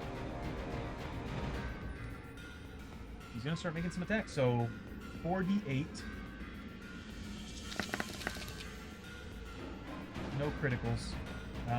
He misses that 4, but he gets 2 hits against defense 4. I don't think we're going to be able to kill him.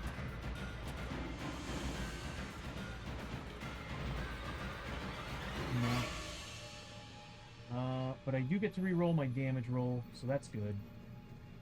Alright, so here's the first hit. It's going to be -3 because the defense is technically 3 with my +1 damage.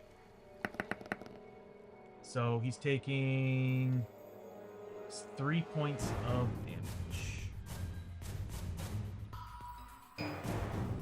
Should have 2 wounds left after this. So -3. He's got 2 wounds left.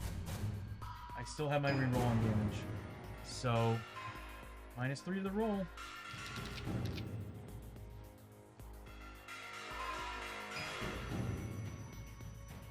It's only 1 damage.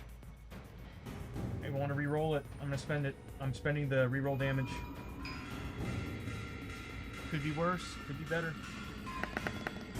I flippin' knew it.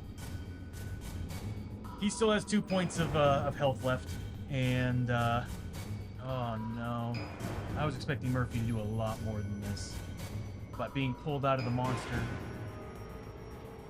really debuffed him because he could have gotten some crits. Actually, he would have had 2 crits. I think he rolled a 7 and a 6. Or was it a 6 and a... No, either way. No, it was a 6 and a 5. But either way. Okay, so he still has 2 health left. That means that Enrique might still be able to take him down before he goes again. But before that, to avoid any problems, we're going to start healing some people up. Time Roller! How you doing? Good to see you. Just finishing up yesterday's adventure. We had to fight an epic threat. We're about to win. Things were looking pretty grim, but now we're doing pretty well.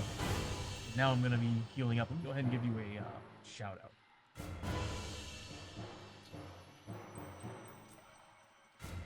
There we go. How you doing on your Friday? So, he's next to Isamu, and he's also next to Enrique. Isamu... Enrique doesn't have anything on him. But Isamu has bandages. And we need to start healing some people up. So, Murphy's going to drink a whiskey. Yeah, Murphy's going to drink a whiskey. So he's going to give back... He's going to take 4 points. Your mic volume is about half your music volume. Really?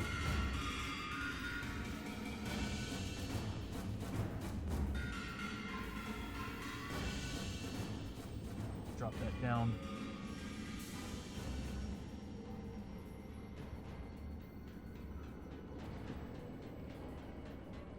Great was playing an improv party game with the chat. Improv party game. Like Jackbox or something? So he spent a whiskey and he got back 4 points.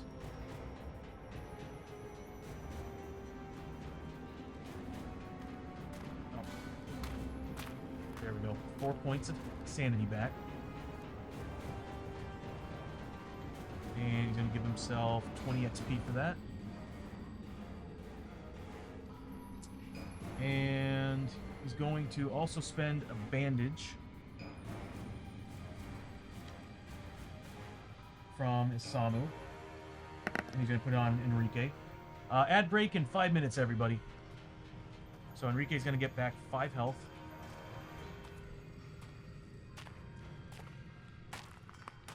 And that's going to give Murphy an additional 25 XP. Board game called Commit Yo the Bit. Commit Yo the Bit. You draw a person, place, and thing, and do an improv skit. Then the others have to try and guess. Oh, that's cool. Sounds like what's the name of that game? My parents used to play it all the time whenever they had get-togethers. It was another improv game. There was one where you had to draw images, and then there was one where you actually had to act out. But that's pretty good. Commit to the bit. Oh, okay. Yeah.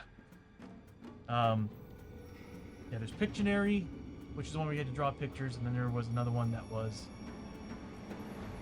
Gestures. Yeah, Gestures. You had to actually, like, act out certain things. That's pretty cool, though. Yeah, I always loved those games. They're a lot of fun. Especially when you get to be, you know, get to show your creative side a little bit. It's especially hilarious when people are trying to guess what you're doing. Do I need to do any more? He's gonna go right after Enrique. If Enrique doesn't kill him, he's gonna go right after Enrique. It's worth it. He's gonna spend another... Actually, he's still going after Murphy. So... Murphy's going to heal himself 6 points.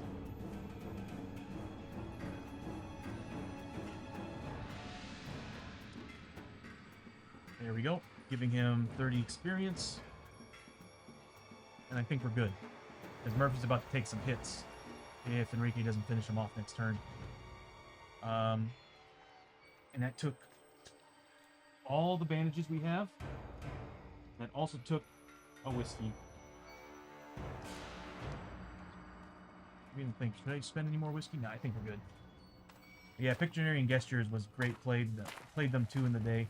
Yeah, those were the games like back in the 90s, like late 90s, early 2000s that my parents would always play. Are you allowed to table those minis without paint? Are you cheating? Like,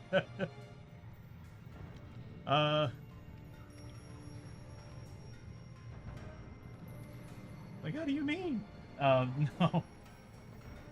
I mean, I've been painting. I painted a set of models on Tuesday. These guys right here. Painted them on Tuesday. Bring them up to the screen. And I think Tuesdays I'm just gonna make them my paint days, so that every week we have more painted models. That's always been a goal of mine. I might actually even upgrade. I don't paint minis. That I prefer high quality standees. Yeah, I'll be honest with you. Like, I love those standees too.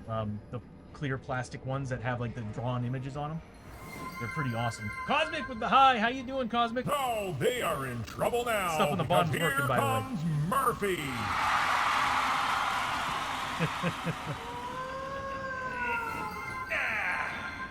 There we go.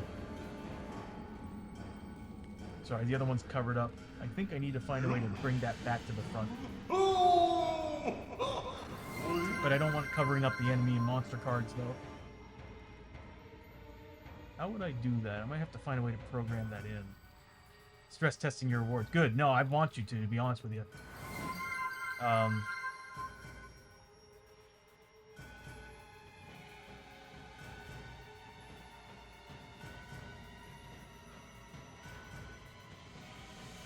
Okay, so the trick or treat did work.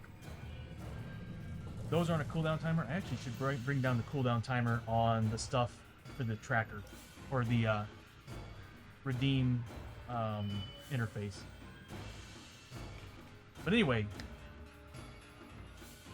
we healed up. We did all that. We're now moving on to what could make or break us.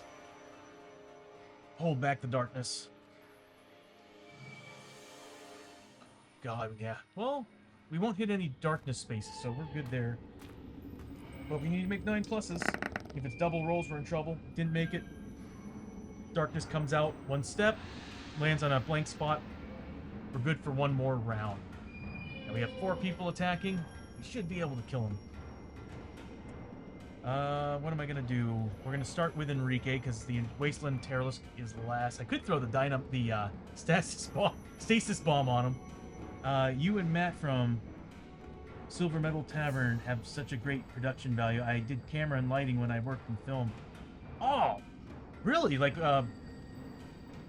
so, okay, so you worked in film. Like, did you do broadcast work, or did you do, like, what kind of film did you do? Because what you're seeing here is well, not exactly what you're seeing here, but I worked in broadcast for 13 years doing this, designing GUI and, well, not exactly GUI, but like overlays, like lower thirds, over the shoulders, stuff like that. I did that for years, and basically I took what I did with that and built it into this stream here in New Mexico. Movies, that's awesome. What movies did you work on? And in New Mexico, you're not too far away from me. Silver Metal Tavern. I gotta look at Silver Metal Taverns. I want to say I've probably seen their stuff. Hold on 1 second. Let me look them up. I'm gonna take a short break here just to look up. So I always like seeing what other people are doing. It sometimes gives you brainstorms and better ideas. Oh, hell yeah. Yeah, that's a nice interface. What I like about it is I always like an interface that everything is visible and easy to see. My original... Who's ready for a tea? Oh, God. There we go. Because like my original interface for this stream was original Transformers. Holy crap! The Eye of Jessica Alba. Gamer with Jar Butler. I don't think I've seen that one. Gotta hand it to you though. That's quite the portfolio to brag about. That's awesome. Yeah, I never really worked on anything major. I just worked at in broadcast, and I worked for local news across the country. Like I worked for like 30 some odd stations, building their templates and assets. I retired this year because I was like 13 years of it. I'm done. I paid off my student loans. I paid off all my debt, and I'm like, I'd be happy working for FedEx and just enjoying what I have at this point. I miss the money, but I don't miss what I did. Oh my god. But if it wasn't for that experience, though, I wouldn't be able to do this. But that's awesome, though. I'm not gonna lie, I'm a little jelly, because I'm like, I always kind of wanted to work on like big budget productions and stuff, but I don't know. Broadcast was still actually really fun. It's just, it was exhausting. Matt told me you work broadcast, so he's been here at least. Okay, yeah. But sorry, I have a terrible memory, so it's like, it takes me a while talking to people. I'll forget people's names easily and quickly. That's just who I am. I don't really have much memory up there. He's an editor for Star Trek. That's right! That's who it is for Star Trek New Worlds right now. That's right. That explains a lot why his templates look really good.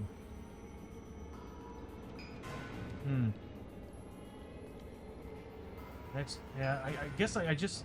See, I usually pay attention to Twitch to see who I can, like, lurk and watch. But, because I'm always in my studio working on more and more graphics and animations, but I'm also, like, not normally seeing any board gamers on there. Memory, what's that? Exactly.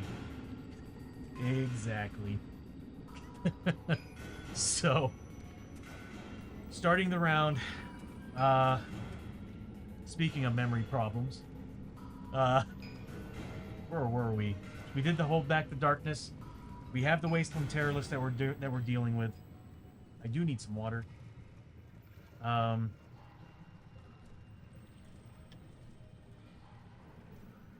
Tastes like plastic. So we have the Wasteland Terrorist we have to deal with. Murphy getting attacked. That's right. Well, actually, first person up is Enrique. So the Terrorist is going after him, and he'll be going after Murphy. The problem is, well, Enrique might be able to do it. He's only got 2 wounds, and Enrique's getting 6 attacks. He's not getting any bonuses because he doesn't have any. He's used all his bonuses. So at this point, it's just 6 attacks, but we do need to see if he gets his grit. So on a 5+, he gets it. I think he's got it. If he's got his grit back, we get to re-roll those hits.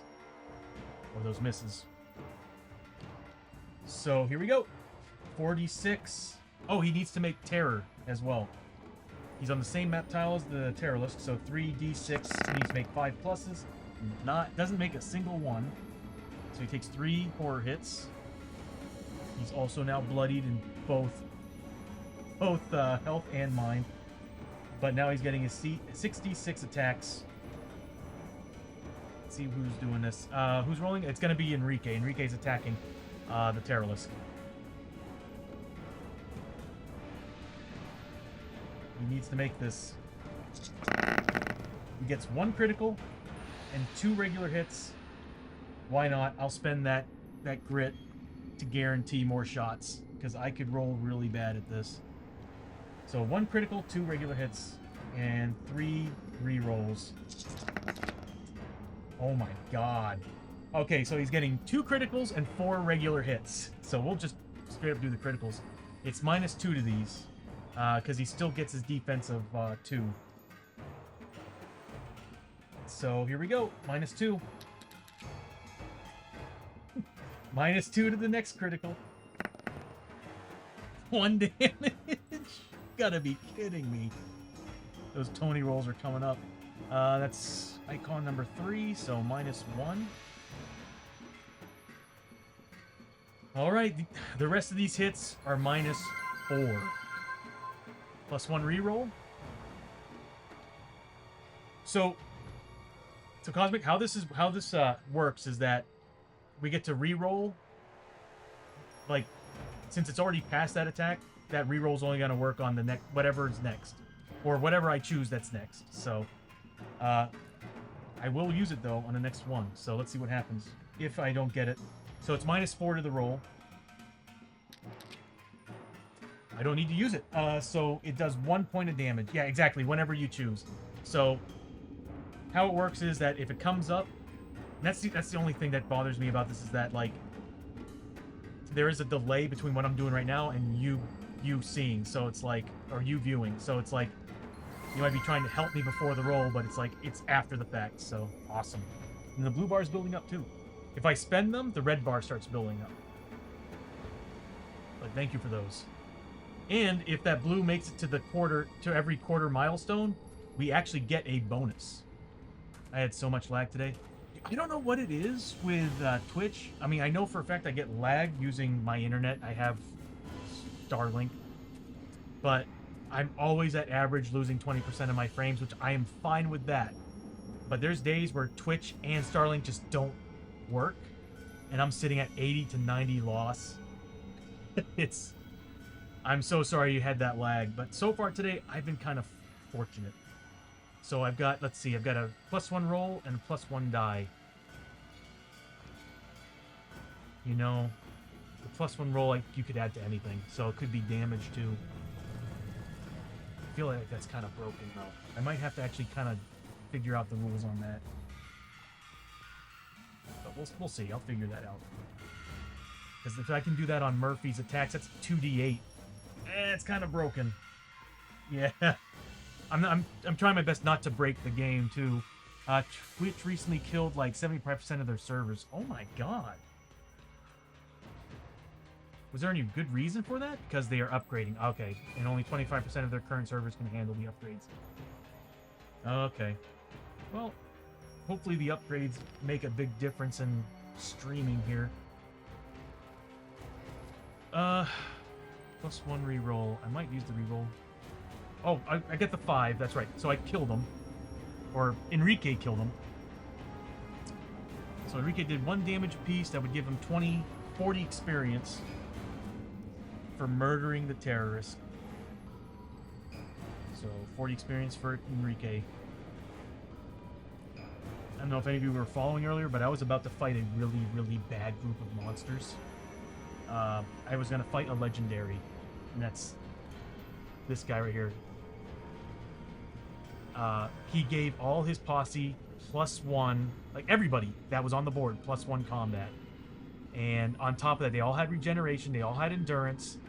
Like, I was looking at this and looking at my health and my sanity, I was like, there's no way we're taking these guys down. I was like, when I saw, first off, his ability was he gets his initiative plus his initiative in attacks, in combats, on top of his combat, which was a 5. So he has an initiative 7. He gets 12 combats a turn. 12 at 3 damage a pop. I was like, there is no way. He could kill in Samu. And Samu's a tank. They were rolling out pause and rewinding live streams. Run away. Yeah, that's what I was thinking. Originally I was thinking, we're just going to call it and leave the dungeon. But in the end, I was like, holy crap. Somebody's got a mutation. And that would be Enrique with his 3rd eye. So I redrew the threat card, and we fought these guys instead, and definitely a lot easier. Like, quartered the difficulty. So anyway. But yeah, Cosmic, thank you for those bonuses. We're probably going to end up using them for the travel back. And maybe for the corruption hits we might be taking. How much Darkstone do we have? Oh, no, we've got 3, 6, 7, 8, 9. And everybody's holding how much? 1, 2, 3.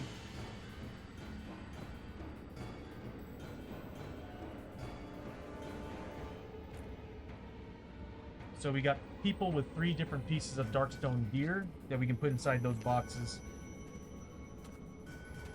And I think we can carry up to 16 Darkstone without taking any corruption, so I think we're safe. We got plenty of Darkstone to do some upgrades. Fortunately, we didn't go to another world. Speaking of which, now that it's over and done with, you can turn that battle music off.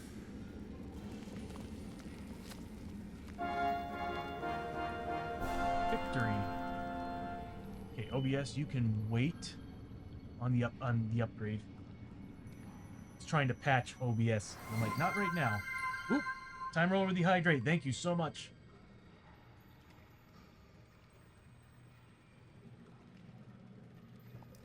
Yeah, I'm trying to finish this stream in. I think the travel in the town stay will be enough to finish the stream, because I'm trying to finish before. I started early today so that this way I could actually end at around 6 o'clock, which is right around. What time is it? Is that really? Okay, so we got about an hour and a quarter. I guess I can do it till 6:30. So, yeah, screw it. We'll do it till 7. We might be able to get a little bit extra in, a little bit more of an adventure in before the end of the stream. So I'd say we got 2 hours. But I probably will take a break between that so I can kind of prep some better water. So Enrique was close to death, but he's safe now. Everybody, go ahead and reset them. We do the refresh. Everybody gets their full health and sanity back, and they get 1 grit apiece. Didn't do it because I'm not in the actual stream. There we go. So everybody's at full health, sanity, and plus 1 grit. Now we have to. We did the Darkstone because we don't have to do the Darkstone because our Darkstone bags and everything is holding everything that we have. We didn't make much Darkstone this adventure. We might have to do a Darkstone run just to collect some Darkstone, because we do need to upgrade some gear and buy some gear. But we do have to finish the mission. So, alrighty, so we made it to the 3rd stage of the depth track over here. So we have to make 3 rolls. If any of them are a 1, the farmer's son is dead. Oh, man, we can't re-roll it. Nope. So the farmer's son, we found him, and he's dead. If the hero successfully complete the mission, each hero gains 50 XP.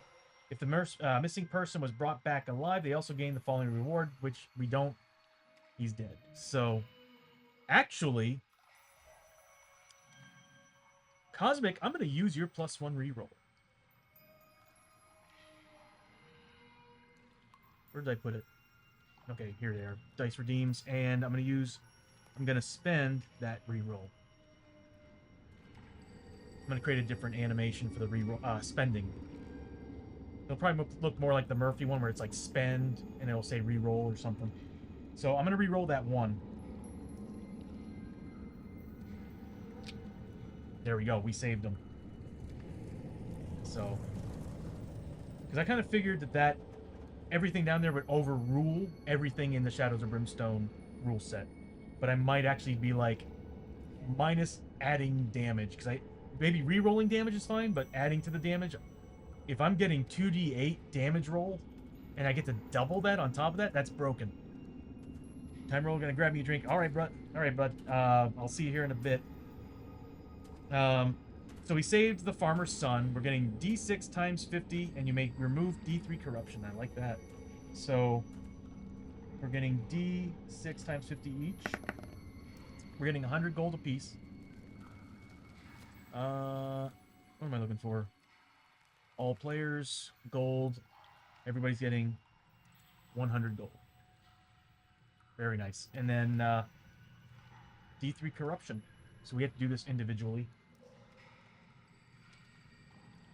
What would have happened if we would have failed the mission? I don't think I ever read the rules on that. I'm very curious. Night of the Dead. I might have to do that one next. Actually, we need Darkstone. Search party. If we would have failed, if the heroes failed the mission, each hero takes D3 corruption points, ignoring willpower, as loss weighs heavily on them. That would have been bad for Samu and for Murphy. So now we get to remove some corruption. So let's go with Isamu. It's D3. He gets to remove 2 points. So minus 2 points from Isamu. And then Murphy is going to remove D3 as well. 2 points. Let me see. Murphy, I'm beginning to forget how to navigate this thing. There we go. They only have 1 point of corruption apiece. Awesome. And now, we end up fighting 3 different monster groups. So that means we are getting 3 loots a pop. So let's go ahead and put away the monster. So 3 loots a pop. Alright. Here's for Enrique. He's getting double XP on these. Very nice. So he's going to be getting, how much in gold? So he's getting 150. We'll do that here in a second. I'll add Murphy's afterwards. So 150, 250, 300 gold for his for Enrique. 300 gold. 1 Darkstone. Oh, we actually should have done this before. We'll do the Darkstone here in a second. We might be getting more Darkstone, that's why. And then 50, 60, 70. So 140 experience for Enrique because of Scoundrel. Holy crap. Scoundrel's a good ability. He is so close to level 5. I cannot wait. I'm dying to see what I can give him for level 5. Next, we have Montana. Seriously, that ability is making him level so quick. She's getting 60 experience. Ooh. A gear card, 1 Darkstone, and 75 gold. So, she used to be the one to strike it rich all the time. Now, not so much. 1 Darkstone, and 60 experience. Next, we've got Isamu. Desperately needs XP. Nice. Okay, so he's getting 60, 70, 80 XP.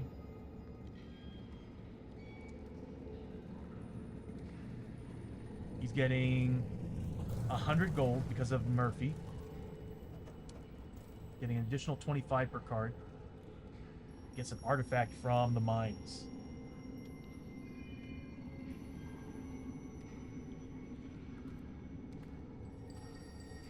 He finds a horrific statue. You may break this statue, discard it, to cancel every darkness card currently in play on a d6 roll of 3+. And, yeah, of course, it's Darkstone. So we have to count that as well. So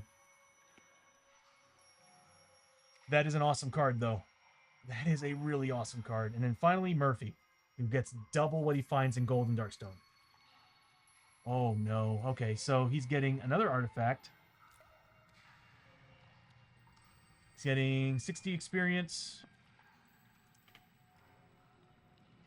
4 Darkstone. Yeah, that might have caused us some trouble. And another artifact.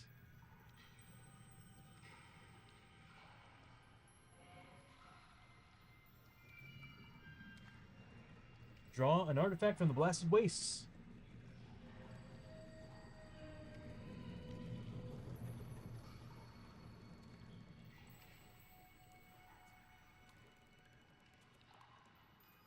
Holy crap. Oh, wow. Oh, wow. Okay. That's really good. So Murphy, after fighting these guys, found a Dune rifle. Range 9, shots 4. Critical hits only ignore 1 point of defense. Oh, okay. So that doesn't crit. I mean, it does, but it only ignores 1 point of defense, which is still pretty good. It's a 2-hander. with three upgrade points.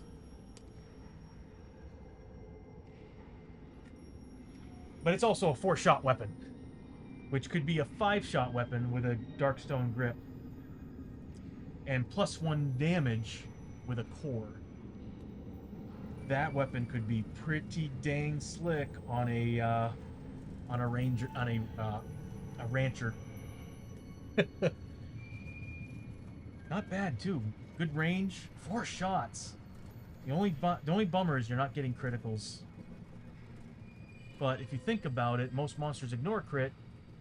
But being able to remove 1 defense and I might be able to upgrade that with, I don't know.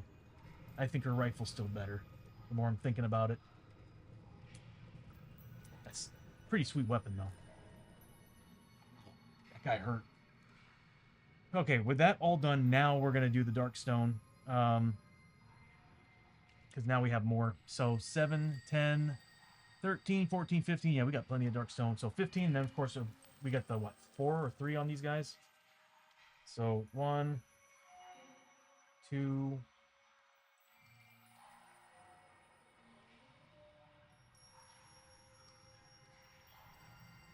Yeah, 1, 2, 3, 4. So 4. So we're at... What are we at?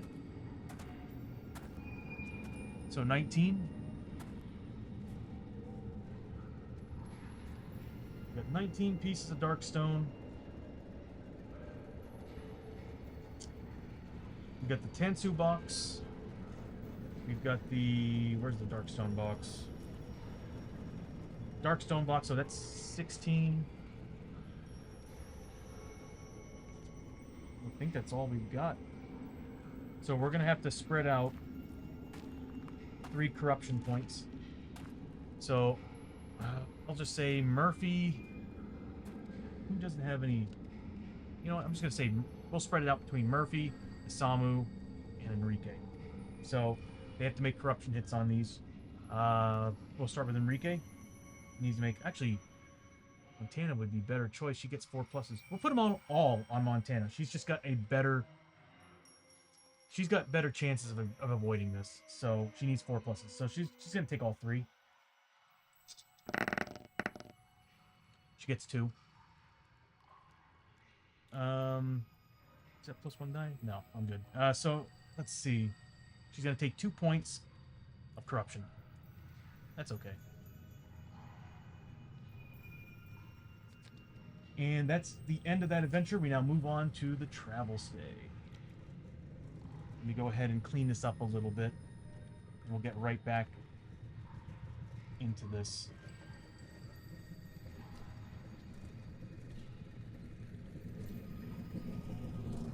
Forward enemy card. Just put these in the discard deck.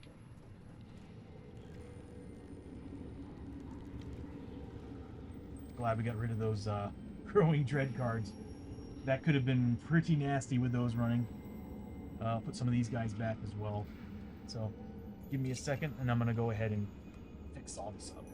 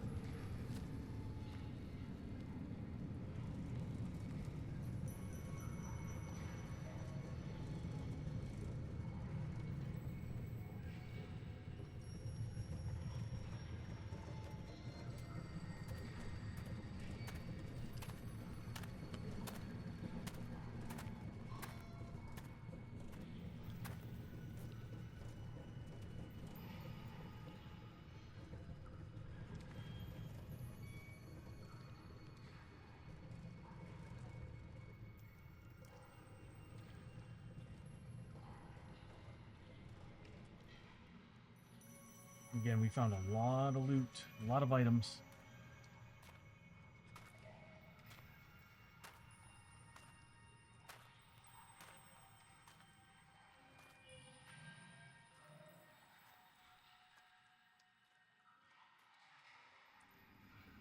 Okay. I can keep the rest of these here for now. I can always clean them up later. I don't want to spend 15, 20 minutes moving models back and forth from the cabinets. So they are kind of getting in the way though a little bit.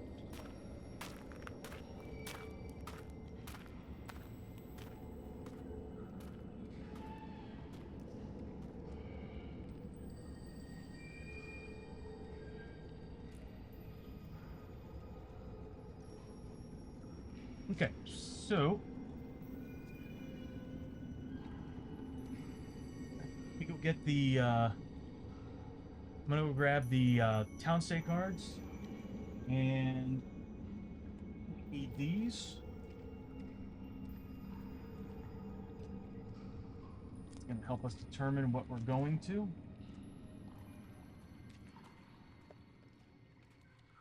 And we also need the travel book.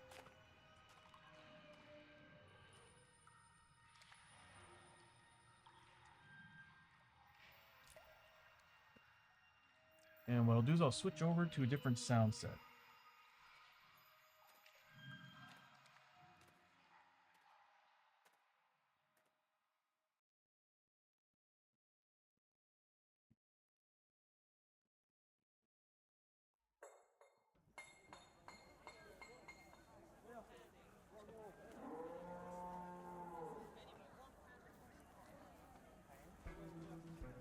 There we go.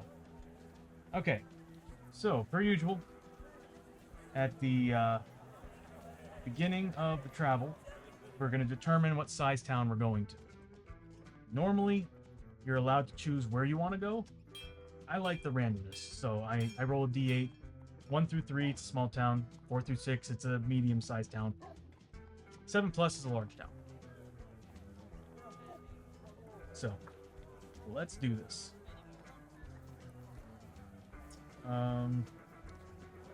So 1d8. We're going to a medium-sized town. And what a medium-sized town does is that it actually forces us to, we actually generate travel hazards. Everybody.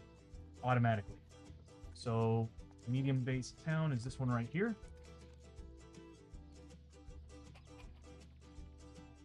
Now we have to do 4 travel hazards. We do have our stagecoach. I did buy the stagecoach a while back. You know, the last time it got eaten or destroyed or whatever. I did make sure that Murphy bought another one because they are well worth it to ignore horrible travel hazards. So this is what we're doing right now. And do I have any tokens? Just to remind us how many we have, I'll use these to remind us this is how many we're doing. And let me go ahead and change us to the next phase. There we go. And I'll get rid of those tokens.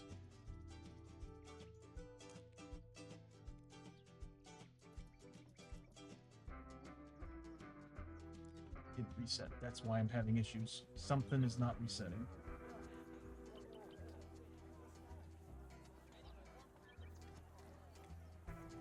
Okay.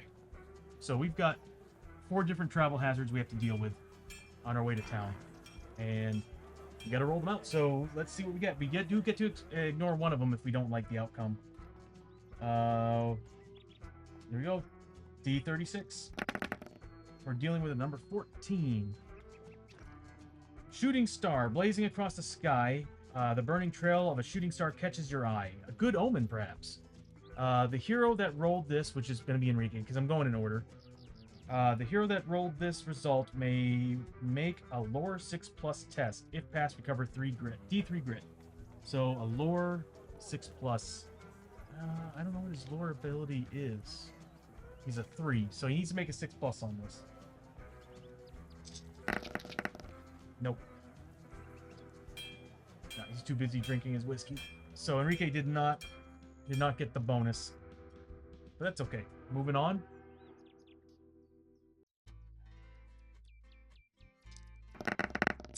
$31. March of the Lost Army. You hear a thunderous roar from up ahead and pull off to the side of the trail to take cover. Moments later, a massive army of dead comes into view, marching in formation. They with tattered flags flying and a battery of hell cannons in tow. 1,000-strong Lost Army passes. I can't read that. By with hate in their soulless black eye sockets. Each hero must make a luck 5+ test. If passed, gain 20 XP. If failed, the Lost Army is alerted to your presence, and the hero must make a run for it, riding as fast as possible to get away. If you're in your haste to escape, the hero loses one item of their choice, pulled away by the clawing hands of the spectral cavalry sent to chase. Oof. I mean, I got stuff I can get rid of. I'm not really too worried about, so I guess we'll do it. Luck 5+. We'll start with Enrique. He's got a 4. I got the +1 die I can use. He gets it. So Enrique gets what was it? 5+? Yeah. So he gets 20 XP.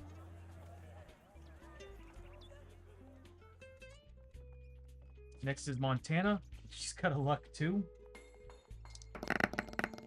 She gets it.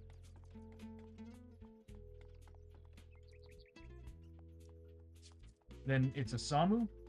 He's a 3.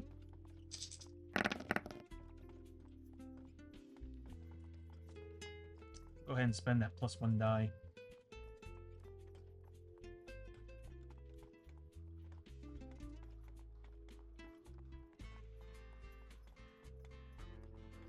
And thank you, Cosmic.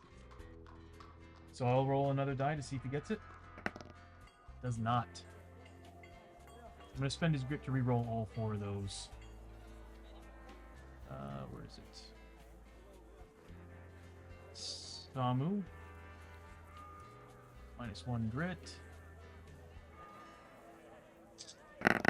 There, he gets it. So he gets 20 XP. I don't want anybody losing any items, really. I like where they're set up. And then finally, Murphy, who's got a 5 luck. He should not fail this. Yeah, he got it. So Murphy's good.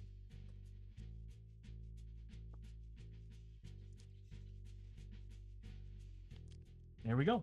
So we passed that one. We now got to do another. We get 54.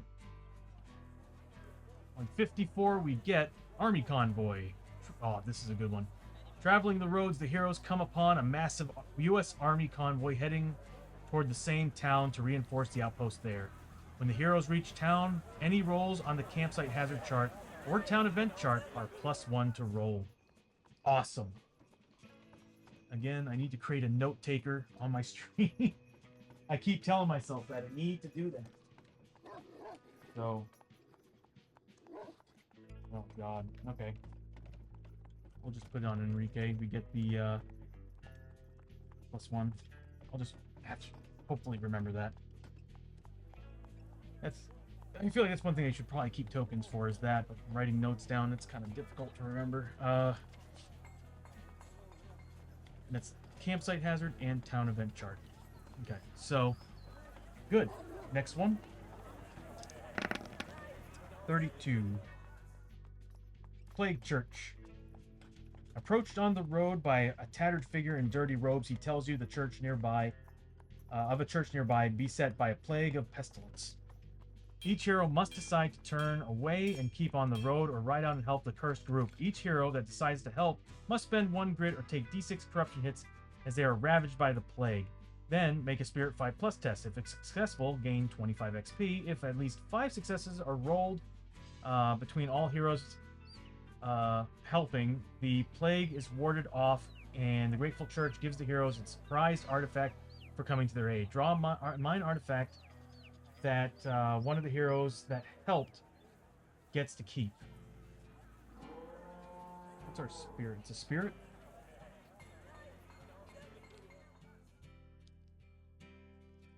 You know what?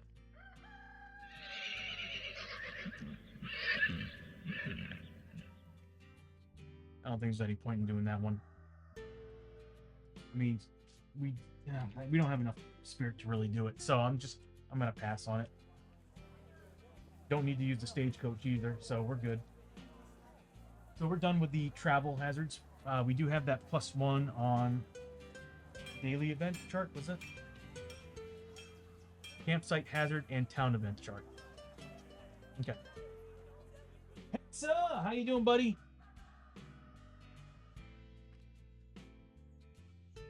Hopefully you're having a wonderful day.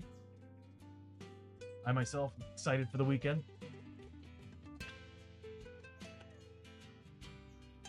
So, let's see what we got here. We got to now decide what type of town we're going to. Other than being the size we've already done. So, let's roll. It is a 2d6. Oh, which by the way, reminds me. I keep forgetting. Need to get out of bed, start getting ready for work. Oh, no. I am so sorry, bro.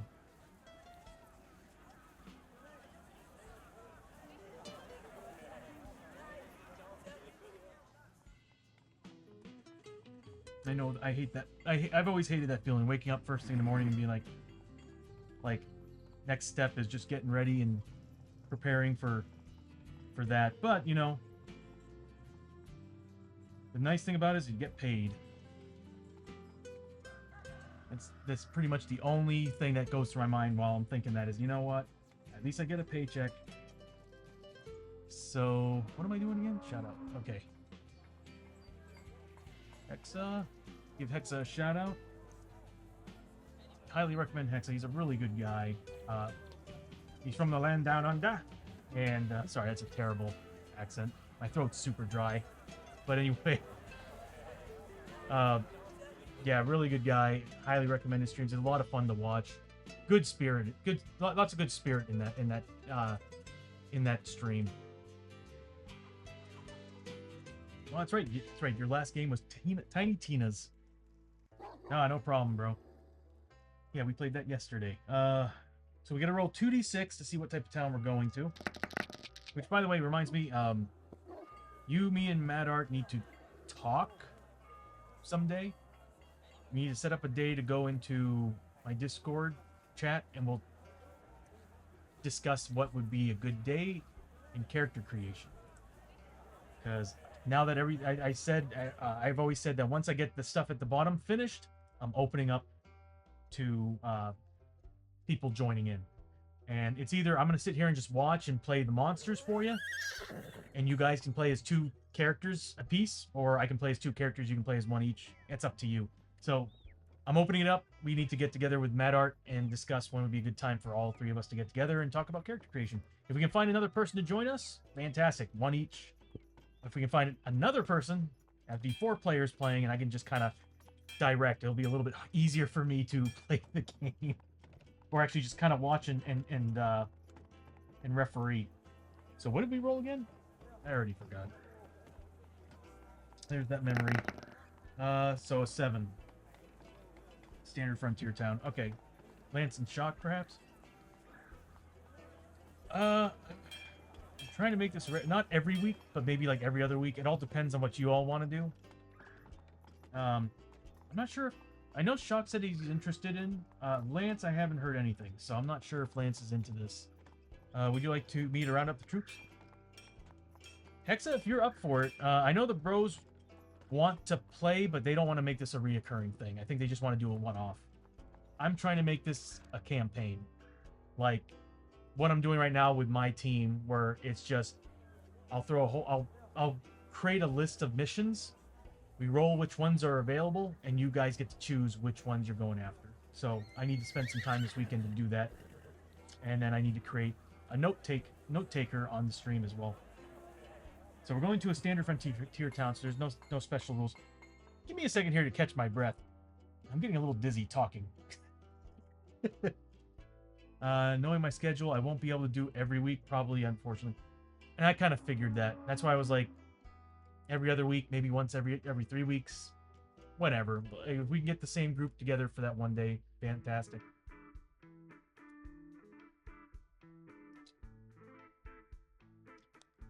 Ugh. Again, tastes like plastic. So we're going to a standard town. There's no real special rules to that. I do need... I think I already did shuffle this deck, but might as well just do it again. Now we're going to have to shuffle the tokens for the town as well. Who has what for mutations?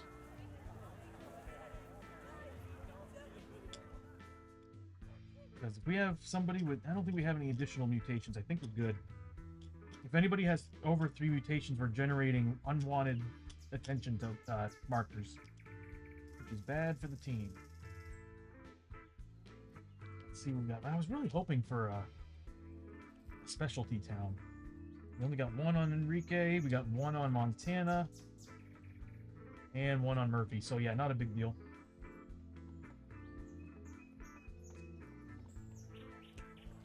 Okay, so that would be cool. Maybe we get people coming in as like NPC characters that help. Yeah, I mean, I was thinking like, I mean, in a lot of ways, the way this game plays is that even if what I'm trying to do is I'm trying to make this game for people to join in to where I create a system where it's 1 point per level. So like, let's say I bring Murphy in and we're playing, you guys are playing with Murphy. Murphy's generating 4 points. You guys are all generating, you're all level 1, you're all generating 1. So in total, we got 7 points. Every 2 points, every 4 points upgrades the difficulty. And so what's going to happen is that, per usual, the first 4 point, nothing. After that, difficulty goes up. So it's going to be like elite abilities from 4 to 8, and then from 8 to 12 is going to be upgraded difficulty. So now it's like we're fighting medium threats instead. And then after that, 12 to 16 is medium threat plus elite. And it's going to be, I'm thinking I'm doing it like 1 elite per character who's on the next level. I know, I'm still trying to figure it out. But I'm trying to find a way to balance it so that this way it's not too hard for you all and it's not too easy for somebody who's high level. But either way, I've got some plans and I'll figure it out. This way, if you all are continuing to play and you're all level 3, and let's say the bros decide to join in, or Moose or somebody decides to join, or maybe a viewer or maybe somebody who's in the Discord, like let's say Cosmic or Time Roller or Bishop joins in. They have their character they can play as that comes in. Their hero level just adds to the difficulty is basically what it is. So this way everybody can join in and play without any real problems, and then the viewers get to add to the difficulty or whatever using the using the redeem interface at the bottom. Okay, so let's see what we're getting for town locations first. Everybody is at the hotel. At 1, get the church. That'd be great for madness, but we don't have any. If we had any dead characters, I could bring back the... What's funny is if I wanted to, I could bring back the outlaw if I wanted to right now. I'm kind of half tempted to do it, but I really like Enrique. We have the doc's office, so we could try to get rid of... That third eye's too good. The tail's too good. Yeah, honestly, I like all the mutations they have right now, so I might just keep them. But we can buy some bandages there. We always get the saloon. It's like the one I don't want. We always get it. We do have the Indian trading post. Smuggler's Den. I'm hoping this is the street market. No, we got the gambling hall. So two places I really don't care for. Oh, man. Oh, at least we get to buy some bandages. We need those.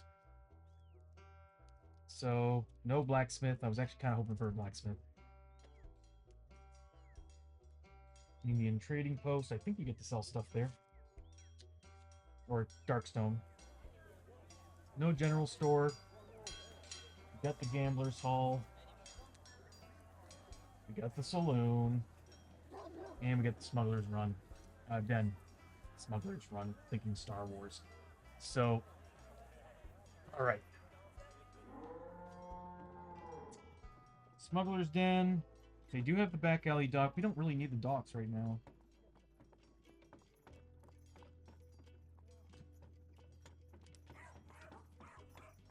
And we still have the Darkstone bullets we didn't use last round.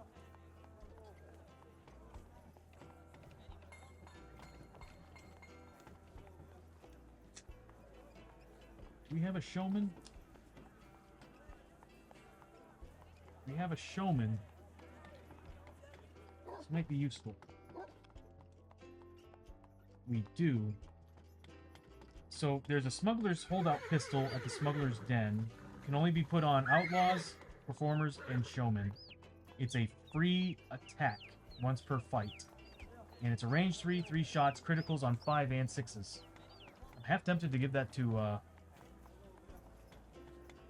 yeah, but not be a bad plan. Give that to Isamu. Oh, he can't use gun. Never mind.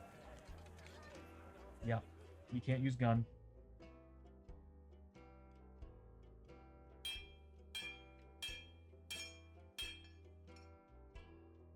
There's nothing at the smuggler run that I want.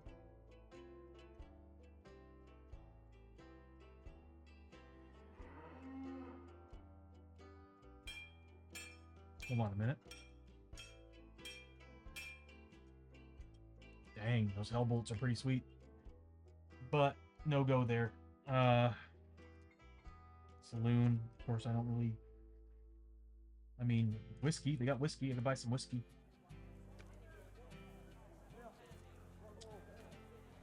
Yeah, there's really nothing in this town that I could use, to be honest with you. It's a little disappointing. Other than buying bandages. Oh, I can buy some tonics. There's no place to sell my, Actually, I thought you could do it at the Indian place, at the Indian, tribal place. Hold on a minute. Trading post. They got Vision Quest, Spirit Cleansing.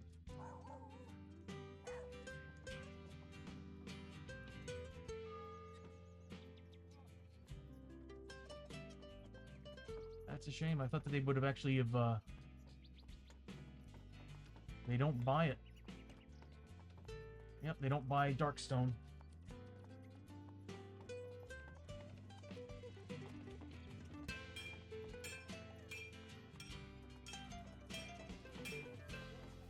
Oh, here we go. I can cash in Darkstone at the gambling hall. I kind of want to hold on to it, though. Use it. But I don't want to keep carrying it around. They're worth 50 bucks a piece here. And we got how many?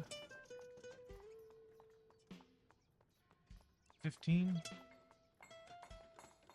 We might as well go there and sell it. So that's the gambling hall. Everybody's spending 10 bucks to stay at the inn.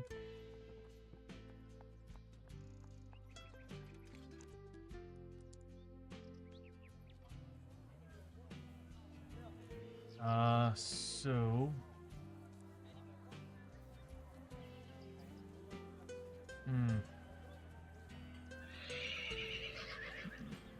We do need to do a daily event, though. I forgot about that. Okay, derailed train. With a thunderous crash, the screech of twisting metal, and the hiss of venting steam, the morning train jumps its tracks, careening through the town. Roll a random location in town. That location, as well as the two locations on either side of it, using the random numbers, are in the path of the wrecked train as it plows through the town.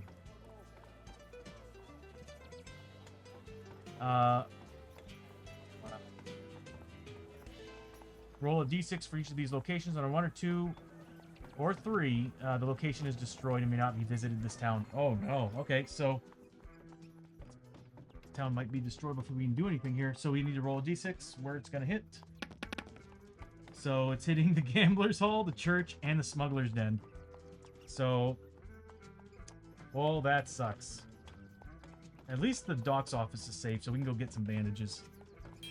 But we need whiskey, and we need bandages. So, Smuggler's Den is fine. Gambler's Hall is fine. And the church is fine. I was waiting for that to be a 1. I was like, oh, go figure. Somebody doesn't like the church. They're all safe. I guess the train just kind of went down the street and just barely grazed them. That's wild. Okay, so we're still good on the Gambler's Hall. Because I'm going to go there and buy whiskey. What does fine cigars do?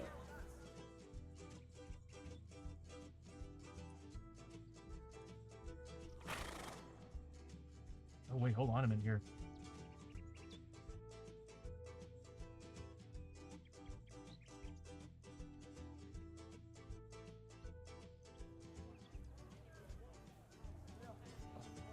Man, that gambler's jacket is badass. It's expensive, but you get once per adventure / town stay, so either one. Recover D3 grit. Unfortunately, I think everybody's wearing a coat giving them health, which is worth it. So, who's got good luck? Because I might have them do some gambling while they're there. Yeah, I'll have Murphy go to the gambling hall. Probably with Enrique. They'll both do some gambling there. Next, I'm going to have... So we'll be going to the gambling hall.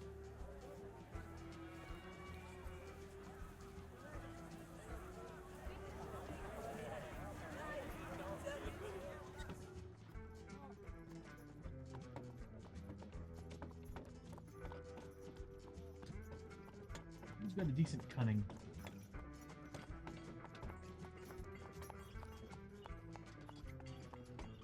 Nobody. Okay, so I'm just gonna... Performers only.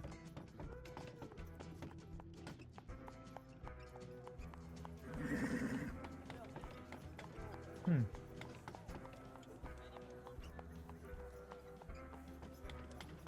nothing for her to do there. Doc's office. I'll just have, I'll have Montana go to the doc's office.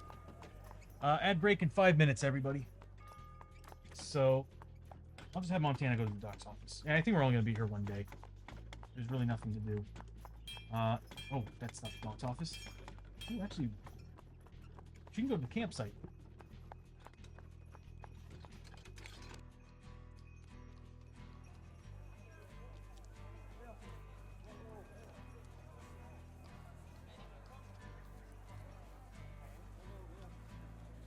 Yeah, campsite. Campsite has bandages and whiskey.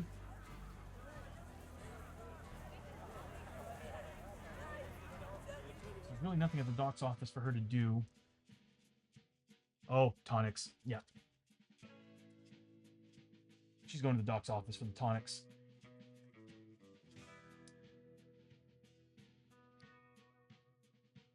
And you know what? We'll just have... Just to give him a thing to do, we'll have Isamu go to... What's his luck?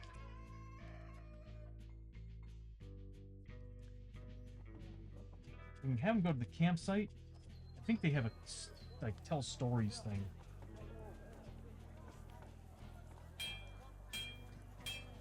No, they don't. He'll just stay at the hotel. No point of him going anywhere. Okay, so we got 2 characters going to the gambling hall to do some gambling. And to get some whiskey. And we got somebody going to the doc's office for some bandages. we're gonna need a lot. So we'll start with the gambling hall. Actually, we'll start with the doc's office. Bandages are more important than whiskey right now. That's gonna be Montana. Montana needs to roll on the location event chart. And that's gonna be 2d6. It's a 5. Dirty tools. The doc is using dirty tools for operating and stinks of liquor. That's not good. Again, that's written there. I'm not saying that. That's not good. All attempts at surgery made are now -1 on the roll chart. Luckily, we're not doing any surgeries. So she's going to go there and buy some bandages and tonics. So let's see. We have 0 bandages right now. And we need a lot. I'm going to say at least 3 apiece. Right now we have how many side bag items being taken up? 1, 2, 3, 4. Okay, so 4 here. We got a lot of space. So we got 2 characters with 6 spots left of their side bag items. Nope, make that 3 characters with actually 6 on them 2, 7 on Enrique, and then Isamu with a solid 11. I'm half tempted to buy 3 bandage each, which is going to cost a pretty penny. So that's going to be, what, 12 bandages?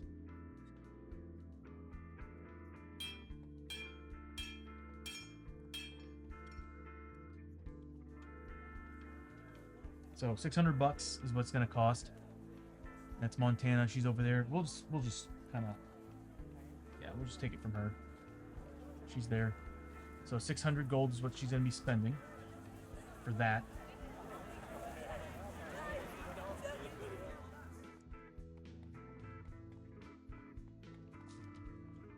Leaves her with how much? 869. How many tonics can I buy with that?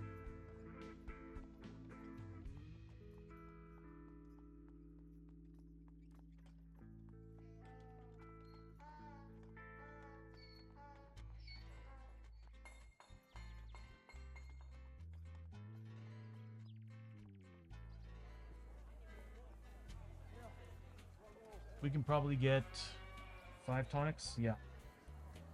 So I'm gonna have her buy 5 tonics also. That's $750. So 750. So there we go. She is now back to having no money, but that's okay. This party's been together long enough. I kind of figured they'd work together. Ow. So that's going to give everybody 3 bandages. And we will have 1 tonic. She'll have 2. Wait, we got 5 tonics from that? She'll get the 2, since she bought them. And everybody gets 1 tonic. It's going to end her time there. We have now these 2 at the gambling hall. They're going to buy whiskeys. So, first we need to start with Murphy. We'll start with Enrique. 2d6. He gets a 5. Sorry, mister. A drunken patron bumps into you as they stumble toward the door. Patting your pocket as you turn around, you realize that something is missing. You must lose $200, 2 Darkstone, or 1 grit, or artifact. This is Enrique.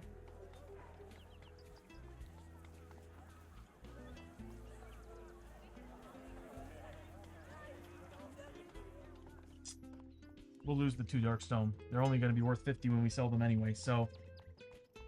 what else? Yeah, we'll just lose the Darkstone. So, alright. Enrique lost 2 Darkstone. Everything's scattered all over the place. So, -2. But now he gets to do stuff. He still has some money. We're gonna buy probably do the same thing. We're probably going to buy 3 whiskey apiece. That should actually, well, actually, at this point, you're full. Oh, no, you're not. That's 6. So we can put 2 on this one. That's Murphy. Nope, that's Enrique. Enrique can hold 2 more. So he's got, I'm going to give him 2 whiskey. I'm going to give Murphy 2 whiskey. So that's 4. I'm going to give... I'm going to give the Samu 1 whiskey, so that's 5. And then I'll give 1, 2, 3, 4, 5.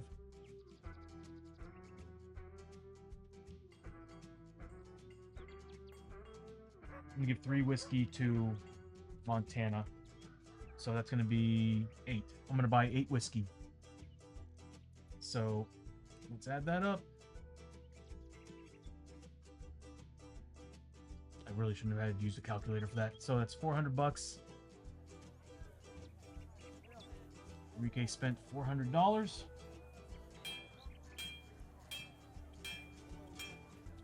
Giving 2 to Enrique, 2 to Murphy, 1 more to Samu, and then 3 to Montana. And we are good for the next adventure. Plenty of bandages, plenty of whiskey. Everybody goes back to town. I do need to reset the town stay. Hold on 1 second. There we go. And we now... That's it. We got to roll and see what happens if there's an event or not. 2+, nothing happens. I flipping knew it. Okay, so we have to roll on a town event. Now, we're getting a +1 to this because of the that army retinue that we ran into on our travel. So, not on that sheet.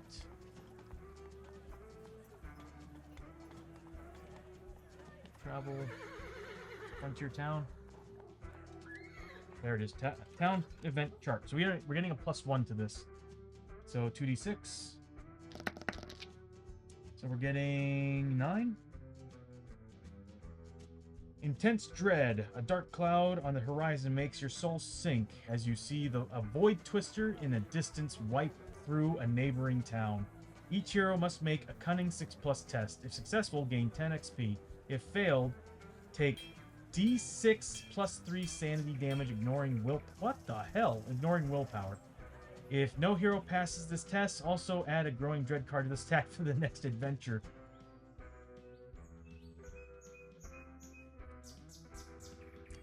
Wow.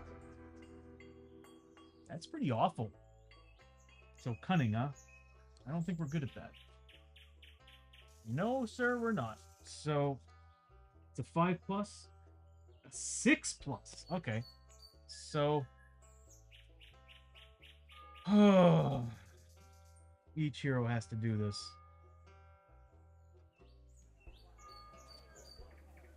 That +1 kind of screwed us, so I bet you that 8 would have been fine. Yep.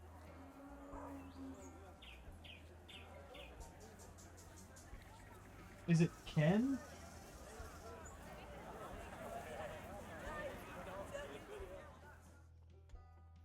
+1 to roll. So no matter what, it's a +1. Okay, well, that sucks. So Enrique needs to make 2 rolls at 6+. Montana, she's everybody else I think is the 3. Yeah. She fails. And Samu, he fails. And Murphy, he fails.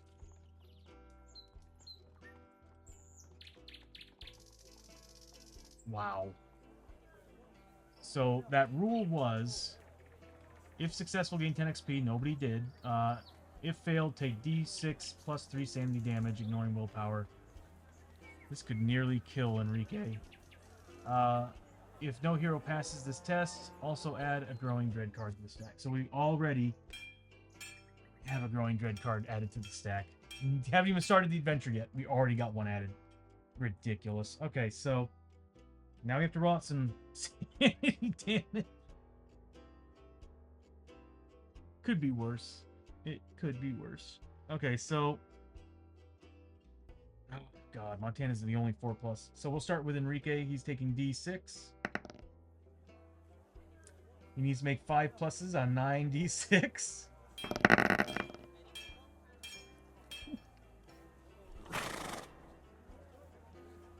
He takes.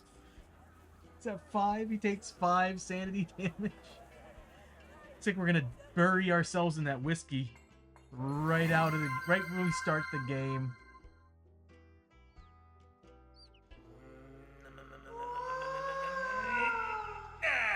Oh, cool. We're Metaphysician. How you doing, bud? Welcome to the stream. Choco Milk. Hey, how you doing, mate? I'm working at the moment, so I can't really chat. Hope your stream's going well. Make sure you enjoy. Awesome. Thank you, Chocolate Milk. Let me give some shout-outs. I hope work's going pretty steady for you and less stress. So let me give some shout-outs here. Metaphysician, welcome. Using the Halloween redeem.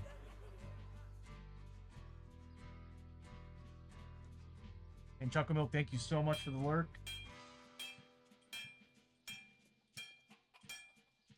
Make sure these work here. There we go.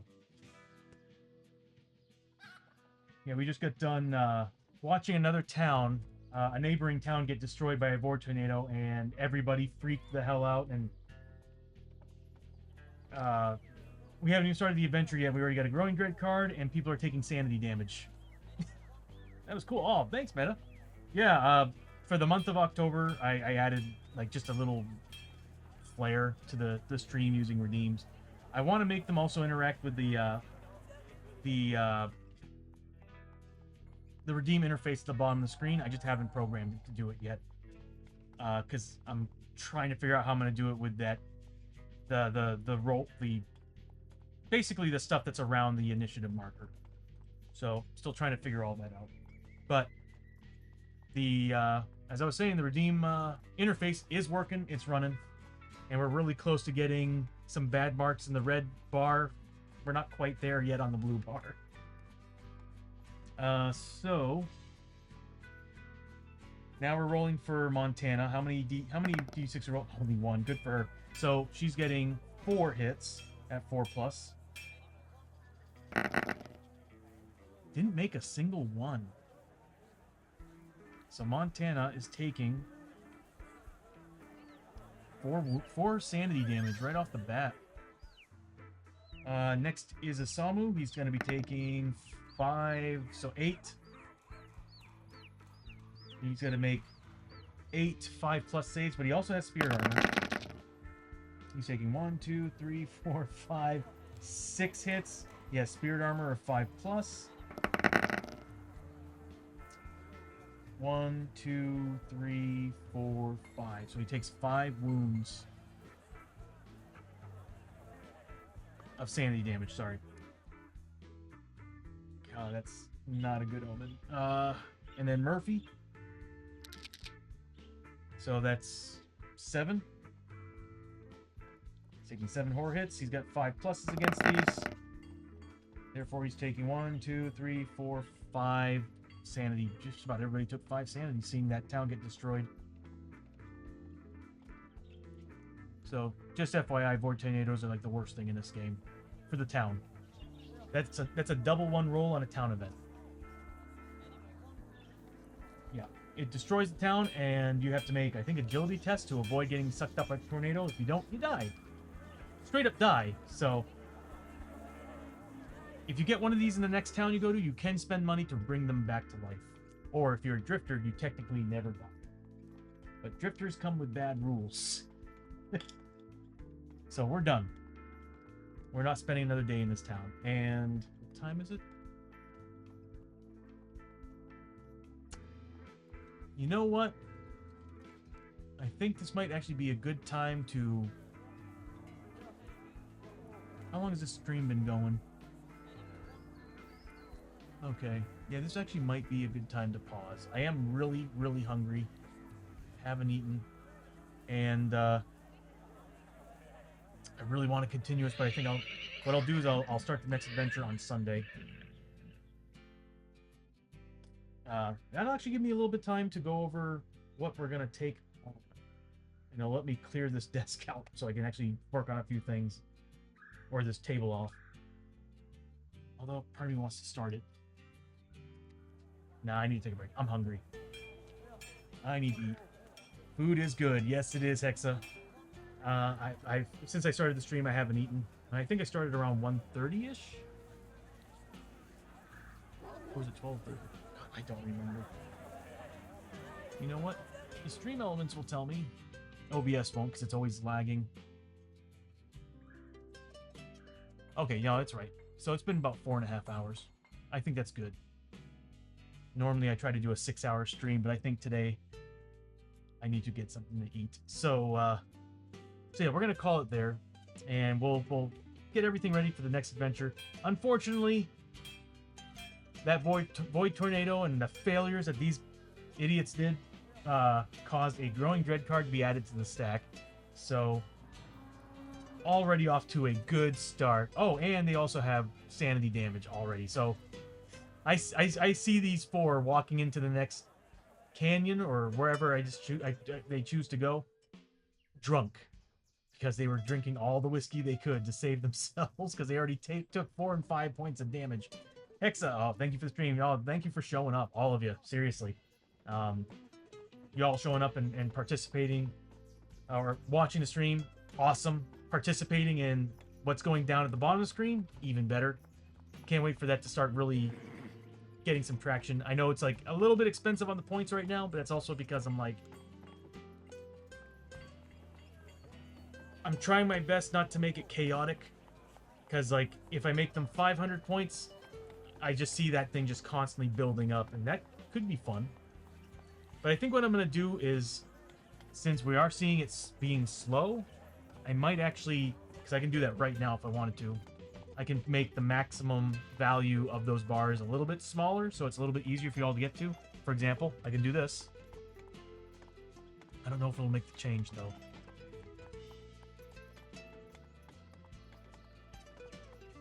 There we go. I think it's set to 25,000 right now. So it's costing...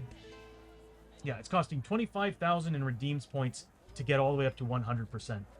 And, of course, dividing that by quarters, that's every single milestone. So, if I set it to, let's say, 20,000, that might be reasonable.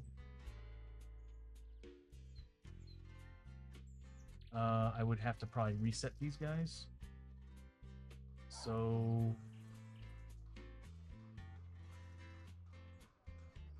Okay, so it's not going to do it. I know why. I probably should have programmed it to actually reset all the bars, but it didn't do it. So, you know what? I'm going to keep it at 25,000. Yeah, we'll keep it at 25,000. As we saw, we had 2 redeems, and we saw the red bar go up significantly using those redeems, and we saw the blue bar go up a little bit by getting those redeems. So, I'll go ahead and explain again how this whole thing works. So, when you give a redeem for red or blue, it adds half the value of the redeem to the side that you're adding it to. So if you add a red redeem, you're adding half that value to that side. Same thing with the blue. You add to the blue side, you're adding half the value to that. When we choose to spend it, it is basically 1.5 times the value going to the other side. So you're helping us also by adding to the red side. Because we're getting remain in play bonuses for every milestone we're going up. So if we spend that +5, I mean that let's say we spend that -1 die and we're getting that huge bonus to the blue, that's getting us closer to a remains in play bonus. which is awesome. And I'm going to keep this as is so that the next stream, it continues. Later, I'm going to add I'm going to try to add a timer to this thing. So when it reaches 100% on either side, the timer is going to be triggering. And as long as one of those is 100%, that timer is going down. And when the timer reaches its limit, it resets. It's like an overload. It resets the whole bar, except for, of course, what the redeem points that you all gave us. So those will remain in play, but the bars themselves will reset, like a hard reset. I figured it'd be a fun little strategy. Or reset just that side, maybe. I might do that. Just reset that side. Actually, I like the idea of hard reset. But there's also other things that are happening, like if any of those, like the +1 die or the +1 roll or the +1 roll, -1 roll, -1 die, if any of those are filled up to capacity, like all 3 of those bulbs are filled, or those nodes are filled, anything that you're adding to it in excess is doubled to the other side. Or actually 1.5 to the other side. So it's just, it's pretty wild. And I'm going to create animations to show where they're going. So when you spend, you actually see, like, I don't know, maybe like a particle effect go around the screen and go into the red side. Maybe it starts blue and starts turning red and goes to the red side. But going from the red side to the blue side, the same thing. It starts red and goes to the blue side. So you're seeing where your points are going when you're spending. And I'll make like a little rules chart somewhere in the stream interface so that this way, when you scroll down, it'll show you how that works. But I figure this is a fun little thing for y'all to do. Another thing later is I will actually add mini games to this, where like when raids or a hype train happens, it will trigger a special event, a random special event that y'all are participating in. Like, we have no control over it. All the redeems that you're spending during that event is basically like a fight.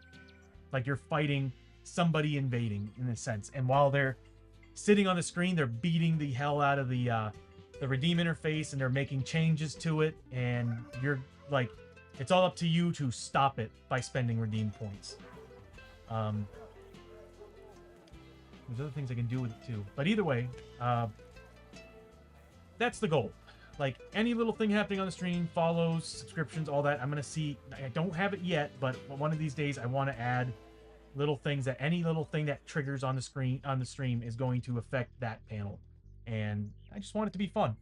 I want you all to have fun while you're watching me play, or watching me or anybody else joining in playing Shadows of Brimstone, because this is, so far it's primarily made for Shadows of Brimstone, because all those, that's one thing I should actually add, all those remain in play effects are specific to Shadows of Brimstone.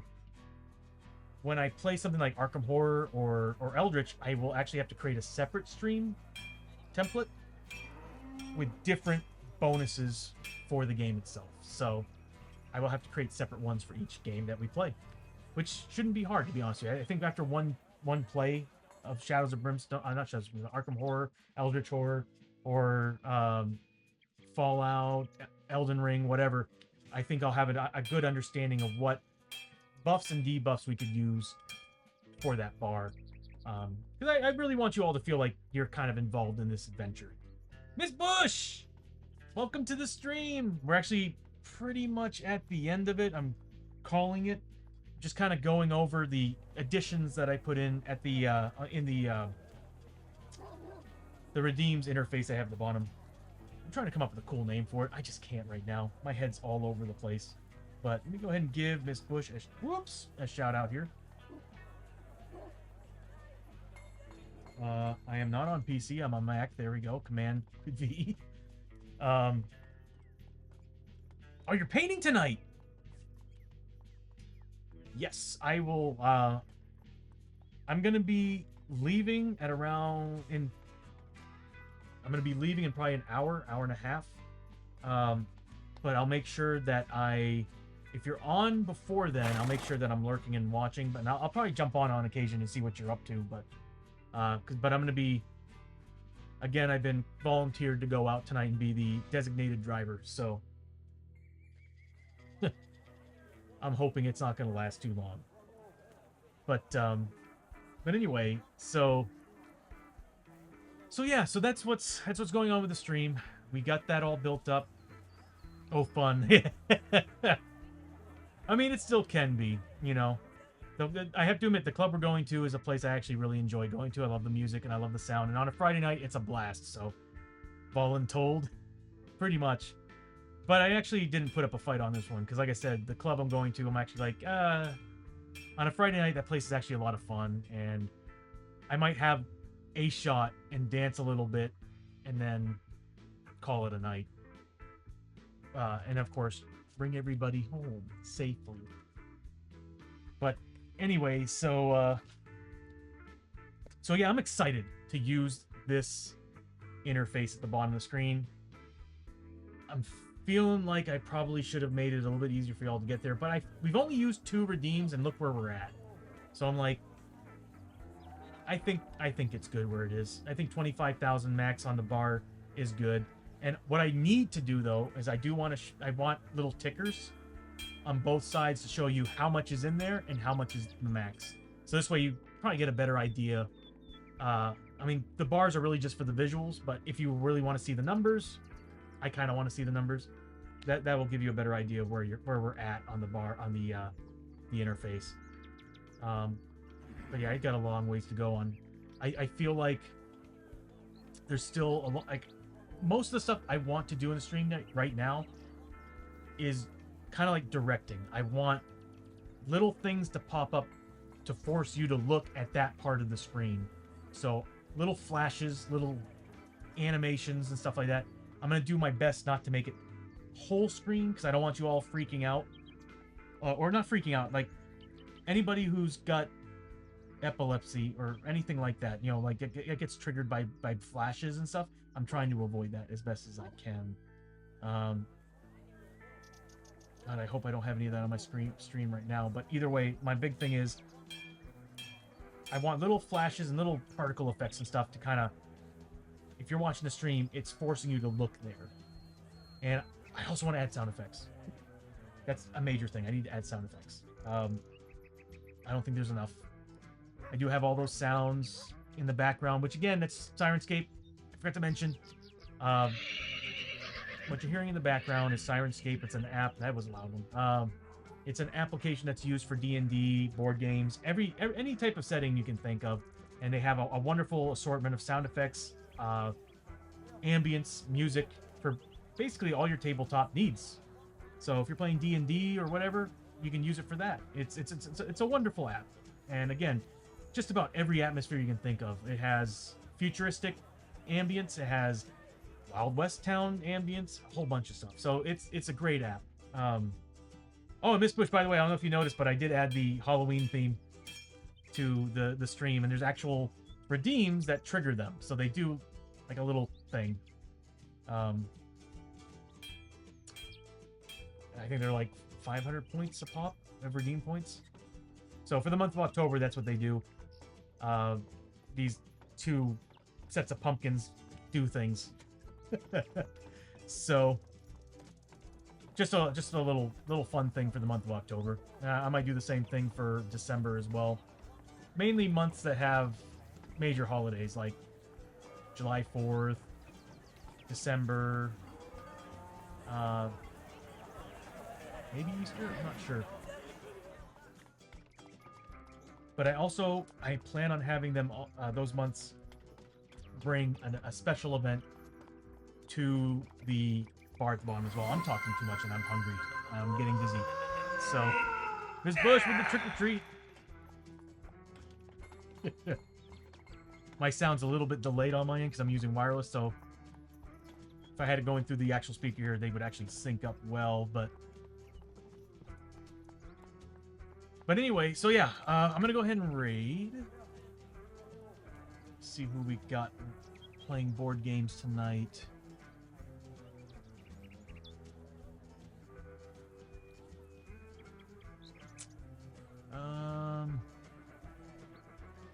we got Board Game James playing cameras side zoom? Or is that Ego? I guess it's called Ego. It's got a lot of cards in it. Dig how it looks. We've got... Let's see if I have anything under same category, board games. I'm still under Tiny I thought I said it differently. Okay, well... Search filter. Turn this off. I'm looking for board games. There we go.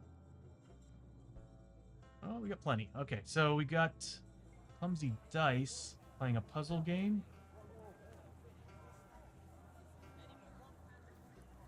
Diabolical Dave's Rumble. Snowed on TV.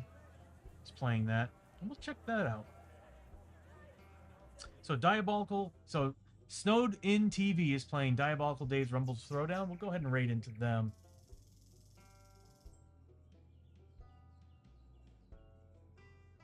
You love it. Good, good. Yeah, I had a lot of fun putting them together. I wish I had a little more time to... Like, I seriously only had, like, 8 hours... Not even 8 hours. It was, like, 6 hours to animate them and all that. I was really hoping to really emphasize on their eyes and have them looking weirdly and stuff. But I was like, for now, I seriously had to get these done quickly because I had other priorities. So, for now, that's what they're looking like. And I don't know. I'm actually quite happy with how they turned out.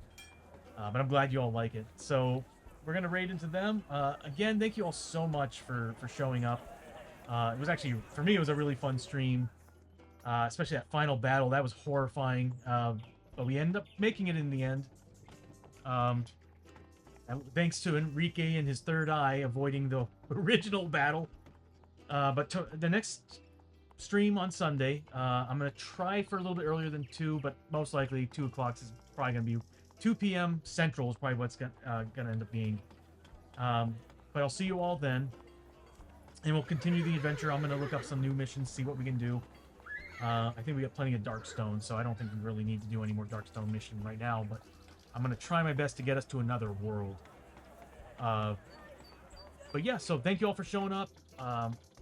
Glad you all got into using the redeems. I'm hoping we get to use them more. If they're a little bit too pricey, let me know. I'll see about dropping them. It's just the ones that are actually affecting the stream. I kind of want them to be a little bit expensive because I don't want them to be overused. So, sounds good. Have a good night. I'll probably see you later. Awesome. Thanks, Miss Bush. And again, I'll jump in on your stream and lurk when I'm done here. And I'll chime in and see what you're doing. But let's go ahead and raid.